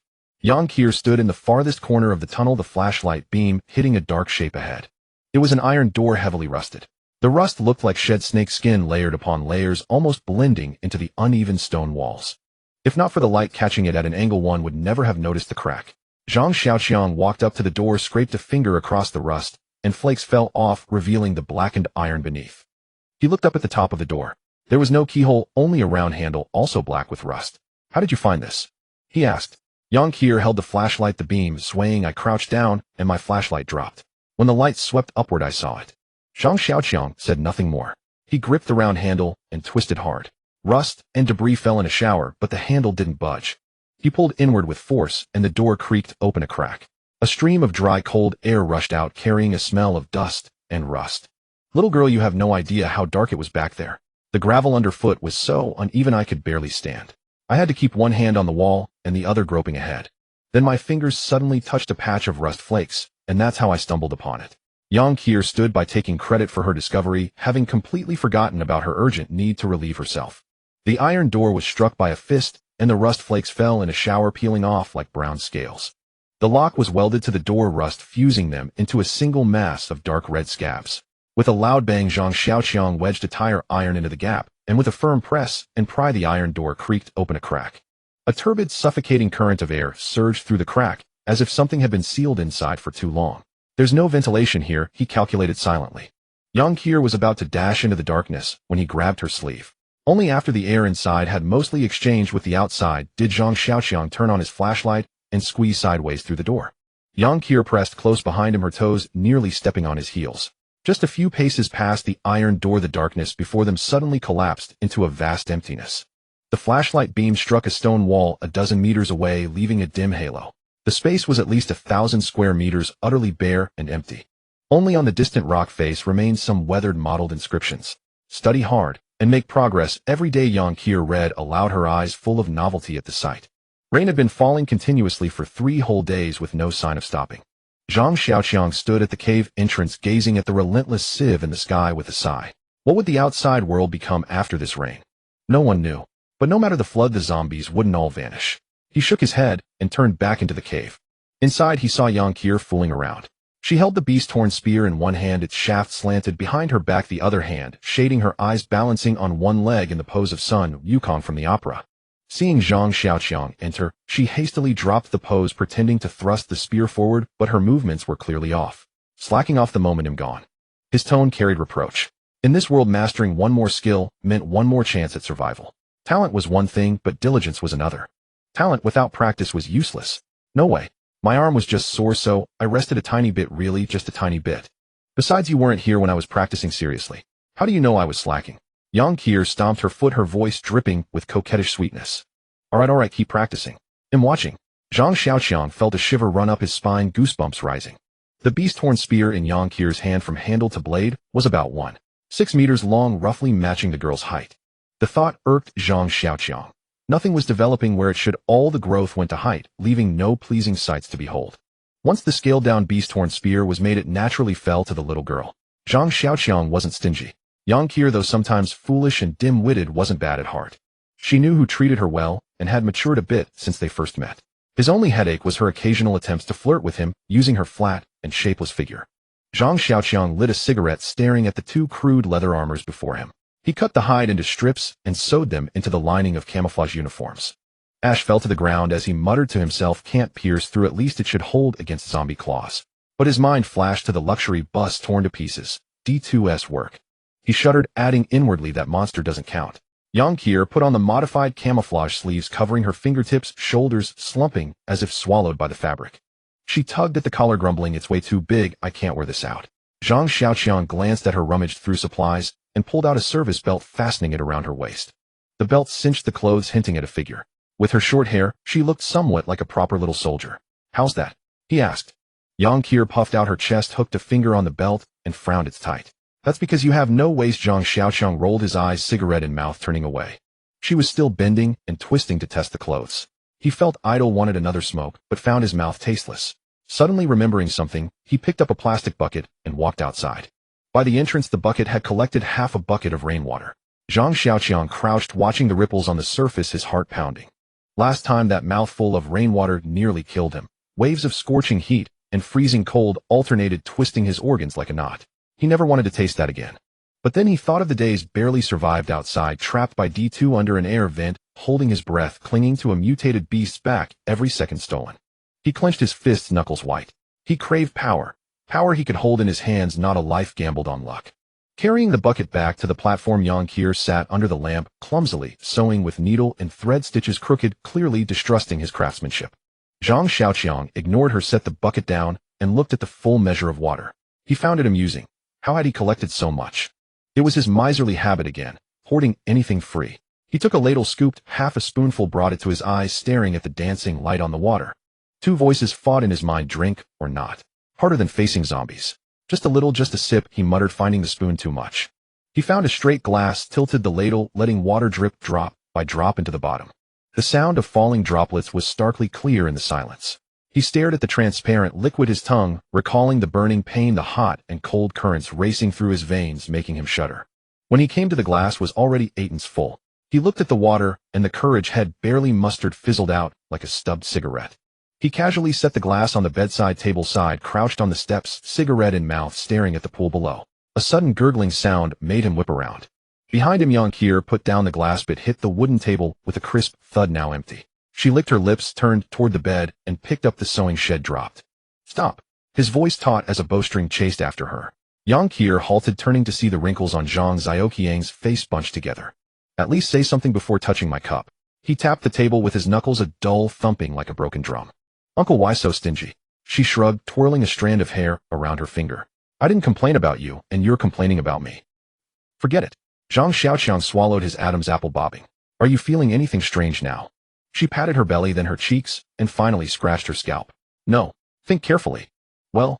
Yang Qier's eyelids drooped, and she yawned. "A bit sleepy. Just sleepy, Mum." "Uncle, you didn't actually put something in the cup, did you?" "That's so creepy." She shuffled toward the bed, pulled back the covers, and slipped in like a loach. Zhang Xiaoqiang opened his mouth, but before he could speak, her steady breathing came from the bed. He pulled a chair to the bedside, his right hand always on the beast-horn spear's grip, knuckles white. He stared at her face, his throat tightening. The little girl probably didn't want to turn into a lump of rotting flesh either.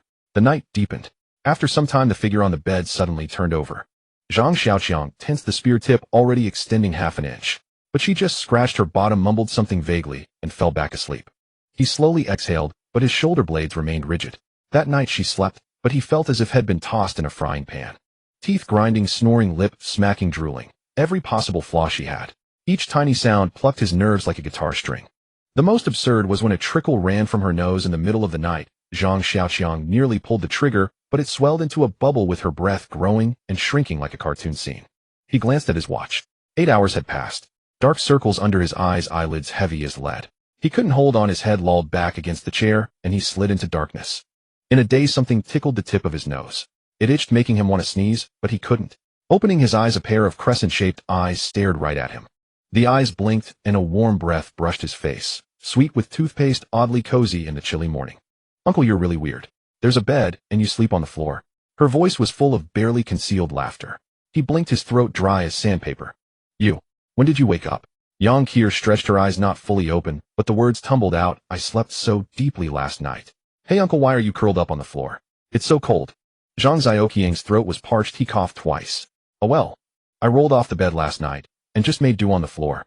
The girl's gaze fell on the neatly folded bedding 5 steps away, then back to the man on the floor, her eyes full of disbelief. "Do you think him a 3-year-old? You rolled all the way from over there, and sat up to sleep again." "All right, enough about that." Zhang Xiaoqiang's voice tightened as he stared at her face. "Do you feel anything wrong?" Yang Qier tilted her head, scratching her hair. "Wrong? Like, are you hungry? That burning emptiness in your stomach?" "No." "Do your bones ache? Like someone hammering your joints?" "No." Zhang Xiaoqiang's fingers clenched, knuckles white. Do you feel anything spinning around you like you could fling sparks or ice crystals with a wave? Yang Kier burst out laughing. Uncle, did you dream you were in a game? Want me to chant a forbidden spell and blast all the monsters in the world to bits? Is there anything abnormal or not? If not, make something up. Zhang Xiaoqiang's chest felt tight, the anger unclear who it was for. Blame himself for messing with that damned rainwater, then nearly killing himself with it. Really, there's nothing. Why are you so mean? Yang Kier's voice faded. Well, I need to use the bathroom. Does that count? Zhang Xiaoqiang was utterly deflated. The girl retreated into the cave's depths for her business. The man picked up the straight glass from the table. The half glass of rainwater was clear and bright, indistinguishable from store-bought purified water. Just makes people sleepy. He didn't believe it, tilting his head to pour the water into his mouth. The first touch on his tongue was bland, followed by an astringency spreading along his throat. He smacked his lips, tasting nothing more. Lying on the wooden plank bed, his gaze fixed on the rock patterns on the ceiling. The girl drank it and fell straight asleep. He drank it and tossed and turned until dawn. Was this stuff really different for different people? Yang Kier came out of the cave, holding her stomach, face pale. She crouched by the entrance, brow furrowed, grumbling to the man by the fire. What did you put in that water last night? Before he could answer, her stomach let out a rumbling sound. She bit her lip and ran back into the depths. Pebbles scattered under her steps, echoes bouncing through the narrow passage. Zhang Xiaoqiang lay on the straw mat, staring blankly at the ceiling.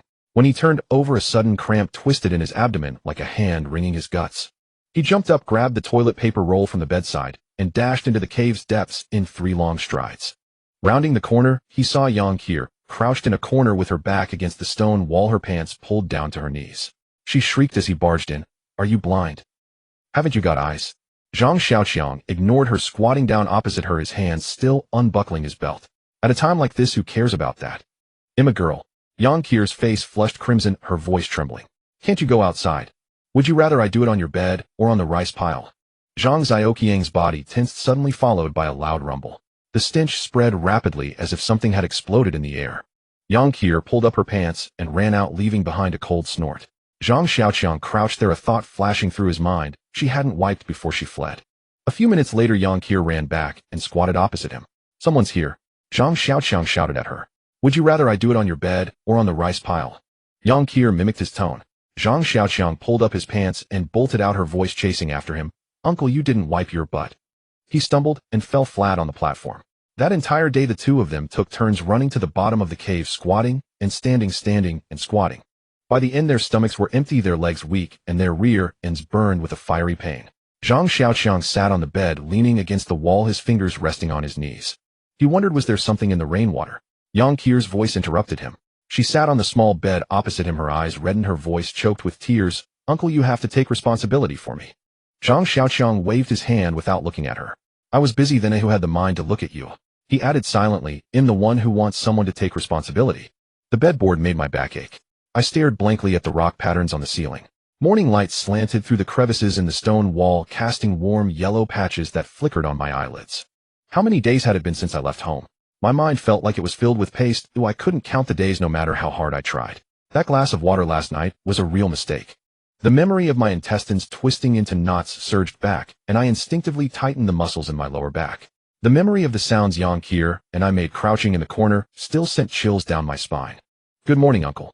Her voice was crisp like a stone hitting a pond. I squinted and saw Yang Kier standing at the foot of the bed, looking as if she'd just been pulled out of clear water. She did look different today, but I stared for a long time without being able to pinpoint the change. Her side ponytail was still tilted behind her right ear, the ends brushing her shoulders as she shook her head. Her crescent-shaped eyes sparkled, her lashes casting tiny shadows in the morning light. Her nose was slightly wrinkled, and when she parted her lips, a row of teeth as white as porcelain chips was revealed.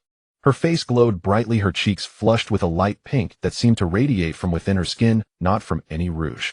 Her chin was slightly raised, and when she smiled, 2 deep dimples formed, set off by her camouflage uniform, making her look like a freshly bloomed sunflower.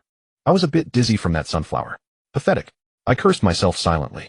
Having seen countless films, how could I get flustered in front of a little girl? Hey, Uncle, you look younger. Yang Kier's eyes suddenly widened, as if she had discovered some earth-shattering secret. Really? I stroked my chin, my heart swelling with joy. Could that rain have some special property? Maybe it was mixed with a rejuvenating elixir. Really. She nodded, eagerly looking around, as if searching for something. Before you looked like my dad, but now you look like my uncle. I opened my mouth, feeling a lump in my throat. Uncle. Demoted from big uncle to just uncle. If you keep changing, maybe you could upgrade to Big Brother. She added, her tone laced with laughter. Brother. A tune suddenly exploded in my mind, a rough, sorghum wine-flavored song, buzzing sister, go boldly forward. Uncle, look. A palm-sized mirror was shoved in front of my face, the reflection interrupting my off-key thoughts. The face in the mirror made Zhang Xiaoqiang's lips curl into a smile. A palm-sized mirror was shoved in front of my face, the reflection interrupting my off-key thoughts.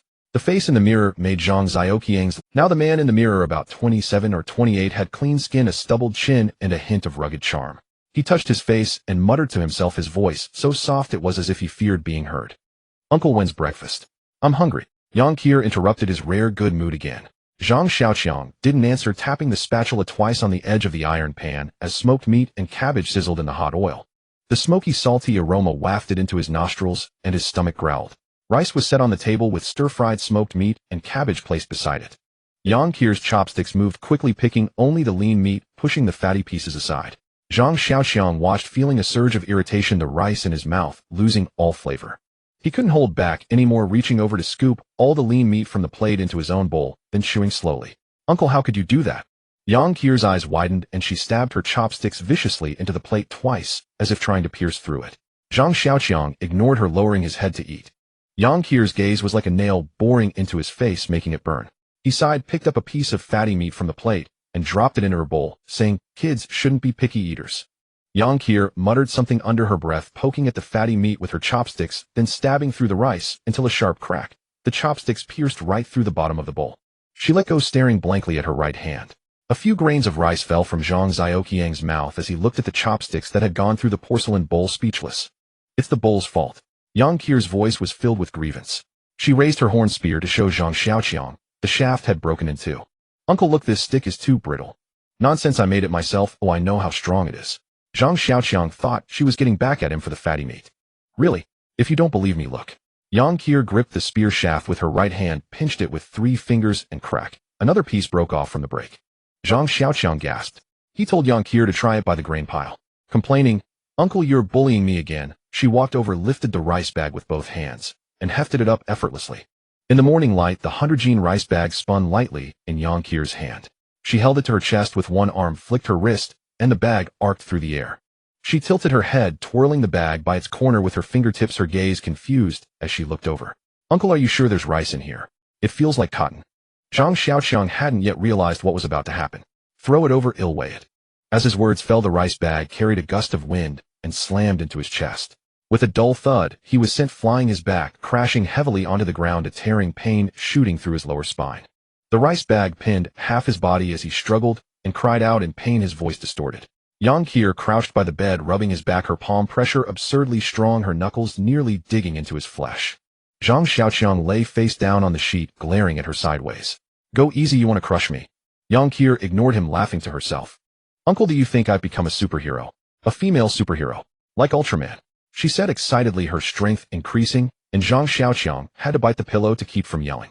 Light from the cave ceiling slanted onto the platform, and Yang Qier bounced in the rays, her footsteps making the ground tremble slightly. Zhang Xiaoqiang sat against the wall, watching her frolic, a tightness in his chest. The pain in his back had eased after a night's rest, but when he tried punching and jumping, the increase in strength and speed was pitiful, at most 20 to 30%. In other words, he could now wrestle with a type zombie and keep pace with an stipe. But what good was that? Before, killing types and stipes was like crushing ants. Facing AD2, he'd still be fodder. If he encountered a mutant beast, would he have to ride a mad bull again? He stared at his hands, his knuckles white. Why did Yang Qier, after just a sleep and a few trips to the bathroom, wake up with brute strength like Popeye? And him, tortured half to death, only to end up with an unkillable Xiaoqiang constitution. Plus a deadly side effect. Getting injured made him ravenously hungry. He picked at the wall, the debris falling into his collar. It's all this name's fault, he muttered. A scene from Flirting Scholar flashed through his mind, and the more he thought about it, the more unlucky it felt. The name was given by his parents, accompanying him for over 30 years. Classmates always teased him about it, and potential partners frowned when they heard it during matchmaking. Head held his head low for over a decade, but managed to get this far. Those people were probably zombies now too. He let out a heavy sigh. Footsteps approached. Yang Qier stood before him, chin raised, eyes almost fixed on the ceiling, her camouflage uniform taut over her small chest. Uncle, stop sighing. From now on, I've got your back. She said it with conviction, like a proud little peacock. Zhang Xiaoqiang looked at her, his throat dry. If anyone bullies you, I'll hit them. If you want to bully someone, well, do it together. She patted her chest, a dull thud coming from under the fabric. His heart finally warmed, a little, a flicker of comfort rising. This girl had a conscience. But a thought immediately brought him crashing back down. He clenched his fists, his knuckles cracking. So and the one living off a woman. His male pride shattered in that instant. He had once hoped this little girl could be relied upon, but now it seemed like a pipe dream. Give you a little kindness and you think you're something special? A cold sneer twisted his lips. Look at yourself now. Have you finished today's training?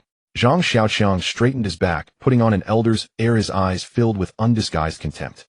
Yang Qier shrank her neck, her voice softening like a step-on cotton ball. Why are you like this? I'm so strong now, can't we ease up on those messy training sessions a bit? Can an ant, no matter how strong, beat a cat? Zhang Xiaoqiang took a step forward, enunciating each word. That attitude of yours is dangerous. You're already getting too big for your britches, aren't you? His face was etched with the frustration of seeing someone fail to live up to expectations. Yang Qier shuffled toward the training ground, but couldn't keep her mouth shut, muttering, no matter how much an ant trains, it can't beat a cat. Can't even make a proper analogy, so uncultured. What are you mumbling about? Think I can't hear? Zhang Xiaoqiang suddenly bellowed from behind. Nothing. So annoying. You don't seem like a big uncle now, more like a big auntie. Yang Qier grabbed the horn spear with a rebar shaft and began stabbing practice over and over. The spear cut through the air, producing a dull whoosh. A smug smile tugged at Zhang Xiaoqiang's lips. Gotcha, trying to outsmart me. Those who labor with their minds rule, that's the truth. But that smugness lasted less than 3 seconds before his heart grew heavy again. A man can't hide under a woman's skirt. A man should stand tall and hold up the sky. He repeated this to himself, his mind obsessively replaying a detail from 2 days ago. The little girl had drunk a full 1/8 of a cup of that rainwater. His own cup was only half full. Could it be the dosage wasn't enough? The thought was a lifeline, and he grabbed it, rushing excitedly to the water bucket. He plopped down on the bed, clutching a roll of toilet paper, waiting for his body to react. But after waiting for a long time, nothing happened. No urge to sleep, no need for the bathroom. That strange feeling didn't even show a trace. He stared at the ceiling. Could it only work on women? This realization stabbed into his chest like a needle. Then another thought emerged. Could it only work the first time? This idea made him even more irritated enough to want to smash something. Male chauvinism was the only creed he had ever truly believed in this life. He had never had the chance to act tough before, but now that he had finally tasted what it felt like to be a real man through Yang Qier, reality slapped him back down without mercy. Life's not easy for a man, he sighed, his voice so low it was barely audible even to himself. Especially when you're trying to be a man of iron will. It's even harder. Over by the platform, Yang Qier was still buried in her practice. Sweat trickled down her forehead, tracing a path along her cheek to her sharp little chin, where it formed glistening beads before being flung to the ground with each thrusting motion. Zhang Xiaoqiang just stared at her, dazed. He had given up all hope on that puddle of rainwater. It was clear now that its transformative effects only worked the first time. Yang Qier had gained astonishing strength and an increasingly delicate, dewy complexion. And what about him, Zhang Xiaoqiang? All he got was a minor cosmetic improvement. While his strength and speed had increased compared to that girl, it was as if nothing had changed at all. Rainwater dripped down the side of the barrel. Zhang Xiaoqiang stared at the plastic jug, still more than half full, his thumb rubbing back and forth along the rim of the opening. This stuff was different from what he had drunk before. The first time it felt like giving his intestines a bath. This time it was more like sprinkling diet pills in his stomach. Aside from a bit of discomfort in one area, everything else was surprisingly cooperative. He had downed an entire cup without any unusual reaction, as if it were a formula tailored specifically for humans. Good stuff, he muttered under his breath, screwing the cap back on tightly. Bending over, he picked up another empty barrel. Hoarding this stuff couldn't be wrong. Even if he couldn't use it himself, he could leave it for the little brat. Mentioning his son brought a sigh rumbling from his throat. The child's mother was still holed up in some unknown corner. As for that flat-chested little girl, the corner of his mouth turned down. He wasn't considering her for now. Carrying the barrel towards the cave entrance, he saw Yang Qier, crouched on the ground, panting, sweat dripping from her forehead and splattering on the concrete floor. His ingrained otaku instincts surged up at that moment. If you can lie down, never sit. If you can sit, never stand. If you can avoid effort, never lift a finger. After all, the girl had plenty of strength, so why not make use of it? He waved at Yang Qier and picked up 2 more empty plastic jugs. The iron bucket clanged against the doorframe. As Yang Qier reached for the jug, she lost her grip. The bucket slipped from her hands, rolled twice on the ground, and came to a stop only when it hit the corner. Oh, the sun is out. Yang Qier jumped up. A shaft of light slanted down through a gap in the clouds, hitting her square in the face. She tilted her head back, spread her arms wide, and spun around in that small patch of light. For months, a full 4 months since she had seen this color, the gray lid overhead had been pressing down all that time, refusing to let even a sliver of extra light through making the whole world feel like a rag soaked in dirty water. Now the rain had stopped. The sun squeezed out from behind that curtain of clouds, and the light hit the ground, splashing into a sea of gold. The light fell on Zhang Xiaoqiang's shoulder, warm and comforting, yet a chill ran up his spine. Could it be that men really did face bad luck when they touched that stuff? Why was everything going wrong? Yang Qier was still hopping around in the sunlight. A strange phrase popped into his head, a fragment from some children's story he must have read somewhere. The sun grandpa came out, and the little girl smiled in the sunshine. The air felt like a red-hot branding iron searing its way into his nostrils. The April sky was bearing down with the heat of July or August. The buds on the roadside trees hung their heads. The tender green grass that had been sprouting just days ago now lay flat against the ground, its withered yellow stems trembling slightly in the heat haze, as if silently pleading with the fiery ball in the sky. Zhang Xiaoqiang pushed the gear lever of the three-wheeled farm truck forward. His camouflage uniform was soaked through with sweat from the collar to the back, all of it drenched. The wind hit his face, bringing no coolness, only a suffocating dryness. His clothes were wet, then dry, then wet again. The salt crystallized on the fabric, dissolved, and crystallized once more, leaving behind white patches. In the back of the truck, Yang Qier was yelling about the heat at the top of her lungs. Her camouflage jacket had long been tossed aside. She was left wearing only a chest wrap, but even with her skin exposed to the air, it was still sticky with heat. She had found a piece of cardboard from somewhere, and was frantically fanning herself with it, her bare feet shuffling back and forth on the sacks of rice. The floor was piled with food, water bottles, pots and pans, and rolled-up bedding. It was the third day after the rain stopped, and the second day since Zhang Xiaoqiang and she had left the cave. Before leaving, Zhang Xiaoqiang had dragged Yang Qier to block the cave entrance leading to the supply platform with rubble. Unless a local was intimately familiar with the terrain, no one would ever guess there was anything hidden behind that pile of rocks. He hid the remaining half jug of rainwater deep in the innermost recesses of the cave, stashing it away with utmost care. Yang Qier, in truth, didn't want to leave. The cave was dark and crude, but everything inside was something they had carried in bag by bag, like a nest built with their own fingers. It was safe. It was comfortable. "We'll be back," Zhang Xiaoqiang had promised at the time. As he turned to get on the vehicle, he added in a lower voice, "No computers, no internet, none of that junk. Only a ghost would want to come back here. So hot. So hot. I'm dying. I'm dying." Yang Qier wailed in the back like a pig being slaughtered, as if screaming louder would expel the heat from her body. Zhang Xiaoqiang's head was spinning badly. Sweat soaked his clothes, then dried, leaving a layer of white salt stains. The fabric was stiff and chafed against his skin, making every movement painful. The one behind him was still making a racket, her noise buzzing in his ears. Squeak. The three-wheeler screeched to a halt. Zhang Xiaoqiang twisted his head and shouted back, "Shut up. You're driving me crazy." Yang Qier clamped her mouth shut, but fanned the cardboard even harder, the whoosh-whoosh sound full of pent-up anger. He fished an empty plastic bottle from the cab and handed it to her. "Fill this with water and add some salt." His throat felt like it had been scorched by fire, and his voice came out dry and raspy. Yang Qier, not caring that she was only wearing a chest wrap, twisted her waist and started to wheedle him. "Uncle, it's so hot. Can we find a place to rest for a bit? You must be suffering too, right? Pretty please." Her skin was flushed red from the heat, smooth as a freshly washed apple. Zhang Xiaoqiang didn't even glance at her. When she handed the water bottle back, he tilted his head back and chugged until it was empty, not a single drop left. "Uncle, come on, I'm about to get heat stroke. Look, I've got red marks all over me." Yang Qier persisted relentlessly. "I'm the one driving, and I'm not complaining.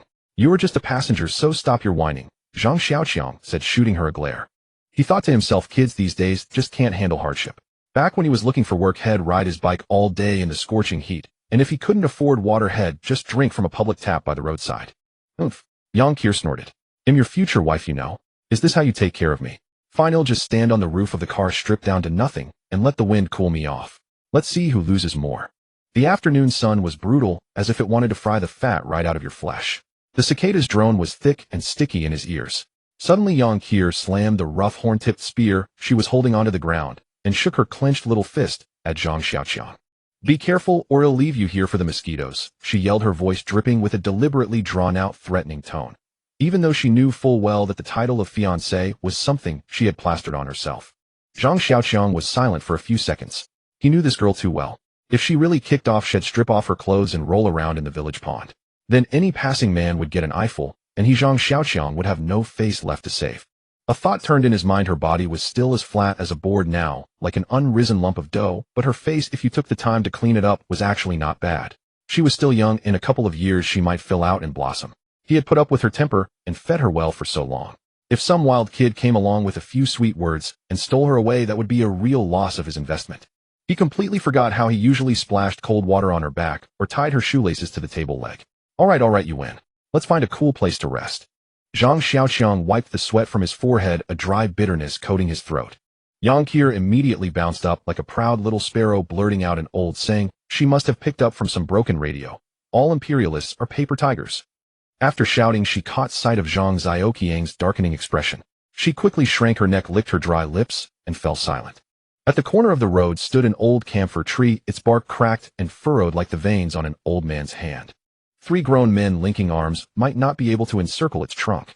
The shadow cast by its branches and leaves was as thick as a puddle of spilled ink.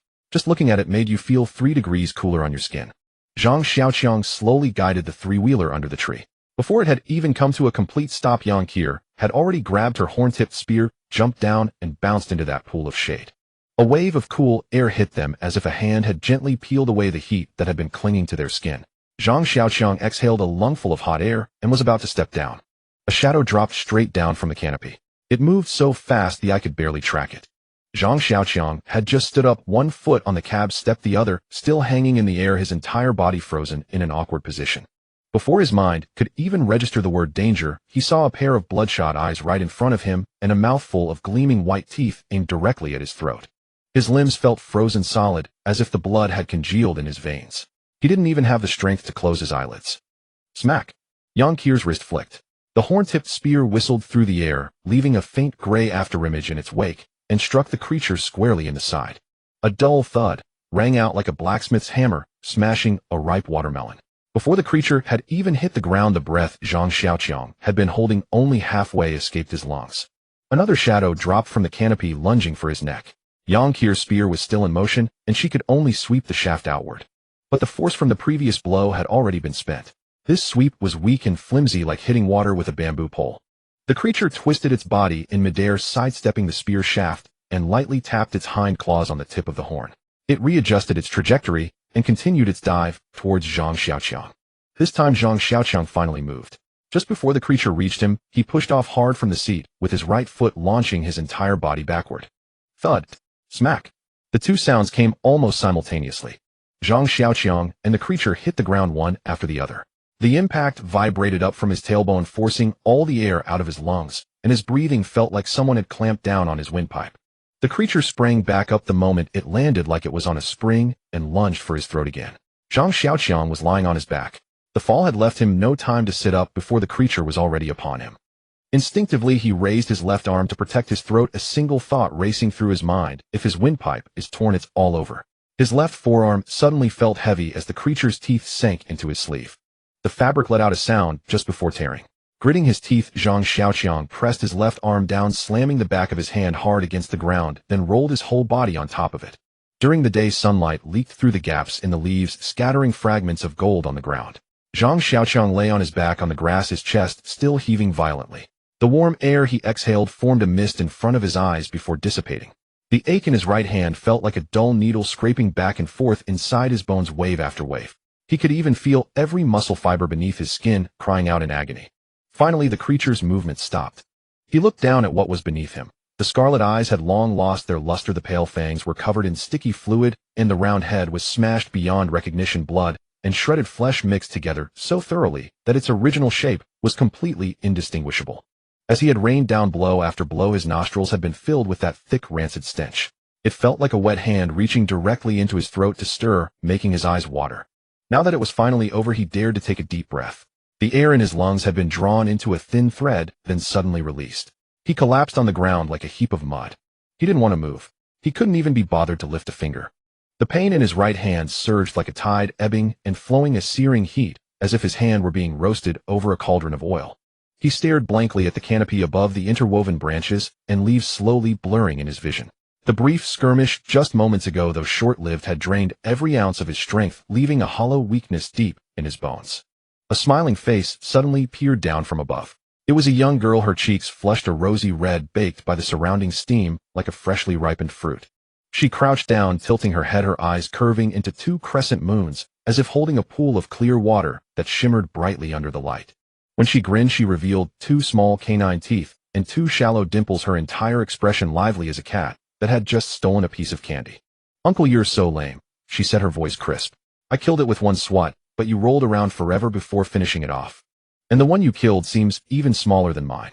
Zhang Xiaoqiang rolled his eyes, barely having the energy to argue back. Easy for you to say. Do you have some kind of charm on you? Why did those two things target me? She didn't answer, instead crouching down to bandage his right hand. Her movements were swift enough, but when her fingers touched the wound, Zhang Xiaoqiang couldn't help but hiss, grimacing as he complained, "Are you dressing my wound, or plucking a pig's trotter?" Zhang Xiaoqiang lay back limply, letting her fuss over his right hand. He stared at the dense canopy above his mind, churning with scattered thoughts.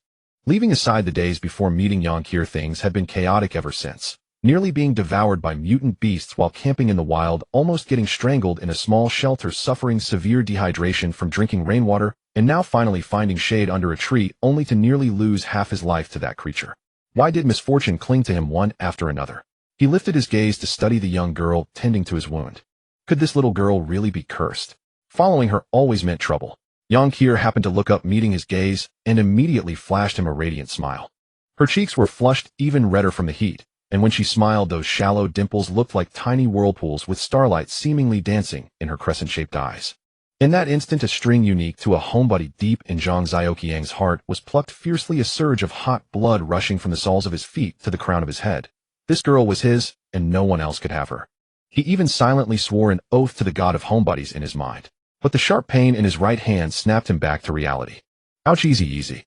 Are you taking revenge on me? His voice twisted out of shape. Yonkir pressed a cotton ball soaked in medicine gently against the edge of the wound, muttering non-stop, "You make it sound like it's all my fault. This is my first time dealing with this stuff. Who told you to get yourself into this mess? Don't you care about yourself at all?" She crouched there, her fingers moving clumsily, the cotton ball trembling as it touched his skin. He lay in the shade, his back pressed against the ground, the earth cool and damp, as if even the dull ache in his right hand was being absorbed by the chill. His mind was empty, just staring at the swaying leaves above, patches of light dancing on his eyelids, his ears filled only with the sound of wind rustling through the branches. A voice suddenly came from beside him, "Uncle, I'm done. Take a look, how is it?" That brief moment of peace shattered instantly. He blinked, stunned for a beat. "That's it. Hurry up and see how's my craftsmanship." She leaned in her tone, eager for praise. He looked down.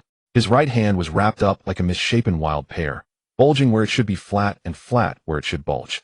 There were 3 separate ends of gauze, probably because even she felt something was off, so she added a new piece wherever it was missing, layer upon layer, making the whole hand feel half a caddy heavier. There was no bow, no lipstick mark, but instead scrawled crookedly with a red marker that had appeared from Waknoshir were 4 words: Kier's creation, with a heart drawn underneath, looking like an anti-counterfeit label. He held back a grin, putting on a serious face. "I'll do. Don't get cocky, keep practicing." I know." She was quite pleased with herself. But as soon as she turned away, she glanced at the bulging gauze on his right arm and blurted out, "Uncle, it seems there's no more gauze." His face showed no expression, but inwardly he groaned. That was over a caddy of gauze. After resting enough, he pushed himself up from the ground. His left sleeve was torn like a ragged fishing net, and even the piece of animal hide sewn inside the cuff was covered with pitted bite marks. He stared at those marks, a chill running down his spine. That hide couldn't even be scratched by iron tools. If that bite had landed directly on his flesh, his skin, muscles, and bones probably wouldn't have held up. He silently thanked himself for not being lazy and sewing that animal hide into his sleeve. He walked over to the creature, bending down for a closer look. It was about the size of a village mutt, but its body was oddly elongated with a narrow, round torso and thick, short legs. The proportion of legs to body was almost 1:5, giving it an awkward appearance. 2 carcasses lay on the ground. One had its head smashed and leaving only the jaw attached to the neck. The other was barely recognizable, with a robust, bushy tail about half its body length, resembling an African weasel in form. Yonkir poked the more intact one with her beast-horn spear and turned to the man beside her. "Uncle, what is this thing?" Zhang Xiaoqiang squinted, studying it for a few seconds. A memory surfaced of a pelt head seen on the wall of his uncle's house as a child. "Looks familiar. A bit smaller, and it'd be exactly like the weasels that steal chickens in the countryside.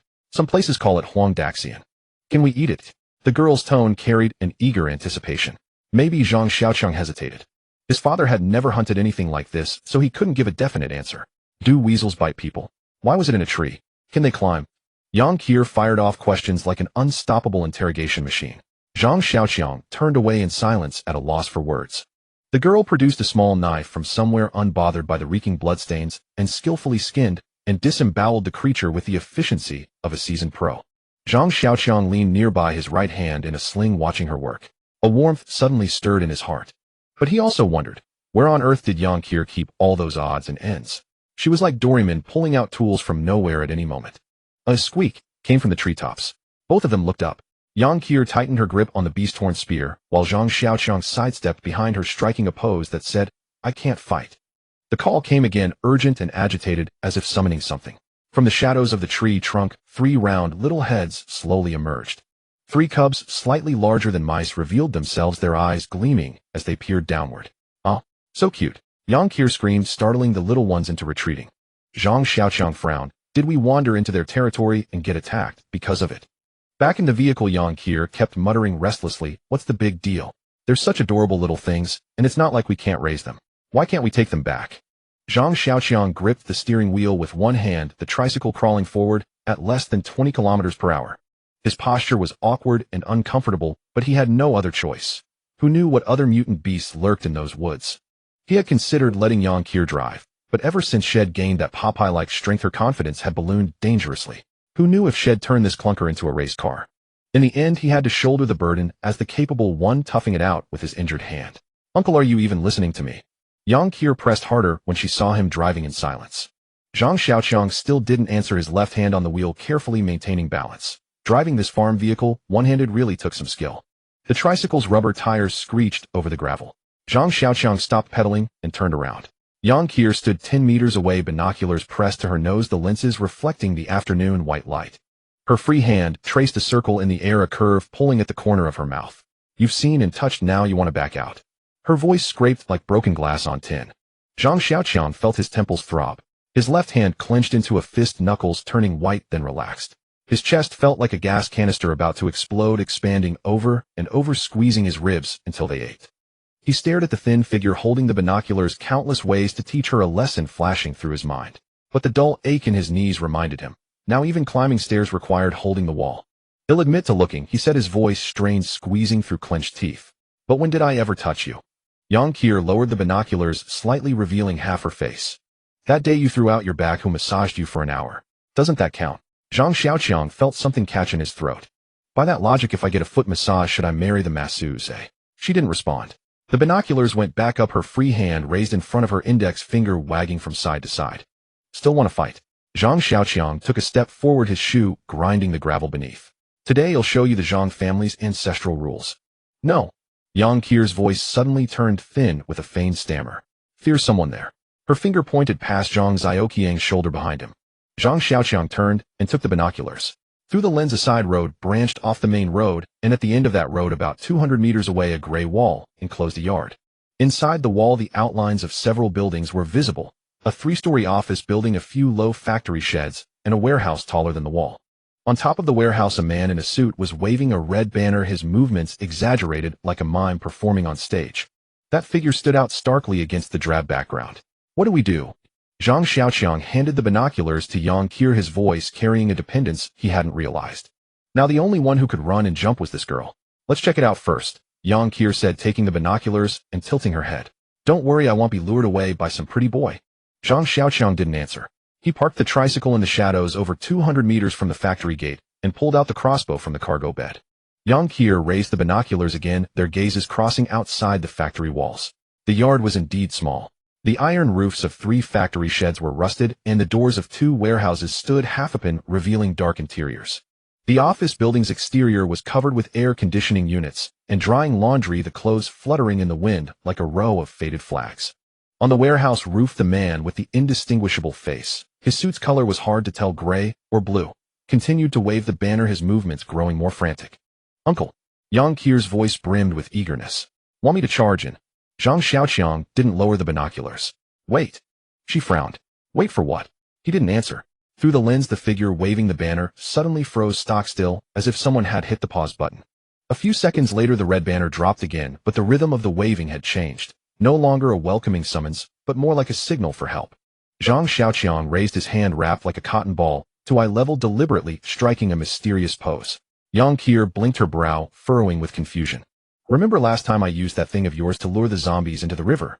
He turned his head, pointing his chin toward the bandage.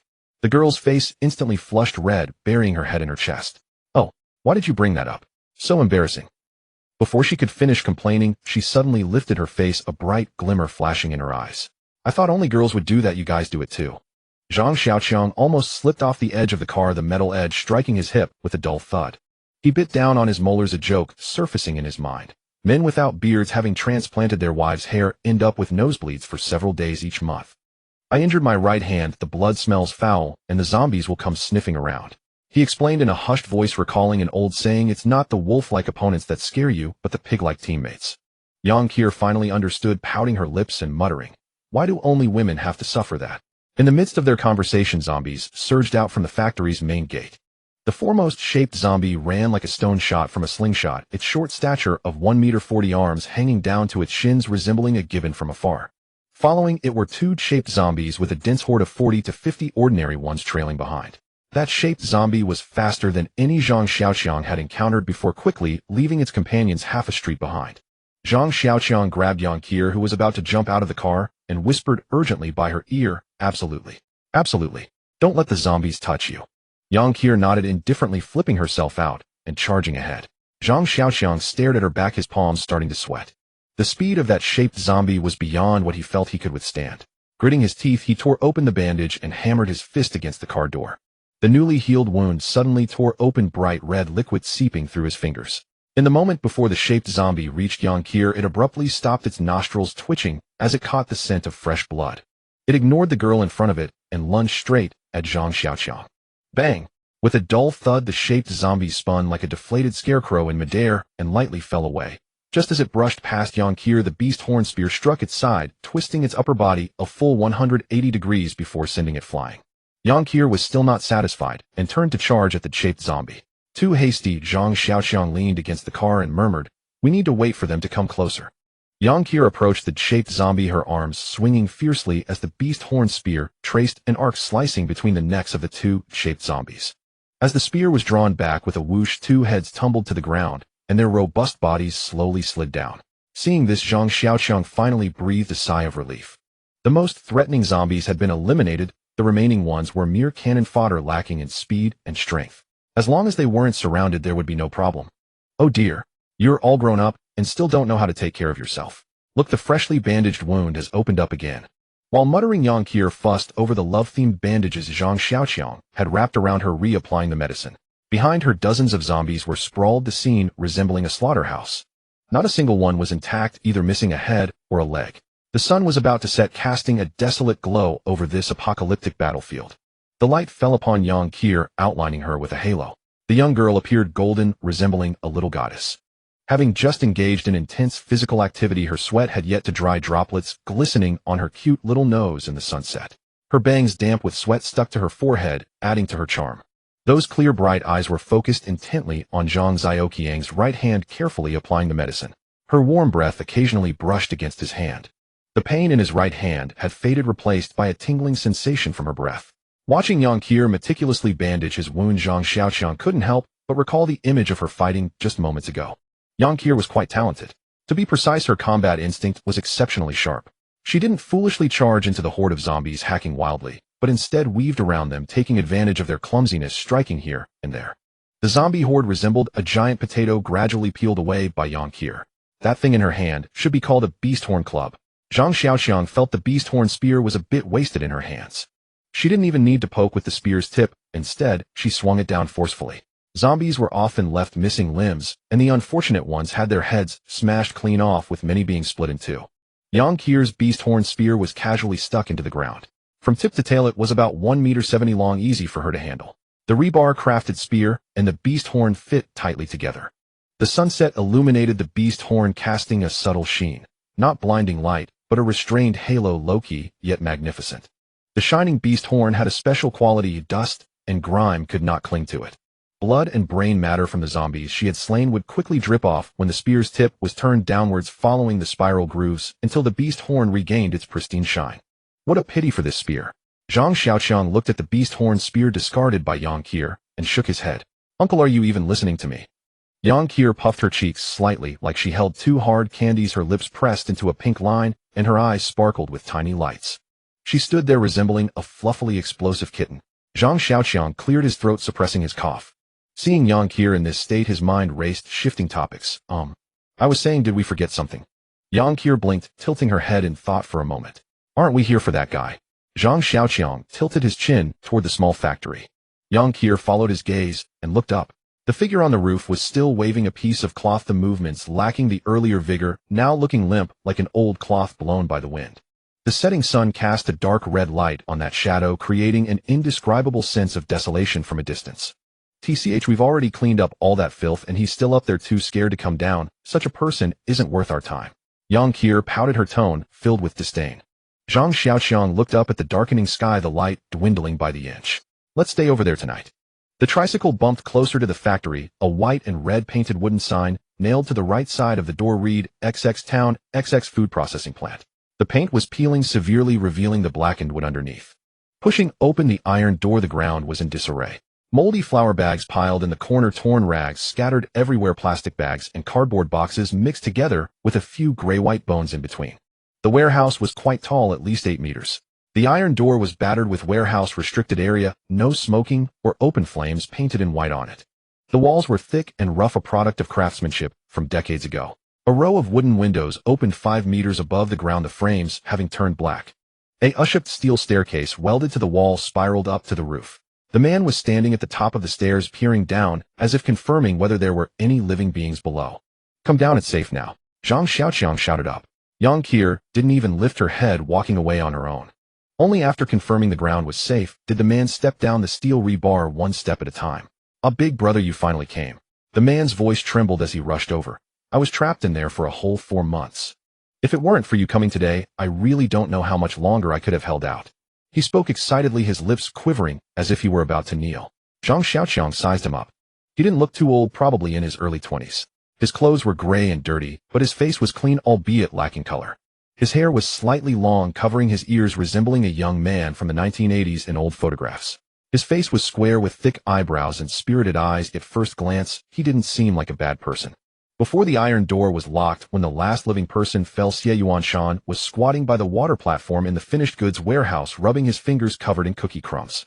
He glanced up at the warehouse manager, who was already emitting wet, gurgling sounds from his throat. Xie Yuanshan didn't approach. Instead, he slowly backed away, his palm pressing against the wall until he found the mop handle. When the warehouse manager lunged at him, he swung the iron rod and crushed the man's skull.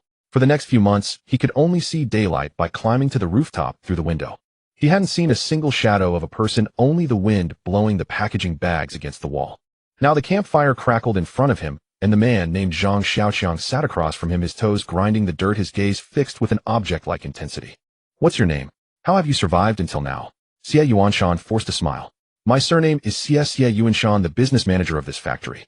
Usually I handle cookie orders, especially when everyone is rushing for goods before the holidays. That day I was counting with the warehouse manager in the finished goods warehouse, trying to pull out a few more boxes. Then people started biting each other. Where's the water? Zhang Xiaoqiang asked. There's a water platform at the entrance that collects underground water, Xie Yuanshan replied.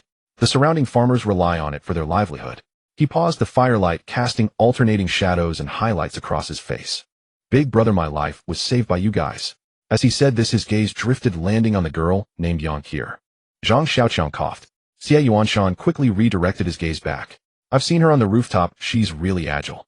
Zhang Xiaoqiang didn't respond, only nodded. Is she your sister? Xie Yuanshan asked cautiously. Yang Qier, who had been sitting on the ground breaking twigs, stood up abruptly upon hearing this. No, I'm his wife. Xie Yuanshan laughed, his smile appearing very sincere. Big brother, you're impressive. However, Zhang Xiaoqiang sensed something was off. A foul odor wafted from the dormitory building next to the campfire, a mix of sour rot and an unknown stench that came from something decaying in the wall crevices. No one wanted to enter that room, so they had to sleep in the open. Fortunately, it wasn't cold at night like summer. Zhang Xiaoqiang and Yang Qier agreed to take turns keeping watch. The extra person was a mystery, they had to stay alert. As drowsiness crept in, he heard footsteps. Before he had time to open his eyes, a kick landed on his stomach. He curled up, mouth opening, spewing up acid and cookie crumbs onto the ground. Put that down, or it'll kill him, someone said behind him, their voice unfamiliar. Just as the tip of an arrow nearly touched his forehead, Zhang Xiaoqiang suddenly opened his eyes. Before his pupils could focus, a sharp kick struck his abdomen, instantly squeezing the air from his lungs into a silent scream. He arched his back, clutching his belly tightly on the ground, curling up like a shrimp, a salty taste spilling from the corner of his mouth. Why are you kicking him? Yang Qier's voice exploded from a direction, wrapped in a wet, sobbing tone. Throw away what you're holding. This time Zhang Xiaoqiang understood clearly. It was Xie Yuanshan yelling.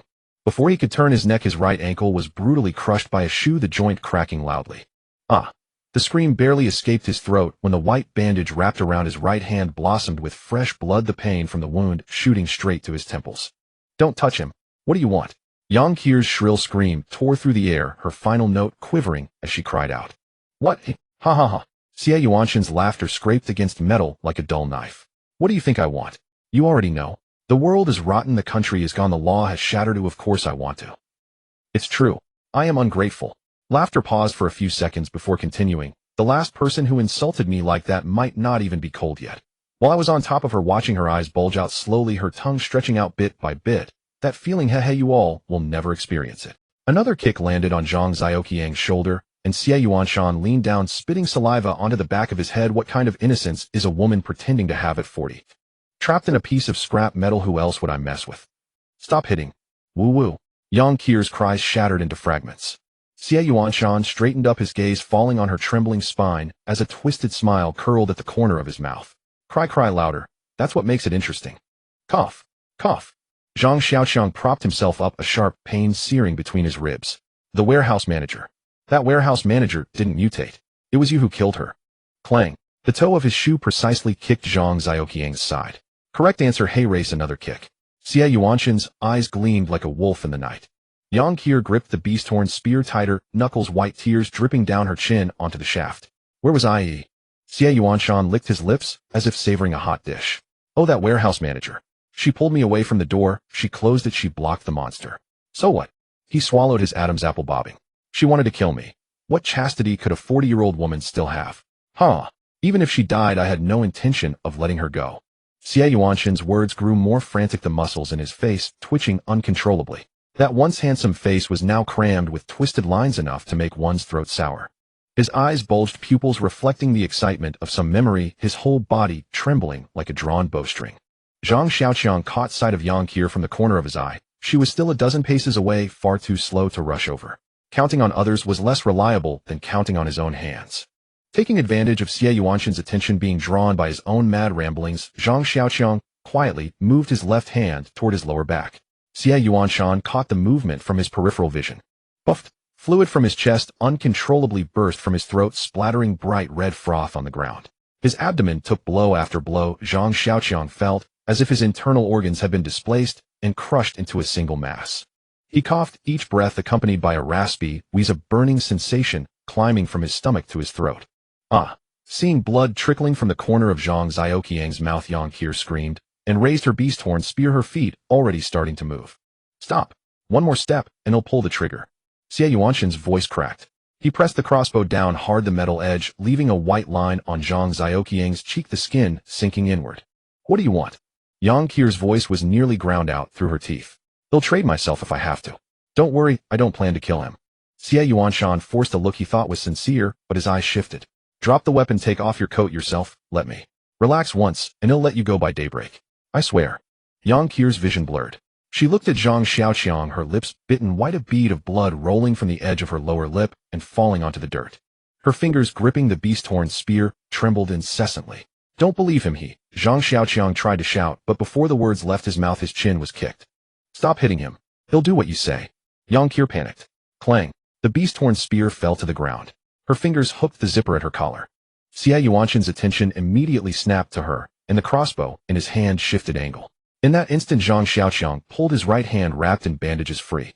His fist swung and landed square between Xie Yuanshan's legs. Ugh! Xie Yuanshan doubled over, letting out a distorted howl, both hands clutching his crotch. Zhang Xiaoqiang's left hand found the Type 54 pistol tucked at his lower back. He raised the muzzle, aimed, and squeezed the trigger. Nothing. The chamber was empty, the firing pin only clicked dryly. Damn it, he cursed inwardly. This broken gun wouldn't fire without being cocked, but cocking it risked an accidental discharge. Stuck at this critical moment, it could drive a man mad. No time to think further. He flipped his wrist, the gun arcing through the air, the metal block smashing heavily into the side of Xie Yuanshan's left knee. Crack. The sound was like a brittle bone splitting. Ah.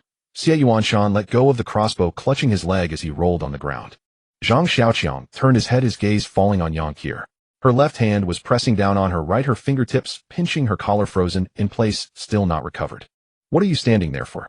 Come give me a hand. Those last moves had drained all his strength. now collapsed on the ground, every bone screamed in pain.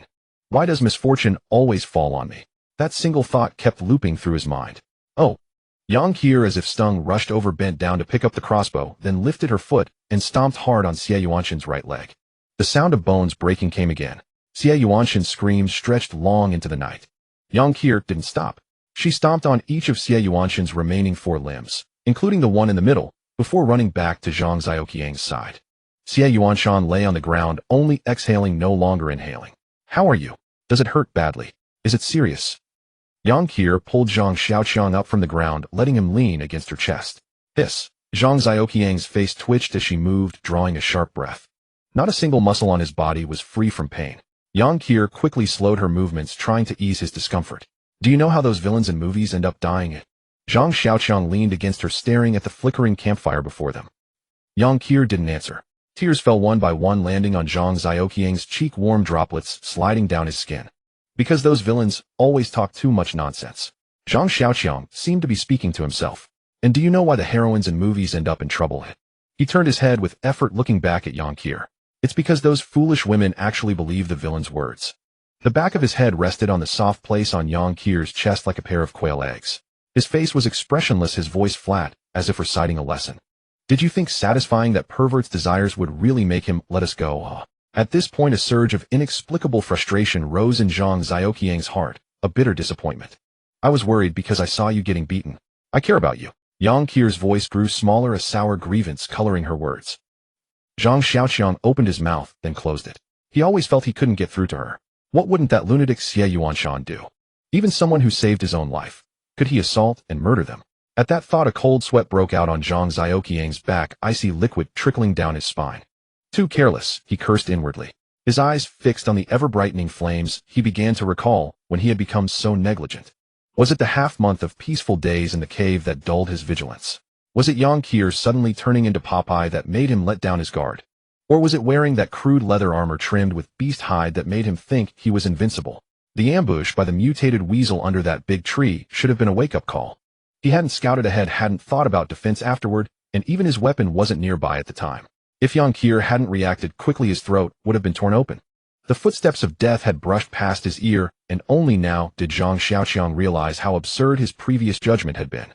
That life-or-death struggle with the mutated weasel, he had foolishly thought it was just accidentally trespassing into a beast's territory. If he had just raised his binoculars and looked a bit longer, if he hadn't been so confident that a new set of gear made him invulnerable, maybe he wouldn't be lying here now.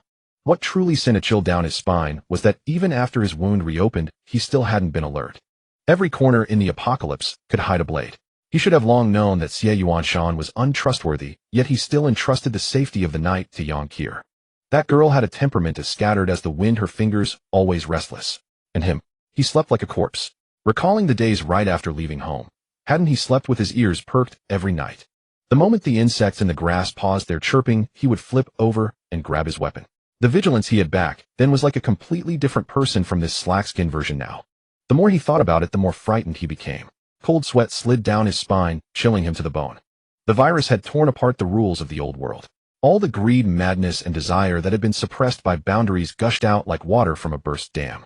A phrase from a book suddenly flashed through Zhang Xiaoqiang's mind. Freud probably.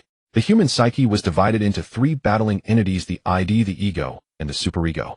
The ID was the most direct, wanting something immediately like a 3-year-old seeing candy. The ego gradually learned the rules, knowing not every impulse could be fulfilled right away, one had to wait to negotiate. As for the superego, that was something on a pedestal, probably only appearing in movies, the kind of character who still remembered to pay party dues before dying. Before the apocalypse, people lived in the cage of the ego. Now that the cage door had been kicked open one by one, they jumped into the mire of the ID, trampling anything as long as they could survive. Don't be foolish again. You're not a savior, and the word good person doesn't have to be worn on your head. Zhang Xiaoqiang gritted his teeth and passed a verdict on himself. The next thought came fiercely. Should he simply become a villain? From afar came a drawn-out sound, like some broken instrument being forcibly pulled and emitting a screech. It was Xie Yuanshan. He lay sprawled on the ground, his limbs crushed into pieces by Yang Qier's stomps, the orientation of his hands and feet all twisted. He was lying face up, his toes should have been pointing upward, but instead his heels faced the sky like a doll that had been wrenched in the wrong direction. The crotch of his pants was soaked, a stench spreading through the air, both sour and foul. Zhang Xiaoqiang knew it was the mark of torture. Yang Qier wrinkled her nose sniffing, then gently laid Zhang Xiaoqiang on the ground, her movements as delicate as placing a thin piece of ice. Then she walked over to Xie Yuanshan, grabbed his collar, and with a flick of her wrist, the formless body spun through the air, flying into the darkness beyond the firelight's reach. Thud! The sound of a heavy object hitting the ground followed immediately. The scream stretched long in the night like a string about to snap. Yang Qier turned back, walked to Zhang Xiaoqiang's side, and pulled him back into her arms, her movements so light they barely registered any weight, a stark contrast to her usual fiery self. The campfire burned into the late night, a few sparks burst from the wood, landing on Zhang Xiaoqiang's knee. He leaned against Yang Qier's shoulder, her collar carrying the smell of sweat and dust into his nostrils. The bound man in the distance was still moaning intermittently like a leaking bellows. He had just figured out one thing. Good people deserve to be trampled, but being a villain isn't necessarily comfortable. So he wouldn't be either. How did he get to that crossbow? Zhang Xiaoqiang's sudden question, though not loud, made Yang Qier's body stiffen. Her head slowly dropped, her chin nearly touching her collarbone. Maybe when I switched to a smaller leveling spot, I wasn't paying attention. Why didn't you call me when you went into the bathroom? Zhang Xiaoqiang stared at the flames without blinking. You were sleeping so soundly. I wanted you to rest more. She lifted her head again, as if this reason could prop up her spine. Zhang Xiaoqiang exhaled the air, forcing through the gaps in his teeth, carrying the dry taste in his mouth. No matter what, she meant well for him, even if that good intention had poked a hole. Remember for next time. Got it. From now on, even going to PO report to you. Her tone was soft like a little girl with pigtails in kindergarten telling the teacher she wouldn't grab the building blocks anymore. What about that Xie guy? Should I go kill him? Yang Qier nodded toward the darkness where a figure lay motionless for a long time. Zhang Xiaoqiang waved his hand. Killing him would dirty your hands. Wait until dawn and leave him for those things as a snack. He had never considered the phrase return good for evil worth remembering. When you struck, weren't you afraid? Didn't it feel disgusting? Zhang Xiaoqiang turned his face sideways to look at her. The firelight flickered twice in her eyes. Were all girls nowadays this wild? Not scared. The first time I hacked those things, my hands were trembling with excitement. Way more thrilling than grinding monsters in games at home. She even licked her lips as she spoke. Zhang Xiaoqiang fell silent. He had been taught since childhood to obey the law. This girl's reaction was completely beyond his comprehension. Could playing games for years really erase the nausea that came after killing something? He suddenly felt a chasm between himself and this girl. Once he couldn't reason with his own father, now he found himself unable to see eye to eye with this girl either. A breeze picked up during the night, tilting the campfire to one side. Zhang Xiaoqiang closed his eyes, feeling a chill spreading through his chest, not from the wind, but a coldness seeping out from the very marrow of his bones. He shifted his body, trying to find a better sleeping position, but the moment he moved it felt as if needles pricked him everywhere, from skin to flesh to bone, not a single spot without pain. Then it was as if countless ants burrowed through his skin layer upon layer, dense, an unending gnawing all the way down to his marrow. Itching. From his scalp down to the crevices of his toes, from the skin's surface deep into the marrow, every inch felt like being devoured by millions of ants. That indescribable ache, numbness, swelling, and pain was more unbearable than a direct cut. Some kind of current seemed to race through the gaps in his bones, winding around, sending waves of tingling numbness, as if he held an entire coil of live copper wire against his chest. Zhang Xiaoqiang wanted to roar, the thought exploding in his mind 3 times, but getting stuck in his throat. Not a single muscle obeyed his command. Even blinking an eyelid became a monumental task. Yang Qier was jolted awake by the trembling from the person in her arms. When she opened her eyes, she saw Zhang Xiaoqiang curled up, shaking uncontrollably like a malaria patient. What's wrong with you? Her voice was still thick with sleep. He couldn't speak. He knew the source of that torment. It was that strange thing that healed his wounds so quickly, acting up. Before, when the injuries were light, the sensation wasn't so intense. He'd recover after sleeping, just waking up hungry as a wolf. What's really happening? Don't scare me. Yang Qier's voice trembled, tears already spilling over. Zhang Xiaoqiang kept his eyes shut, the muscles in his face taut as iron. She pulled him closer into her embrace, pressing her cheek against his forehead to check his temperature. He was completely unresponsive, as if all consciousness had been drained from him, leaving only that unbearable itching and aching charging wildly through his body. Time flowed like thick viscous glue. After what felt like an eternity, the sensation finally subsided a little, at least enough for him to catch his breath. Go. He opened his eyes and squeezed out a single word through clenched teeth. Yang Qier froze for a moment, then quickly leaned her ear closer. Cook. Enough for at least 10 people. She stood there, baffled that this half-dead man could still be bothered about food. Hurry up. Don't worry about me. His voice regained its rhythm, and his body began to calm down. Only then did she release him, laying him flat on the ground, and clumsily went to start a fire.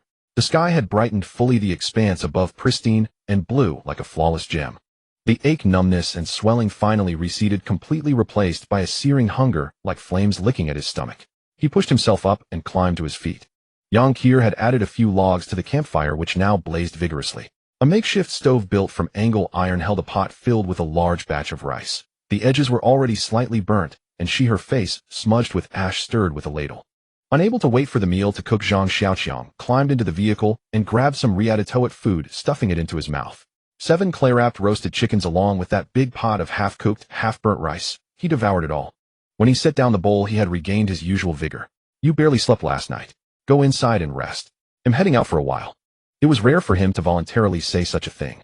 Yang Qier's eyelids were heavy as lead, and she crawled into the cabin on all fours, wrapping herself in the blanket, a trace of lingering drowsiness at the corner of her mouth. Zhang Xiaoqiang withdrew his gaze from her and strode toward the curled-up figure on the ground. Blood had seeped from the sleeves and pant legs, spreading into large dark brown stains on the fabric. The scent wafting through the air was both fishy and greasy, like something rotting in a damp corner for a long time. Xie Yuanshan lay motionless on his back, his breathing intermittent, occasionally forcing out a vague sound from his throat, like a low moan caught between his teeth. Zhang Xiaoqiang glanced down at the gauze on his own hand. Peeling off the last layer, the wound had already closed, revealing a hard dark brown scab clinging to the skin. He crouched down, grabbed Xie Yuanshan by the collar with his right hand, and dragged him toward the gate of the food factory. The ground was rough, and the fabric scraped against the gravel with a faint rustling sound. This jolt shook Xie Yuanshan's body, startling half of his consciousness awake. His agonizing screams suddenly rose in pitch, no longer as faint as before. The moment the door was pushed open, a few zombies were lying by the doorframe, their leg bones broken, dragging themselves along the ground. The smell of blood from the night must have lured them here. Before Zhang Xiaoqiang could react, those creatures had already lunged towards Xie Yuanshan. The sunlight crept upward, spreading slowly from the low ground, patches of light advancing inch by inch. Just as the golden rays fully enveloped Zhang Xiaoqiang's figure, the few zombies with broken legs had also crawled up to Xie Yuanshan's side. Xie Yuanshan's expression changed. He saw those crawling things and began to tremble violently. His lips opened and closed as if trying to squeeze out a few words with his last ounce of strength. "Give me a quick death. Kill me." The voice was almost pressed out from the deepest part of his lungs. After saying this, he began to gasp heavily. Zhang Xiaoqiang stood still, not moving. The zombies were already just a few steps away from Xie Yuanshan. Panicked, his body writhed backward on the ground like a mollusk thrown under the scorching sun. Large beads of sweat emerged from his temples, sliding down faster and faster, as if someone had poured a ladle of water over his head. Finally, they caught up.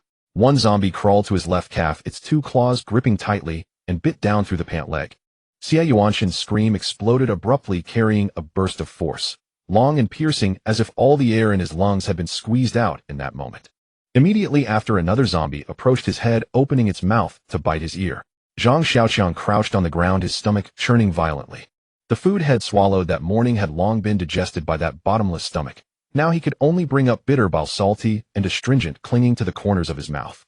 The agonized screams continued on wave after wave. Zhang Xiaoqiang remained crouched in place, dry heaving again. Only when the sound completely faded did he stay there for a long while before recovering. He had abandoned Xie Yuanshan to those things, unsure whether he was tormenting Xie Yuanshan or torturing himself. He simply couldn't bear to watch that scene. Suddenly, he found Yang Qier somewhat unfathomable. She had watched her own boyfriend being devoured without vomiting even once. Could it be that watching horror movies trained her? She thinks this is all child's play. Zhang Xiaoqiang muttered to himself, feeling that something was definitely off. After finishing off the few crawling zombies with broken legs, he returned to the 3-wheeled vehicle. Yang Qier was still wrapped in the blanket, breathing steadily, a faint smile on her face, as if she had sunk into a pleasant dream. When the morning light spread over the asphalt, the temperature had not yet risen. The tires crunched over gravel with a fine sound as Zhang Xiaoqiang gripped the steering wheel, the 3-wheeled agricultural vehicle moving along the highway toward H City. That city was large enough that the authorities would surely set up a central gathering point there, with a survivor population several times greater than in a prefecture-level city. He squinted ahead, the wind seeping through the window gap, carrying the scent of earth and dew. In the back of the vehicle, Yang Qier was curled up in a corner, breathing evenly, completely defenseless in her sleep. The occasional bump from a pothole didn't even jolt her awake. The image of the girl's lively antics from last night surfaced in his mind again. Zhang Xiaoqiang twitched the corner of his mouth, cursing inwardly. No brains, but a warm feeling still spread through his chest. After all, she had performed well. She knew how to comfort someone. These years hadn't been wasted. No wonder those old shootins online always said raising someone gave the greatest sense of achievement. Suddenly, an anomaly appeared in the field of vision ahead. He slammed on the brakes, the vehicle swaying to a stop. Grabbing the binoculars from the passenger seat, he pressed his eyes to them and began scanning. About 400 meters ahead, a small river crossed the road with a cement bridge spanning the water, roughly 10 meters long, wide enough for two vehicles to pass side by side. A long-distance bus had crashed diagonally into the left guardrail, the front and the rail forming a tilted shape. Between the right guardrail and the bus rear there was a gap of 3 to 4 meters, enough for a small car to squeeze through normally, but that gap was now packed solid. At least 40 zombies were crammed, their limbs overlapping like rotting flesh stuffed into a container. In the past, he would have woken Yang Kier directly and the two of them would have charged over to clear out the mess.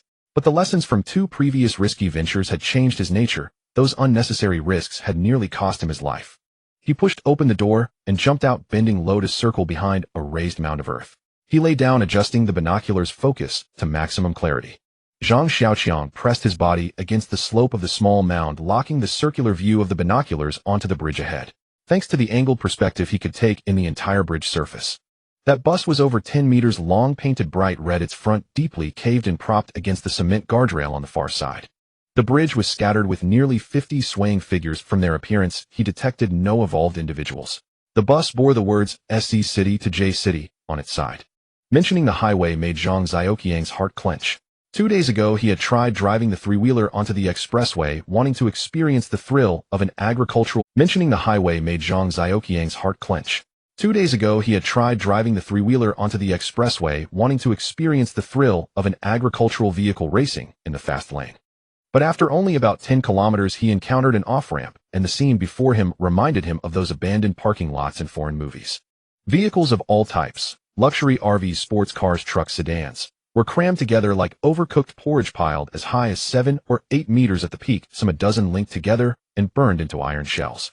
The ground was littered with bones and those wandering things. It was a true apocalyptic tableau. He had no choice but to abandon the highway and stick to this old road. Seeing no evolved zombies on the bridge, Zhang Xiaoqiang breathed a sigh of relief. He was about to get up when he felt something was off. Near the bridgehead 4 or 5 cars were crashed together, their bodies twisted like wrung towels. But all the doors had been ripped off and tossed aside, the farthest one thrown over 10 meters away. Ordinary zombies definitely didn't have that kind of strength. The sun overhead began to grow, scorching sweat beading on his forehead. He had been lying too long and his chest was starting to feel tight. He dared not be careless, continuing to stare at that area. If the map hadn't shown this as the only route, he would have taken a detour. He had survived so many dangers, he didn't want to fall here by this little creek. Suddenly, the zombie crowd at the far end of the bridge stirred. They scattered from the front of the bus as if avoiding something. A tall figure emerged from there, a D2 type. The moment he saw that silhouette, Zhang Xiaoqiang's blood ran cold. The last time he had faced such a creature was a nightmare he didn't want to recall. He couldn't forget standing on the roof of the bus, trembling with the vehicle's vibrations, nor the terror of being cornered by the air vent face to face with that monster. He wanted to turn and run. Fear gripped his stomach like a fist. To him, AD2 was like facing a fully loaded main battle tank barehanded. Even the crossbow bolts that could pierce steel plates only scratched the D2's skin when hitting its head. He was not confident he could defeat it, not even with the beast-horn spear that could pierce stone clutched in his hand. D2 halted at the center of the bridge. Through his binoculars, Zhang Xiaoqiang saw it sniff the air and then let out a roar. Even from over 200 meters away, the sound reached his ears with clarity. Damn it! His heart tightened. He was lying upwind, and the wind carried his scent straight to D2's nose. The monster had already discovered him. Zhang Xiaoqiang sprang up from the ground, spun around, and dashed toward the tricycle. He leaped onto the seat, turned the key, yanked the handlebars in a sharp arc, and pedaled furiously back the way he came. The sound of wheels grinding over gravel faded. The fuel needle was already pinned at 0. Zhang Xiaoqiang twisted the throttle twice, and the engine coughed out a series of dry, choking sobs before falling silent for good. He slammed his fist against the handlebar, his palms slick with sticky sweat. After the last refuel 3 days ago, he had been too busy scavenging supplies to remember this, and now the shabby tricycle had laid the consequence bare before him. Yang Kier, curled up in the back compartment, was jolted awake by the bumps. She rubbed her eyes and crawled out from under the canvas. Before she was fully awake, Zhang Xiaoqiang grabbed her wrist and pulled her off the road. The rice paddy ridges underfoot were soft and muddy, their shoes sinking half an inch into the mire. "Uncle, why are you running?" Yang Kier stumbled a few steps as he dragged her, glancing back at the empty road. "That thing is following us." Zhang Xiaoqiang didn't look back, his voice low. He remembered the figure was still 2 kilometers away, but who knew how much ground it had closed in that time. Yang Qiu stopped and pulled her hand free. What's so scary about zombies? They'll take care of them. Zhang Xiaoqiang's face paled. He wasn't as strong as the girl, and when she shook off his hand his palm felt empty. He turned his voice carrying a note of urgency he couldn't suppress. It's not an ordinary one. It's evolved twice. Many of them. Yang Qiu tilted her head, shifting the beast-horn spear in her hand. Just one. Zhang Xiaoqiang felt his face burn. He remembered a time when he had walked the streets with a blade fearless. Now he was like a cornered rat scurrying into the wild. Crossbow bolts hit it. He added as if to rationalize his own cowardice. Yang Qiu blinked her eyes, betraying little tension. Is it fast? Zhang Xiaoqiang recalled the first time he had seen the creature. That evening the streets were littered with debris. He peered out from behind a security door and saw the figure emerge from the shadows at the corner, its pace neither fast nor slow, about the speed of a person jogging. Not fast. About the same as a slow jog. Then it's easy. Yang Qiu grinned, revealing a canine tooth. In games, when you run into a boss like this, as long as it doesn't touch you, you can wear it down slowly. She turned and walked toward the bridge, her steps light, as if heading to a party. Zhang Xiaoqiang stood frozen, watching the receding figure with the beast-horn spear on her back. He looked down at his own palm, knuckles white, clenching and unclenching. Damn it, if I hide today, I'll have to hide tomorrow. Might as well get it over with.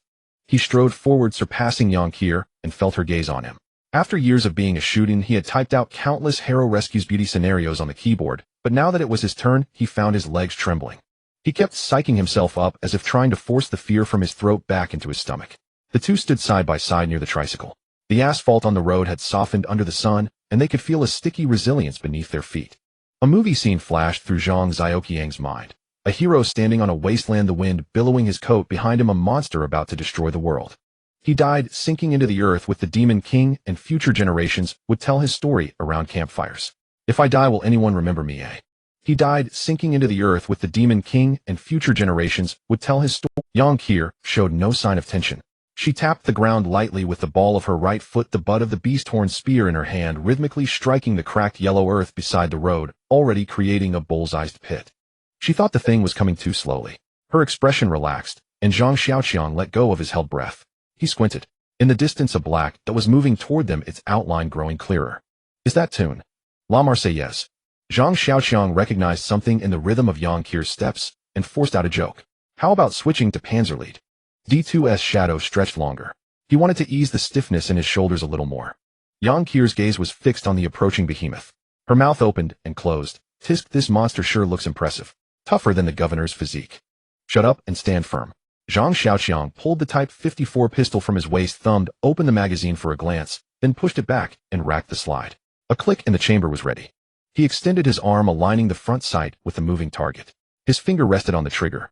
Zhang Xiaoqiang felt as if a lump of wet cotton was lodged in his chest. He had less than 30% confidence that those lead pellets could even bite through that hide. D2 had already stepped into maximum effective range. Zhang Xiaoqiang didn't pull the trigger. He lacked the confidence to hit a moving target at 50 meters. The few rounds in the magazine were precious. Each one lost was one gone forever. The creature stood about 2.5 meters tall, when upright, a full fist taller than the one he had encountered last time. Its bald head was completely hairless, unlike other zombies that always had a few strands left. Its eyelids were sealed shut, hiding the whites of its eyes. The lines of its shoulders were as if carved by a knife, spanning like a solid earthen wall. Its pace wasn't fast, but its strides were so long that an ordinary person would have to jog to keep up. The muscles of its thighs and calves were piled up in blocks, its dark skin shining with an iron-gray hue in the light. Those muscle groups bulged and contracted with every movement. Bang! His fingers suddenly squeezed, and a tongue of flame erupted from the muzzle. The recoil slammed into Zhang Xiaoqiang's grip. Ignoring the numbness in his wrist, his eyes locked onto the target. D2 faltered for a moment, hesitated for a breath, and then continued its stride. That tiny head hadn't stopped it at all. Bang, bang, bang. Zhang Xiaoqiang emptied the rest in a burst. The gun slammed against his palm with each shot, and he could barely feel anything below his grip anymore. 5 of the 6 rounds struck D2's body. The thing finally seemed to be riled up. A deep roar rolled from its throat, and its steps suddenly grew larger as it charged straight at them. Zhang Xiaoqiang's stiff fingers fumbled for a new magazine, frantically ejecting the empty one. His childhood obsession with guns had turned the weapon into a talisman, but now that the key had broken, panic seized him. Only one thought remained: reload and try again. Yeah. Yang Qiu let out a short shout, the beast-horn spear already gripped in her palm as she charged forward. Having never witnessed a truly terrifying scene, her boldness was irrepressible. Just as Zhang Xiaoqiang shoved the new magazine into the grip, he looked up to see Yang Qiu already ahead of him. He cursed under his breath, holstered the pistol, grabbed his own beast-horn spear, and chased after her. Standing before D2, its 2.5-meter height made Yang Qiu look like a small, undeveloped child. She raised her arms, the beast-horn spear, tracing a semicircle in the air before smashing into the creature's thigh. Thud! The sound was like a fist hitting a torn, old drumhead, dull and oppressive. D2's body was pushed forward a half stagger by the force, then it steadied its center of gravity. It raised its left hand high as if swatting away an annoying fly. On the yellow earth, the web of Yang Qiu's hand was torn by the recoil of the beast-horn spear. Before the sting between her fingers faded, D2's left arm came crashing down. The spear rebounded violently, the metal hum of rebar striking her chest. She flew back several meters like a rag doll, her back hitting the cracked ground, the back of her head striking with a thud. Her vision went dark and she lost consciousness. The beast-horn spear slipped from her grasp and rolled to a stop 2 steps away. D2 didn't pause. It dragged its heavy steps toward the fallen girl like a starving beast closing in on its prey. Seeing this, Zhang Xiaoqiang's legs shot forward like springs, fear left behind. He caught up to D2 from behind, gripping the spear shaft protruding from the zombie's back with both hands, and was spun around along with it. The skin on his palms began to wear away, a searing pain creeping from his fingertips into his heart, as if someone had sprinkled chili powder on the wounds. He wanted to cry, but no tears came. It was always like this, stuck in the middle, unable to advance or retreat, just enduring in a half-dead state. The spinning made his head dizzy and his stomach churn. He didn't know how badly Yang Qiu was hurt. She lay there motionless like a discarded doll. After a long time, so long that Zhang Xiaoqiang had lost count of how many times he had been spun, his arms ached as if filled with lead. D2's movements slowed, its strength seeming to drain away. Finally it stopped and stood still. Zhang Xiaoqiang gasped for air, raised his hand, and thrust the spear shaft forcefully. The vibration from the haft traveled from his knuckles to his shoulder. He started jogging again, following the force, maintaining the depth of the spear's penetration.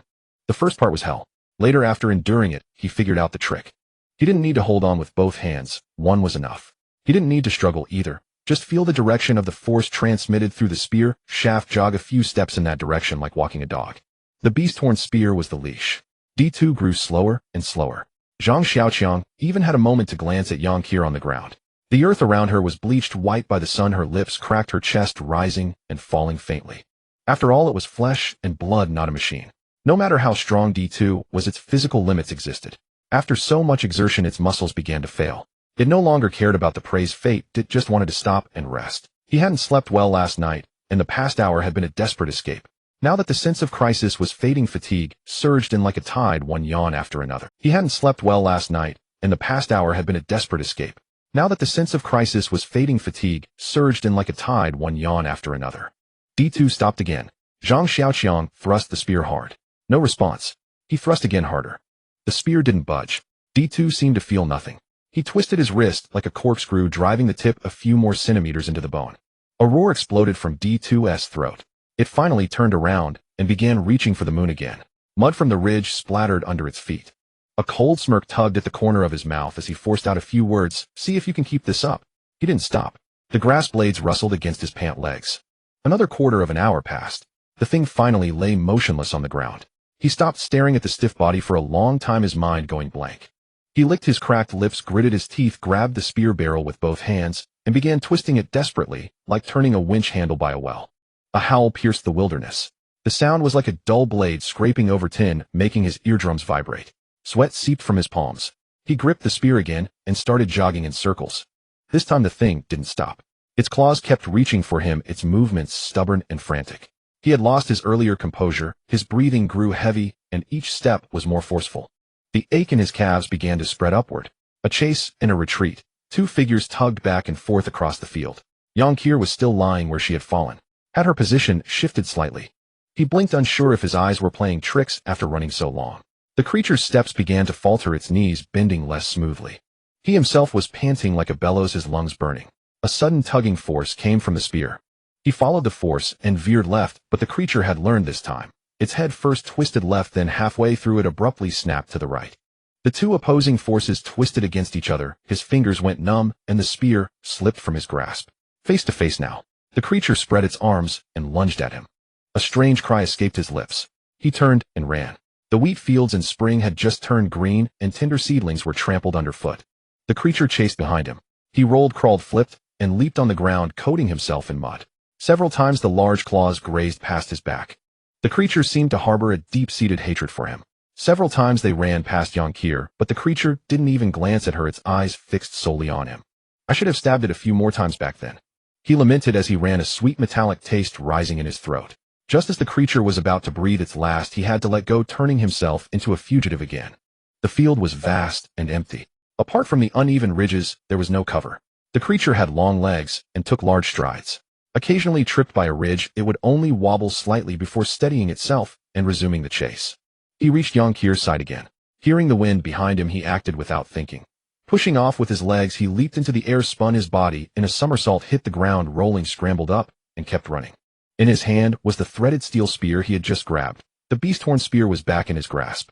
The moment the beast-horn spear was in hand, Zhang Xiaoqiang's arm suddenly drooped heavily. This thing was too heavy, weighing over 10 jin.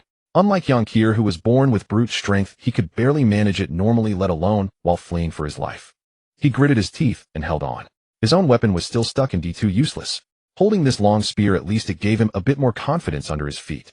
Out of the corner of his eye, he suddenly noticed a crack on the ground ahead. An irrigation ditch nearly 2 meters wide, its depth unclear from a distance. His mind raced. There was no other way now. He had to take a gamble. That creature probably couldn't leap across 2 meters. He changed direction, luring D2 toward the ditch. Reaching the edge, he clenched his teeth, pushed off with his legs, and leaped into the air. Landing too hastily, his footing was unsteady. He abandoned the beast-horn spear in his hand, let go, and rolled several times on the ground, his bones aching dully against the hard earth. Before he could get up, a heavy thud came from behind. Thump. Turning his head, he saw D2's entire body had plunged into the ditch. Roar. The howl was fierce and long.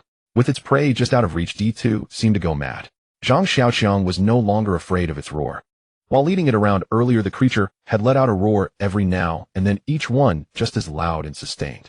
He almost felt sorry for it. He cautiously approached the edge and looked down. The ditch was lined with cement about 1.8 meters deep, with little water but a thick layer of silt. Most of D2's body was embedded in it, only its shoulders and above visible, its legs completely trapped in the mud, unable to move. Trapped in such a narrow space, the creature was utterly frantic. Its claws alternately clawed at the cement wall in front of it, sending broken cement chunks, brick fragments, and clods of earth flying everywhere like a demolition scene. In the blink of an eye, it had clawed a sizable hole in the cement wall. The more it clawed, the more vigorous it became, and the hole slowly grew larger. Zhang Xiaoqiang's heart tightened. It wouldn't be long before this thing could climb out. He drew his Type 54, moved to within a meter of it, raised the muzzle to its round head, and pulled the trigger again. Bang bang. The shots hit its skull, but only made it howl in pain. It raised its arm to shield its face and recoiled sharply. Roar. This scream was even more piercing than before. Zhang Xiaoqiang looked closely. The beast-horn spear that had been stuck behind it, as it retreated, the shaft pressed against the cement wall behind. The force of its retreat, combined with the wall's resistance, drove the spear tip through from behind, completely piercing it. The force traveled along the spear shaft, finally colliding with a stone the size of a computer monitor propped against the butt and dissipating entirely. D2 tried to roar, but the beast-horn spear in its throat had robbed it of its voice. It was finished. Seeing D2 pinned in place by 2 large spears, Zhang Xiaoqiang finally breathed a sigh of relief. He calmly loaded a third beast-horn spear, chambered around, and aimed. Bang! 7 shots were fired in succession into D2's wide-open mouth.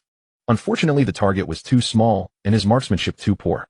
The bullets all struck around the corners of D2's mouth, making it restless, writhing in place. D2 spat out something that flew over and hit the rock by Zhang Xiaoqiang's foot with a crack. A yellowed front tooth bounced on the ground and rolled a couple of times. Having its front tooth broken, D2 erupted again. It swung both arms upward, smashing against the threaded steel beast-horn spear. Thump! The threaded steel beast-horn spear was bent into a U-shape and flew into the air. Zhang Xiaoqiang looked up at the spear in the sky. The U-shaped beast-horn spear tumbled and spun in midair. An unusually large round head flew alongside it. The eyes that had been tightly shut were now open, the pale bluish-gray whites seeming to question something, a look of dying with regret. The beast-horn spear and D2's head hit the ground simultaneously. The spear bounced once and lay still, while D2's head rolled to Zhang Xiaoqiang's feet and stopped upright. The pale eyes stared fixedly at his right foot, as if it still wanted to bite. Zhang Xiaoqiang felt all his strength drain away. He slumped to the ground, his mind blank, unable to recover from the scene for a long time. D2 had been pinned by 2 spears and was impenetrable. Zhang Xiaoqiang had no more ideas, thinking that was probably it. D2 trapped in the ditch, him out of danger, and they'd go their separate ways. Who would have thought D2 was so ferocious? The force of its arm's swing bent the threaded steel. That force traveled through the spear's shaft to its cervical spine. The beast horn carried up with the bent shaft tore through D2's neck, severing its head, which flew into the air with the spear. D2 was killed by its own strength. Was that why it died with its eyes open? D2's head stood by his foot. Its massive headless body lay slumped over the cement wall, its upper body in the hole it had dug with a spear still protruding from its back. Zhang Xiaoqiang sat on the ground, slowly regulating his breath until the panic in his chest subsided. He looked at D2's corpse, and a surge of intense pride welled up from the depths of his heart. Before, the mere sight of D2 made him think only of running. More than once he had woken from nightmares about D2. D2's strength, its armor-like protection, left him completely helpless. He had never imagined he could one day take down a D2 on his own. D2's corpse lay 20 paces away, its head facing him. Zhang Xiaoqiang stared for a few seconds, then raised his hand and pinched the outside of his thigh. The pain rose from beneath the skin, confirming this was not a dream. He slowly pushed himself up from the ground, his knees still a bit weak. The round object at his feet was D2's severed head, just fitting into a depression in the earth. He lifted his foot and kicked it. His toe bone felt as if it had struck a solid iron block. Searing pain shot up his calf. He couldn't help cursing, hopping on one foot while sucking in cold air. During the struggle with D2, he hadn't sustained a single wound, only to be injured by this kick. He cursed vehemently for a while, then suppressed the pain and walked toward the pit. The soil at the edge of the large pit was damp. He slid down the slope, his boots landing on D2's torso. The skin underfoot was as rough as a mining truck tire, the ridged protrusions scraping against his soles with a grating sound. He walked to the side of the waist, grasped the wooden handle of the beast horn spear, rocked it back and forth, then pulled with all his might. The shaft didn't budge, the tip was probably stuck in the pelvic bone. He tried twice more until his arm muscles ached, but still couldn't pull it out.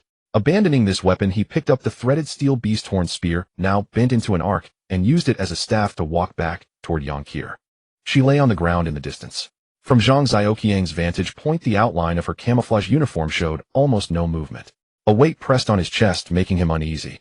If it had been when he first met her, he probably wouldn't have batted an eyelid for this person. A useless little girl, dead or alive, had nothing to do with him. But things were different now. Yang Qier was occasionally fond of being difficult, often unreasonable, but in critical moments she still gravitated toward him. He didn't consider himself particularly capable, and his mind worked slowly, but he wasn't so cold-blooded as to be indifferent to someone who had been good to him lying on the ground. Besides, she always liked to use the title wife. Though he found it annoying, it did warm his heart. The thought that this cheerful, lively girl might never wake up again made his stomach feel like it was filled with lead, sinking heavily. He dragged his injured leg to her side. Yang Qier was lying on her side, her camouflage uniform sporting a few extra wrinkles. Her right arm was stretched forward, her left hand tucked under her right arm, her head resting on the back of her hand, her face buried in the crook of her elbow. Her breathing was very steady. He could even faintly hear a very light snore. She was sleeping soundly, seemingly having cast all the previous dangers out of her mind. Zhang Xiaoqiang stood beside her, bent over, and watched her for 3 seconds. The lump of lead in his stomach suddenly shattered into nothing. The one who had clamored to fight the boss was sleeping like a little pig, while the one who had always wanted to run had gone and killed the boss with all his might. A surge of inexplicable anger rose from his chest to his throat. He lifted his foot to kick her. His foot stopped in midair, then he pulled it back. A slight smile still hung on her lips. She was probably eating something in her dream. He tilted his head back, exhaled a long breath towards the sky, and muttered under his breath, "How did I end up with this little mistress?" He crouched down, placing his hand on her shoulder and shaking her a few times. "Hey, get up. Stop sleeping." A bronze-colored sunlight streamed through the gaps in the rubble, falling on her eyelids. Yang Qier turned over, a jumble of indistinct syllables in her mouth, like a piece of candy that wouldn't melt, and sank back into the darkness.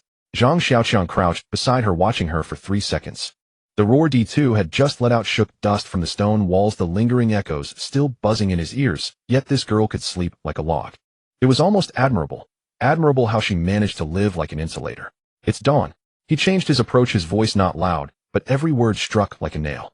Yang Qier made a muffled mm. Her eyelids fluttered but didn't open. "Time to eat." Before the last syllable had even left his lips, her back straightened as if sprung by a coil. Her eyes weren't even fully open yet, but her mouth was already mumbling, "So hungry. My stomach is cramping from hunger. Where's the food?" She turned her head left and right, her pupils dilated, still unfocused, her lips unconsciously smacking together. Then her gaze met Zhang Xiaoqiang's face. The muscles on that face were taut like dried tree bark, a vein on his forehead, throbbing visibly beneath the skin, like an earthworm struggling under the surface. The boss." Yang Qier's tone changed, her voice trailing off sharply. She fumbled around her side, her fingertips touching only the cold ground. Weapon. Where was the weapon? A threaded steel beast-horn spear bent into a shape, clattered clang onto the ground. A drop landed on the rubble by her foot, bounced once, and rolled to the tip of her toe. She shrank her neck, her eyes darting around as she scanned the surroundings.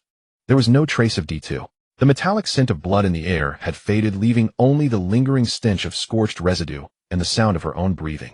Zhang Xiaoqiang no longer looked at her. He walked over to the open canvas backpack, grabbed a metal canteen, and tipped it back, pouring water into his mouth. His Adam's apple bobbed up and down as water trickled from the corner of his lips, dripping down his chin onto his collar. Only when the canteen was empty did he lower his arm, tossing it carelessly back into the pack. That big thing. Yang Qir's voice drifted over from behind him, soft, as if it might dissolve into the ground. Zhang Xiaoqiang shot her a glare, pulled a half-smoked cigarette from his pocket, clamped it between his lips, and struck a match. The flame licked at the tobacco as he took a deep drag, white smoke curling from his nostrils and twisting into a serpentine wisp in the air. He stared at the smoke, his mind replaying every move from earlier. The rhythm of pulling the trigger, the stride of his evasions, the precise angle of his final strike. Big Uncle, you're amazing. Yang Qir shuffled forward 2 steps, carefully studying every flicker of expression on his face. Did you drive that big boss away? Zhang Xiaoqiang took a sharp drag, the ember burning down to the filter. He stubbed the cigarette out on the ground, grinding it twice. Aren't you supposed to be a fighter? His voice wasn't loud, but it scraped like a dull blade over bone. Weren't you going to turn into some Sailor Moon? Weren't you going to defeat it in the name of the moon? And what happened? You were sprawled on the ground like a pile of mud, fast asleep. Yang Qir opened her mouth, but said nothing. He was telling the truth. In a fit of impulse, she had insisted on taking on D2 alone, only to collapse within 3 seconds of charging in. If Zhang Xiaoqiang hadn't driven that rebar into D2's most vital spot, she would probably have been soaking in its digestive juices for half the night by now. If she had given her all, fought with everything she had, and still lost, Zhang Xiaoqiang wasn't unreasonable. But what did she do? She fell asleep, right under the monster's nose. He had once read the phrase, "fancy ways to court death," in a newspaper, and thought it was just a reporter's made-up story. Now he believed it. Some people truly turned recklessness into a talent. I don't know either. Yang Qir tilted her head, her brow furrowed, fingers unconsciously twisting the hem of her clothes. I just felt a sudden tightness in my chest, everything went black, and I passed out. I didn't wake up until you called me. Zhang Xiaoqiang looked at her face, which was written all over with genuine confusion, and let out a sigh that escaped through his nose, carrying the bitter scent of tobacco. What on earth were the school teachers teaching young girls these days? Common sense? Crisis awareness? Or was this something that couldn't be taught by teachers at all? He turned and scanned the area, spotting 2 large boulders pressed close together. He walked over and wedged the curved rebar beast-horn spear into the crevice between them. Then he jerked his chin at Yang Qir. Come here. Straighten it. As Yang Qir forced the bent shaft back into alignment, Zhang Xiaoqiang's voice rasped from his throat. What do you call that thing in your hand? Uncle, didn't you teach me? It's a beast-horn spear. The girl looked down at the long pole, then glanced up at him, puzzled by where the question came from. So you know it's called a spear? His voice suddenly rose. And you use a spear like an iron club. Yang Qir lowered her head and stayed silent. A knot of frustration tightened in her chest. As long as she could take down those monsters, what did it matter if she smashed them? Her stubbornness stoked a blaze of anger in Zhang Xiaoqiang. He took a few deep breaths, raised his hand, and slapped his own cheek twice, forcing his voice down. Can you smash through that with your spear? He jerked his chin toward the boulder beside them. The girl looked up at the rock, which was taller than her, then at its thickness, which was no less imposing. She stuck out her tongue and shook her head at Zhang Xiaoqiang. Try stabbing it with the beast-horn spear. He kept his tone as even as possible. A flicker of confusion passed through Yang Qir's eyes, but without a word, she raised the spear and thrust forward. Like a chopstick piercing a block of tofu, the 80-centimeter beast horn sank 40 centimeters deep with ease. The girl froze her hand, gripping the shaft, her eyes filled with disbelief. Got it now. Zhang Xiaoqiang stared at the beast horn as it was twisted out, leaving a hole the size of a bowl in the rock face. Yang Qir's face still wore a bewildered expression. He pressed his thumb hard against his temple, muttering to himself, steady, steady. When you were her age, you were still catching loaches and fishing for frogs in the ditch. Stay steady. After a long pause, he let out a heavy breath, looked at the still confused girl, and said slowly, word by word, the spear in your hand has yet to find anything it can't pierce.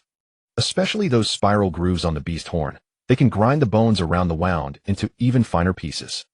If when you first ran into D2, instead of smashing, you had driven this beast horn into its knee joint and twisted its bones to pulp, that D2 would have been on the ground ready for you to finish off. After he finished in one breath, a flush crept onto his own face. These tactics had only just taken shape in his mind, But even if he had thought of them earlier, he didn't have her strength. He couldn't thrust that deep. Yang Kier nodded vigorously. This time she truly understood. But the next second her voice drifted over, dousing his fleeting pride as a makeshift teacher. But at the very beginning you were the one who told me to smash. Huh? When did I tell you to smash? Zhang Xiaoqiang was completely baffled. That time when the first monster fell. Didn't you hand me a hammer?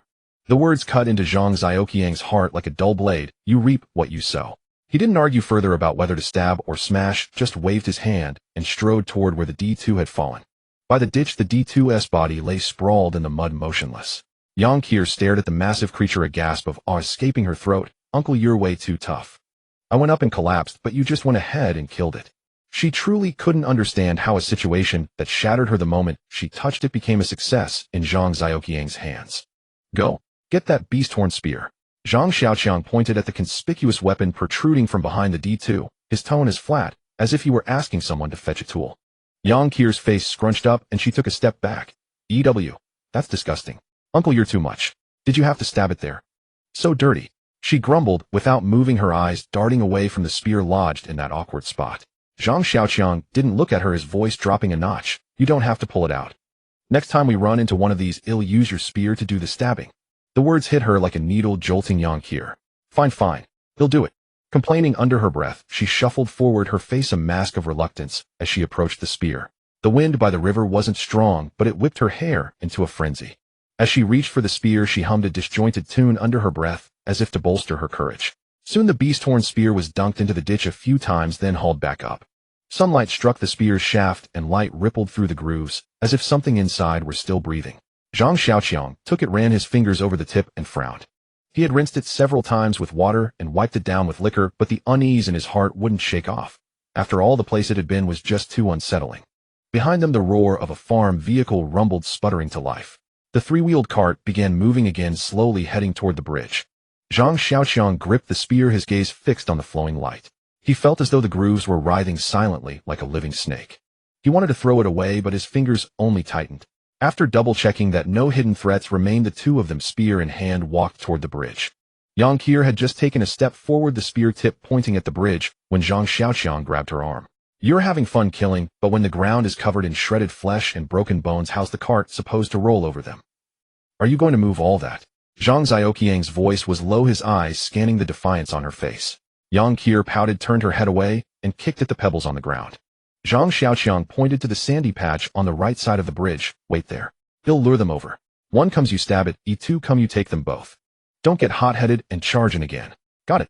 He spoke slowly, as if teaching a disobedient child. Yang Kier frowned, tapping her fingers on the spear shaft, muttering something unintelligible. That expression made Zhang Xiaoqiang's throat tighten. He remembered many years ago his father standing at the door, endlessly reminding him to be careful when going out. Back then he too had worn that same look of annoyance, thinking the old man was as nagging as a fly. Is every young person like this? Or am I already getting old? The thought stabbed into his mind like a needle. Zhang Xiaoqiang shook his head, pushing it aside, and strode toward the figures, staggering closer from the other end of the bridge. Just as he expected, no sooner had he taken a dozen steps than the zombies, like wild dogs catching the scent of meat, lurched toward him. 2 or 3, then 5 or 6, then a whole crowd stumbled after him, lurching toward the open ground. Zhang Xiaoqiang ran while glancing back, keeping a steady distance, as if pulling invisible leashes. From the open ground behind him, Yang Kier's voice mixed with shouts and the dull thuds of metal striking flesh. It sounded like she was having quite a time. When about 20 or 30 had gathered behind him, Zhang Xiaoqiang turned to coordinate with her. But as he spun around, he saw a mess on the ground with only 3 or 4 zombies still standing, swaying unsteadily. Yang Kier stood in the middle, the rebar beast-horn spear spinning in her hands like a wheel. A zombie was spinning through the air, knocked by a strike to its spine. Another headless was stumbling in circles like a headless fly. She had smashed its head into its chest cavity. Zhang Xiaoqiang stood still, his jaw clenched tight. She hadn't listened to a single word had said. Thrust, parry, sweep, smash. Not a single clean stab to the head. The ground was littered with bodies, some still twitching. Yang Kier walked over, spear in hand, her expression asking, "That's it? That's all?" Zhang Xiaoqiang let out a long sigh. Other people's girls were raised to be obedient and well-behaved, but his was stubborn as a mule. Forget it. He couldn't control her, so he wouldn't bother. With a sour feeling, he turned back to lure more monsters. Out of 50 zombies, Zhang Xiaoqiang barely lifted a finger. Yang Kier handled them all. He glanced at the scattered bodies on the ground, feeling little envy. What did it matter how many she killed? Weren't they all just the lowest cannon fodder? Unlike him, who either did nothing or took down the boss directly. After the bridge was cleared, Zhang Xiaoqiang started the farm tricycle bumping across to the other side. The moment the vehicle stopped, he jumped off and headed toward the Golden Dragon coach, parked by the roadside. What's wrong? More stuff. Yang Qier hopped off too, clutching her spear following behind. Zhang Xiaoqiang didn't answer, carefully stepping around the scattered bones on the ground as he studied the red coach before him. The left front was crumpled, fused with the driver's seat. The driver was long gone, the white seat cushions were torn to shreds, stained with blackened blood. The windows were intact, their dark glass letting in no light. The door on the bridge side looked as if it had been forced open by something hard hanging crookedly on its hinges, held by only 2 or 3 screws. He calculated the potential gains from this trip, the corner of his mouth curling up involuntarily. He turned to Yang Qier and said, "Don't you pick up loot when you play games?" Yang Qier rolled her eyes. "Uncle, have you lost your mind? Those monsters don't even have a shred of cloth on them. Think they're going to drop money? No loot drops, but there might be a box." Before his words faded, Zhang Xiaoqiang had already stepped onto the pedal and climbed into the Golden Dragon coach. Inside was a complete mess. Bone fragments were scattered between the seams of the seats, and ragged cloth hung from the hooks on the ceiling, while bags of various sizes were haphazardly piled on the floor. He scanned the bags, his fingers brushing over them one by one, unzipping them and shining a flashlight inside. Those returning home for the holidays always needed to bring something decent. Yang Qier sat in the back of the tricycle with several bags of puffed snacks on her left and a collection of shampoo, hand cream, lipstick, eyebrow pencil, and an eyelash curler neatly arranged on her right. In between chewing on potato chips, she grabbed a Bon Marché bag, flipping it over several times, her fingertips grazing the leather texture, a smile creeping onto her lips. Zhang Xiaoqiang crawled out of the car with a pitifully small haul in his hands. A pack of compressed biscuits, a few bottles of skincare lotion, and that nameless bag that Yang Qier clung to tightly. All he found was a Nokia phone hidden in the inner layer of a leather pouch. Next to it was a spare battery. He pressed the screen to turn it on. The startup music played for 3 seconds, the logo of Huawei Mobile flashed, and a photo popped up. In the picture was a girl of about 12 or 13 holding chopsticks in her right hand, making a gesture as if to stab something. Her eyes sparkled like 2 polished obsidian stones, her cheeks round, and a mischievous smile played at the corners of her lips. Zhang Xiaoqiang stared for a long time, his throat bobbing. This girl far surpassed the 2-dimensional girls depicted in games. Yang Qier stood beside her, barely resembling a human. He looked down at the screen, his fingertips pausing on the glass for 2 seconds. If she hadn't been eaten, she'd probably just be a zombie loli now. As soon as the door lock turned, Yang Qier's bag strap hadn't even slipped off her shoulder, and her gaze was glued to the pile of clutter in the living room, unwilling to look away. Zhang Xiaoqiang's fingertip glided over the phone screen, the light points in the game flickering, while outside the last hint of gray was swallowed by the night. He glanced at the corner filled with newspapers and empty bottles. Tonight he could only clear this area, first laying down a few pieces of clothing to make do. He pressed the message icon, and a long string of unread messages marked with the same name appeared in the inbox. He opened the bottom message, the timestamp frozen on the last day of December. 10:40. Where are you? The street is a mess, come back quickly. Scrolling up, the next message was a few hours later. Those people outside have started biting, I'm scared. Further down, a message from 7:50 in the evening. The iron door was banged on him in the bedroom with the cat. The door is locked. Time jumped into the new year, the tone growing more urgent. Why aren't you responding? You aren't picking up the phone. The last message's date was January 7th, just past 8 in the morning. I don't know if you're still there. Boss Zhang's car burst out the door, and I saw them pull open the car door, dragging him out to share his flesh. I love you. The screen darkened as Zhang Xiaoqiang exhaled a breath of frustration, his chest feeling heavy. The owner's wife and a cat named Meow Meow were hiding at home, waiting for someone who would never walk through the door. When the alarm rang, he was curled up on the sofa, every joint aching.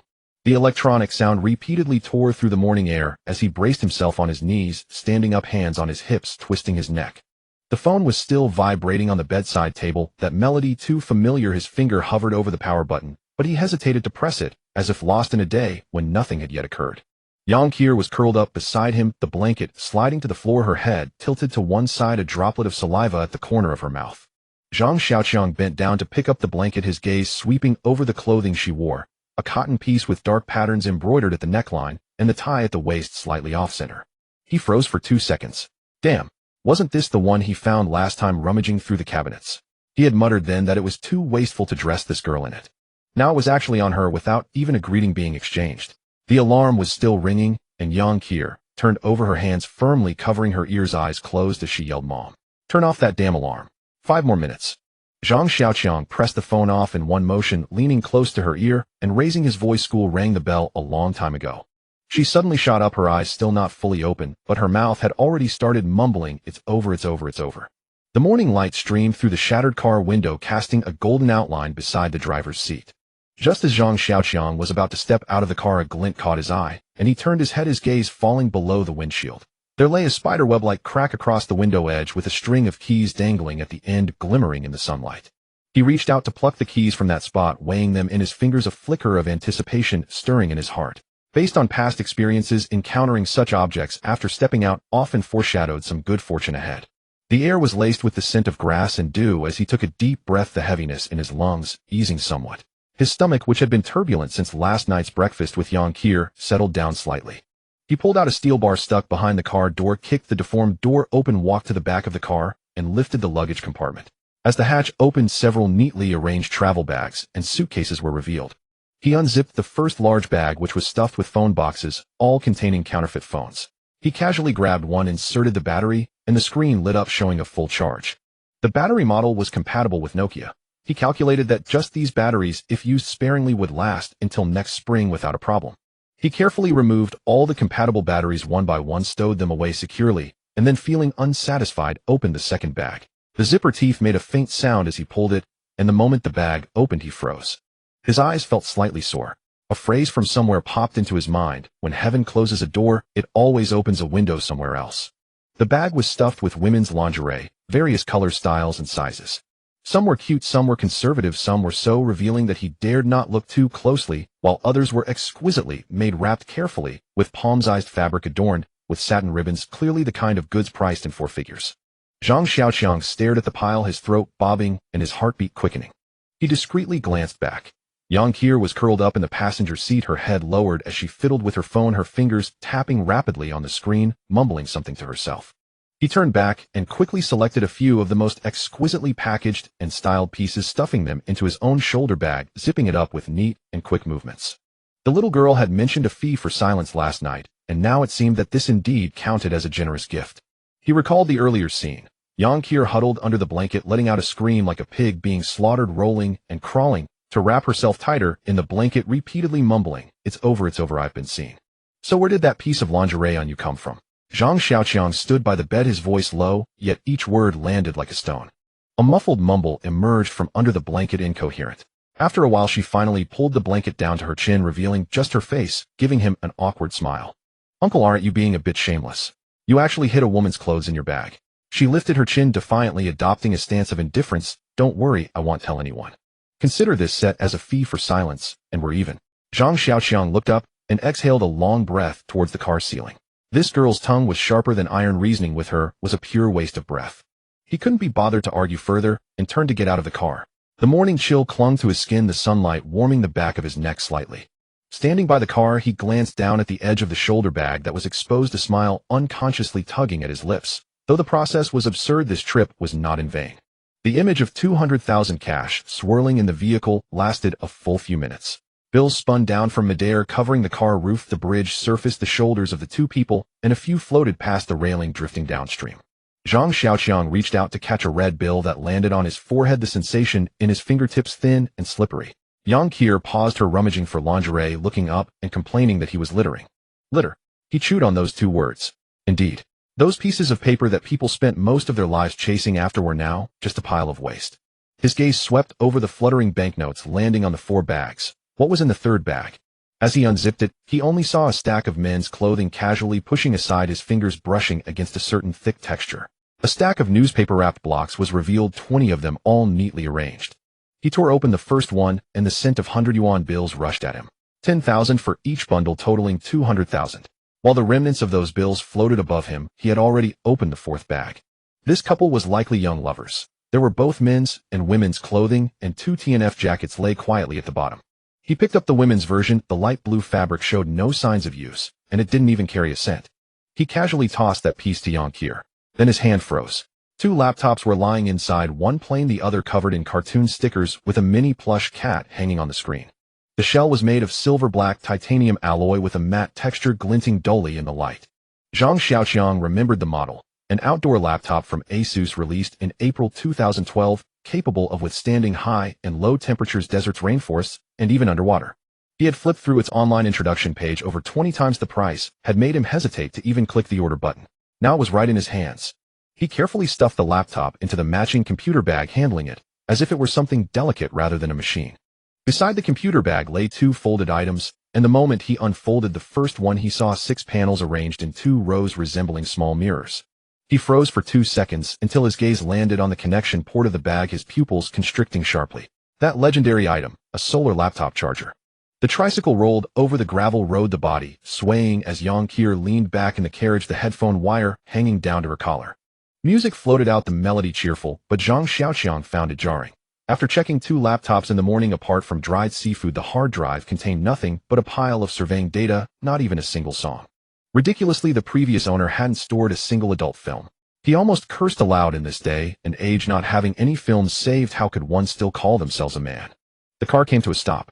Zhang Xiaoqiang unfolded the map. The area within the province marked so small that J City looked like a grain of rice. The old national highway came in from the direction of W City, and he had to pass through this circle. He looked at the tiny area on the map, troubled. If he didn't know the way and recklessly drove, and how would he get out? Moreover, J City, no matter how small, had a population of several 100,000. If there were things like D3 and S3 hidden inside, his 2 lives wouldn't be enough to pay the price. He stopped the car at the intersection on the outskirts of the city, wanting to ask Yang Kier for advice. Yang Kier removed one earphone, glanced at him sideways, and tossed out, "That's your problem." As soon as the words fell, she shoved the earphone back in. Zhang Xiaoqiang was momentarily speechless. To advance or retreat. He gripped the steering wheel, his knuckles turning white. Pop, pop, pop.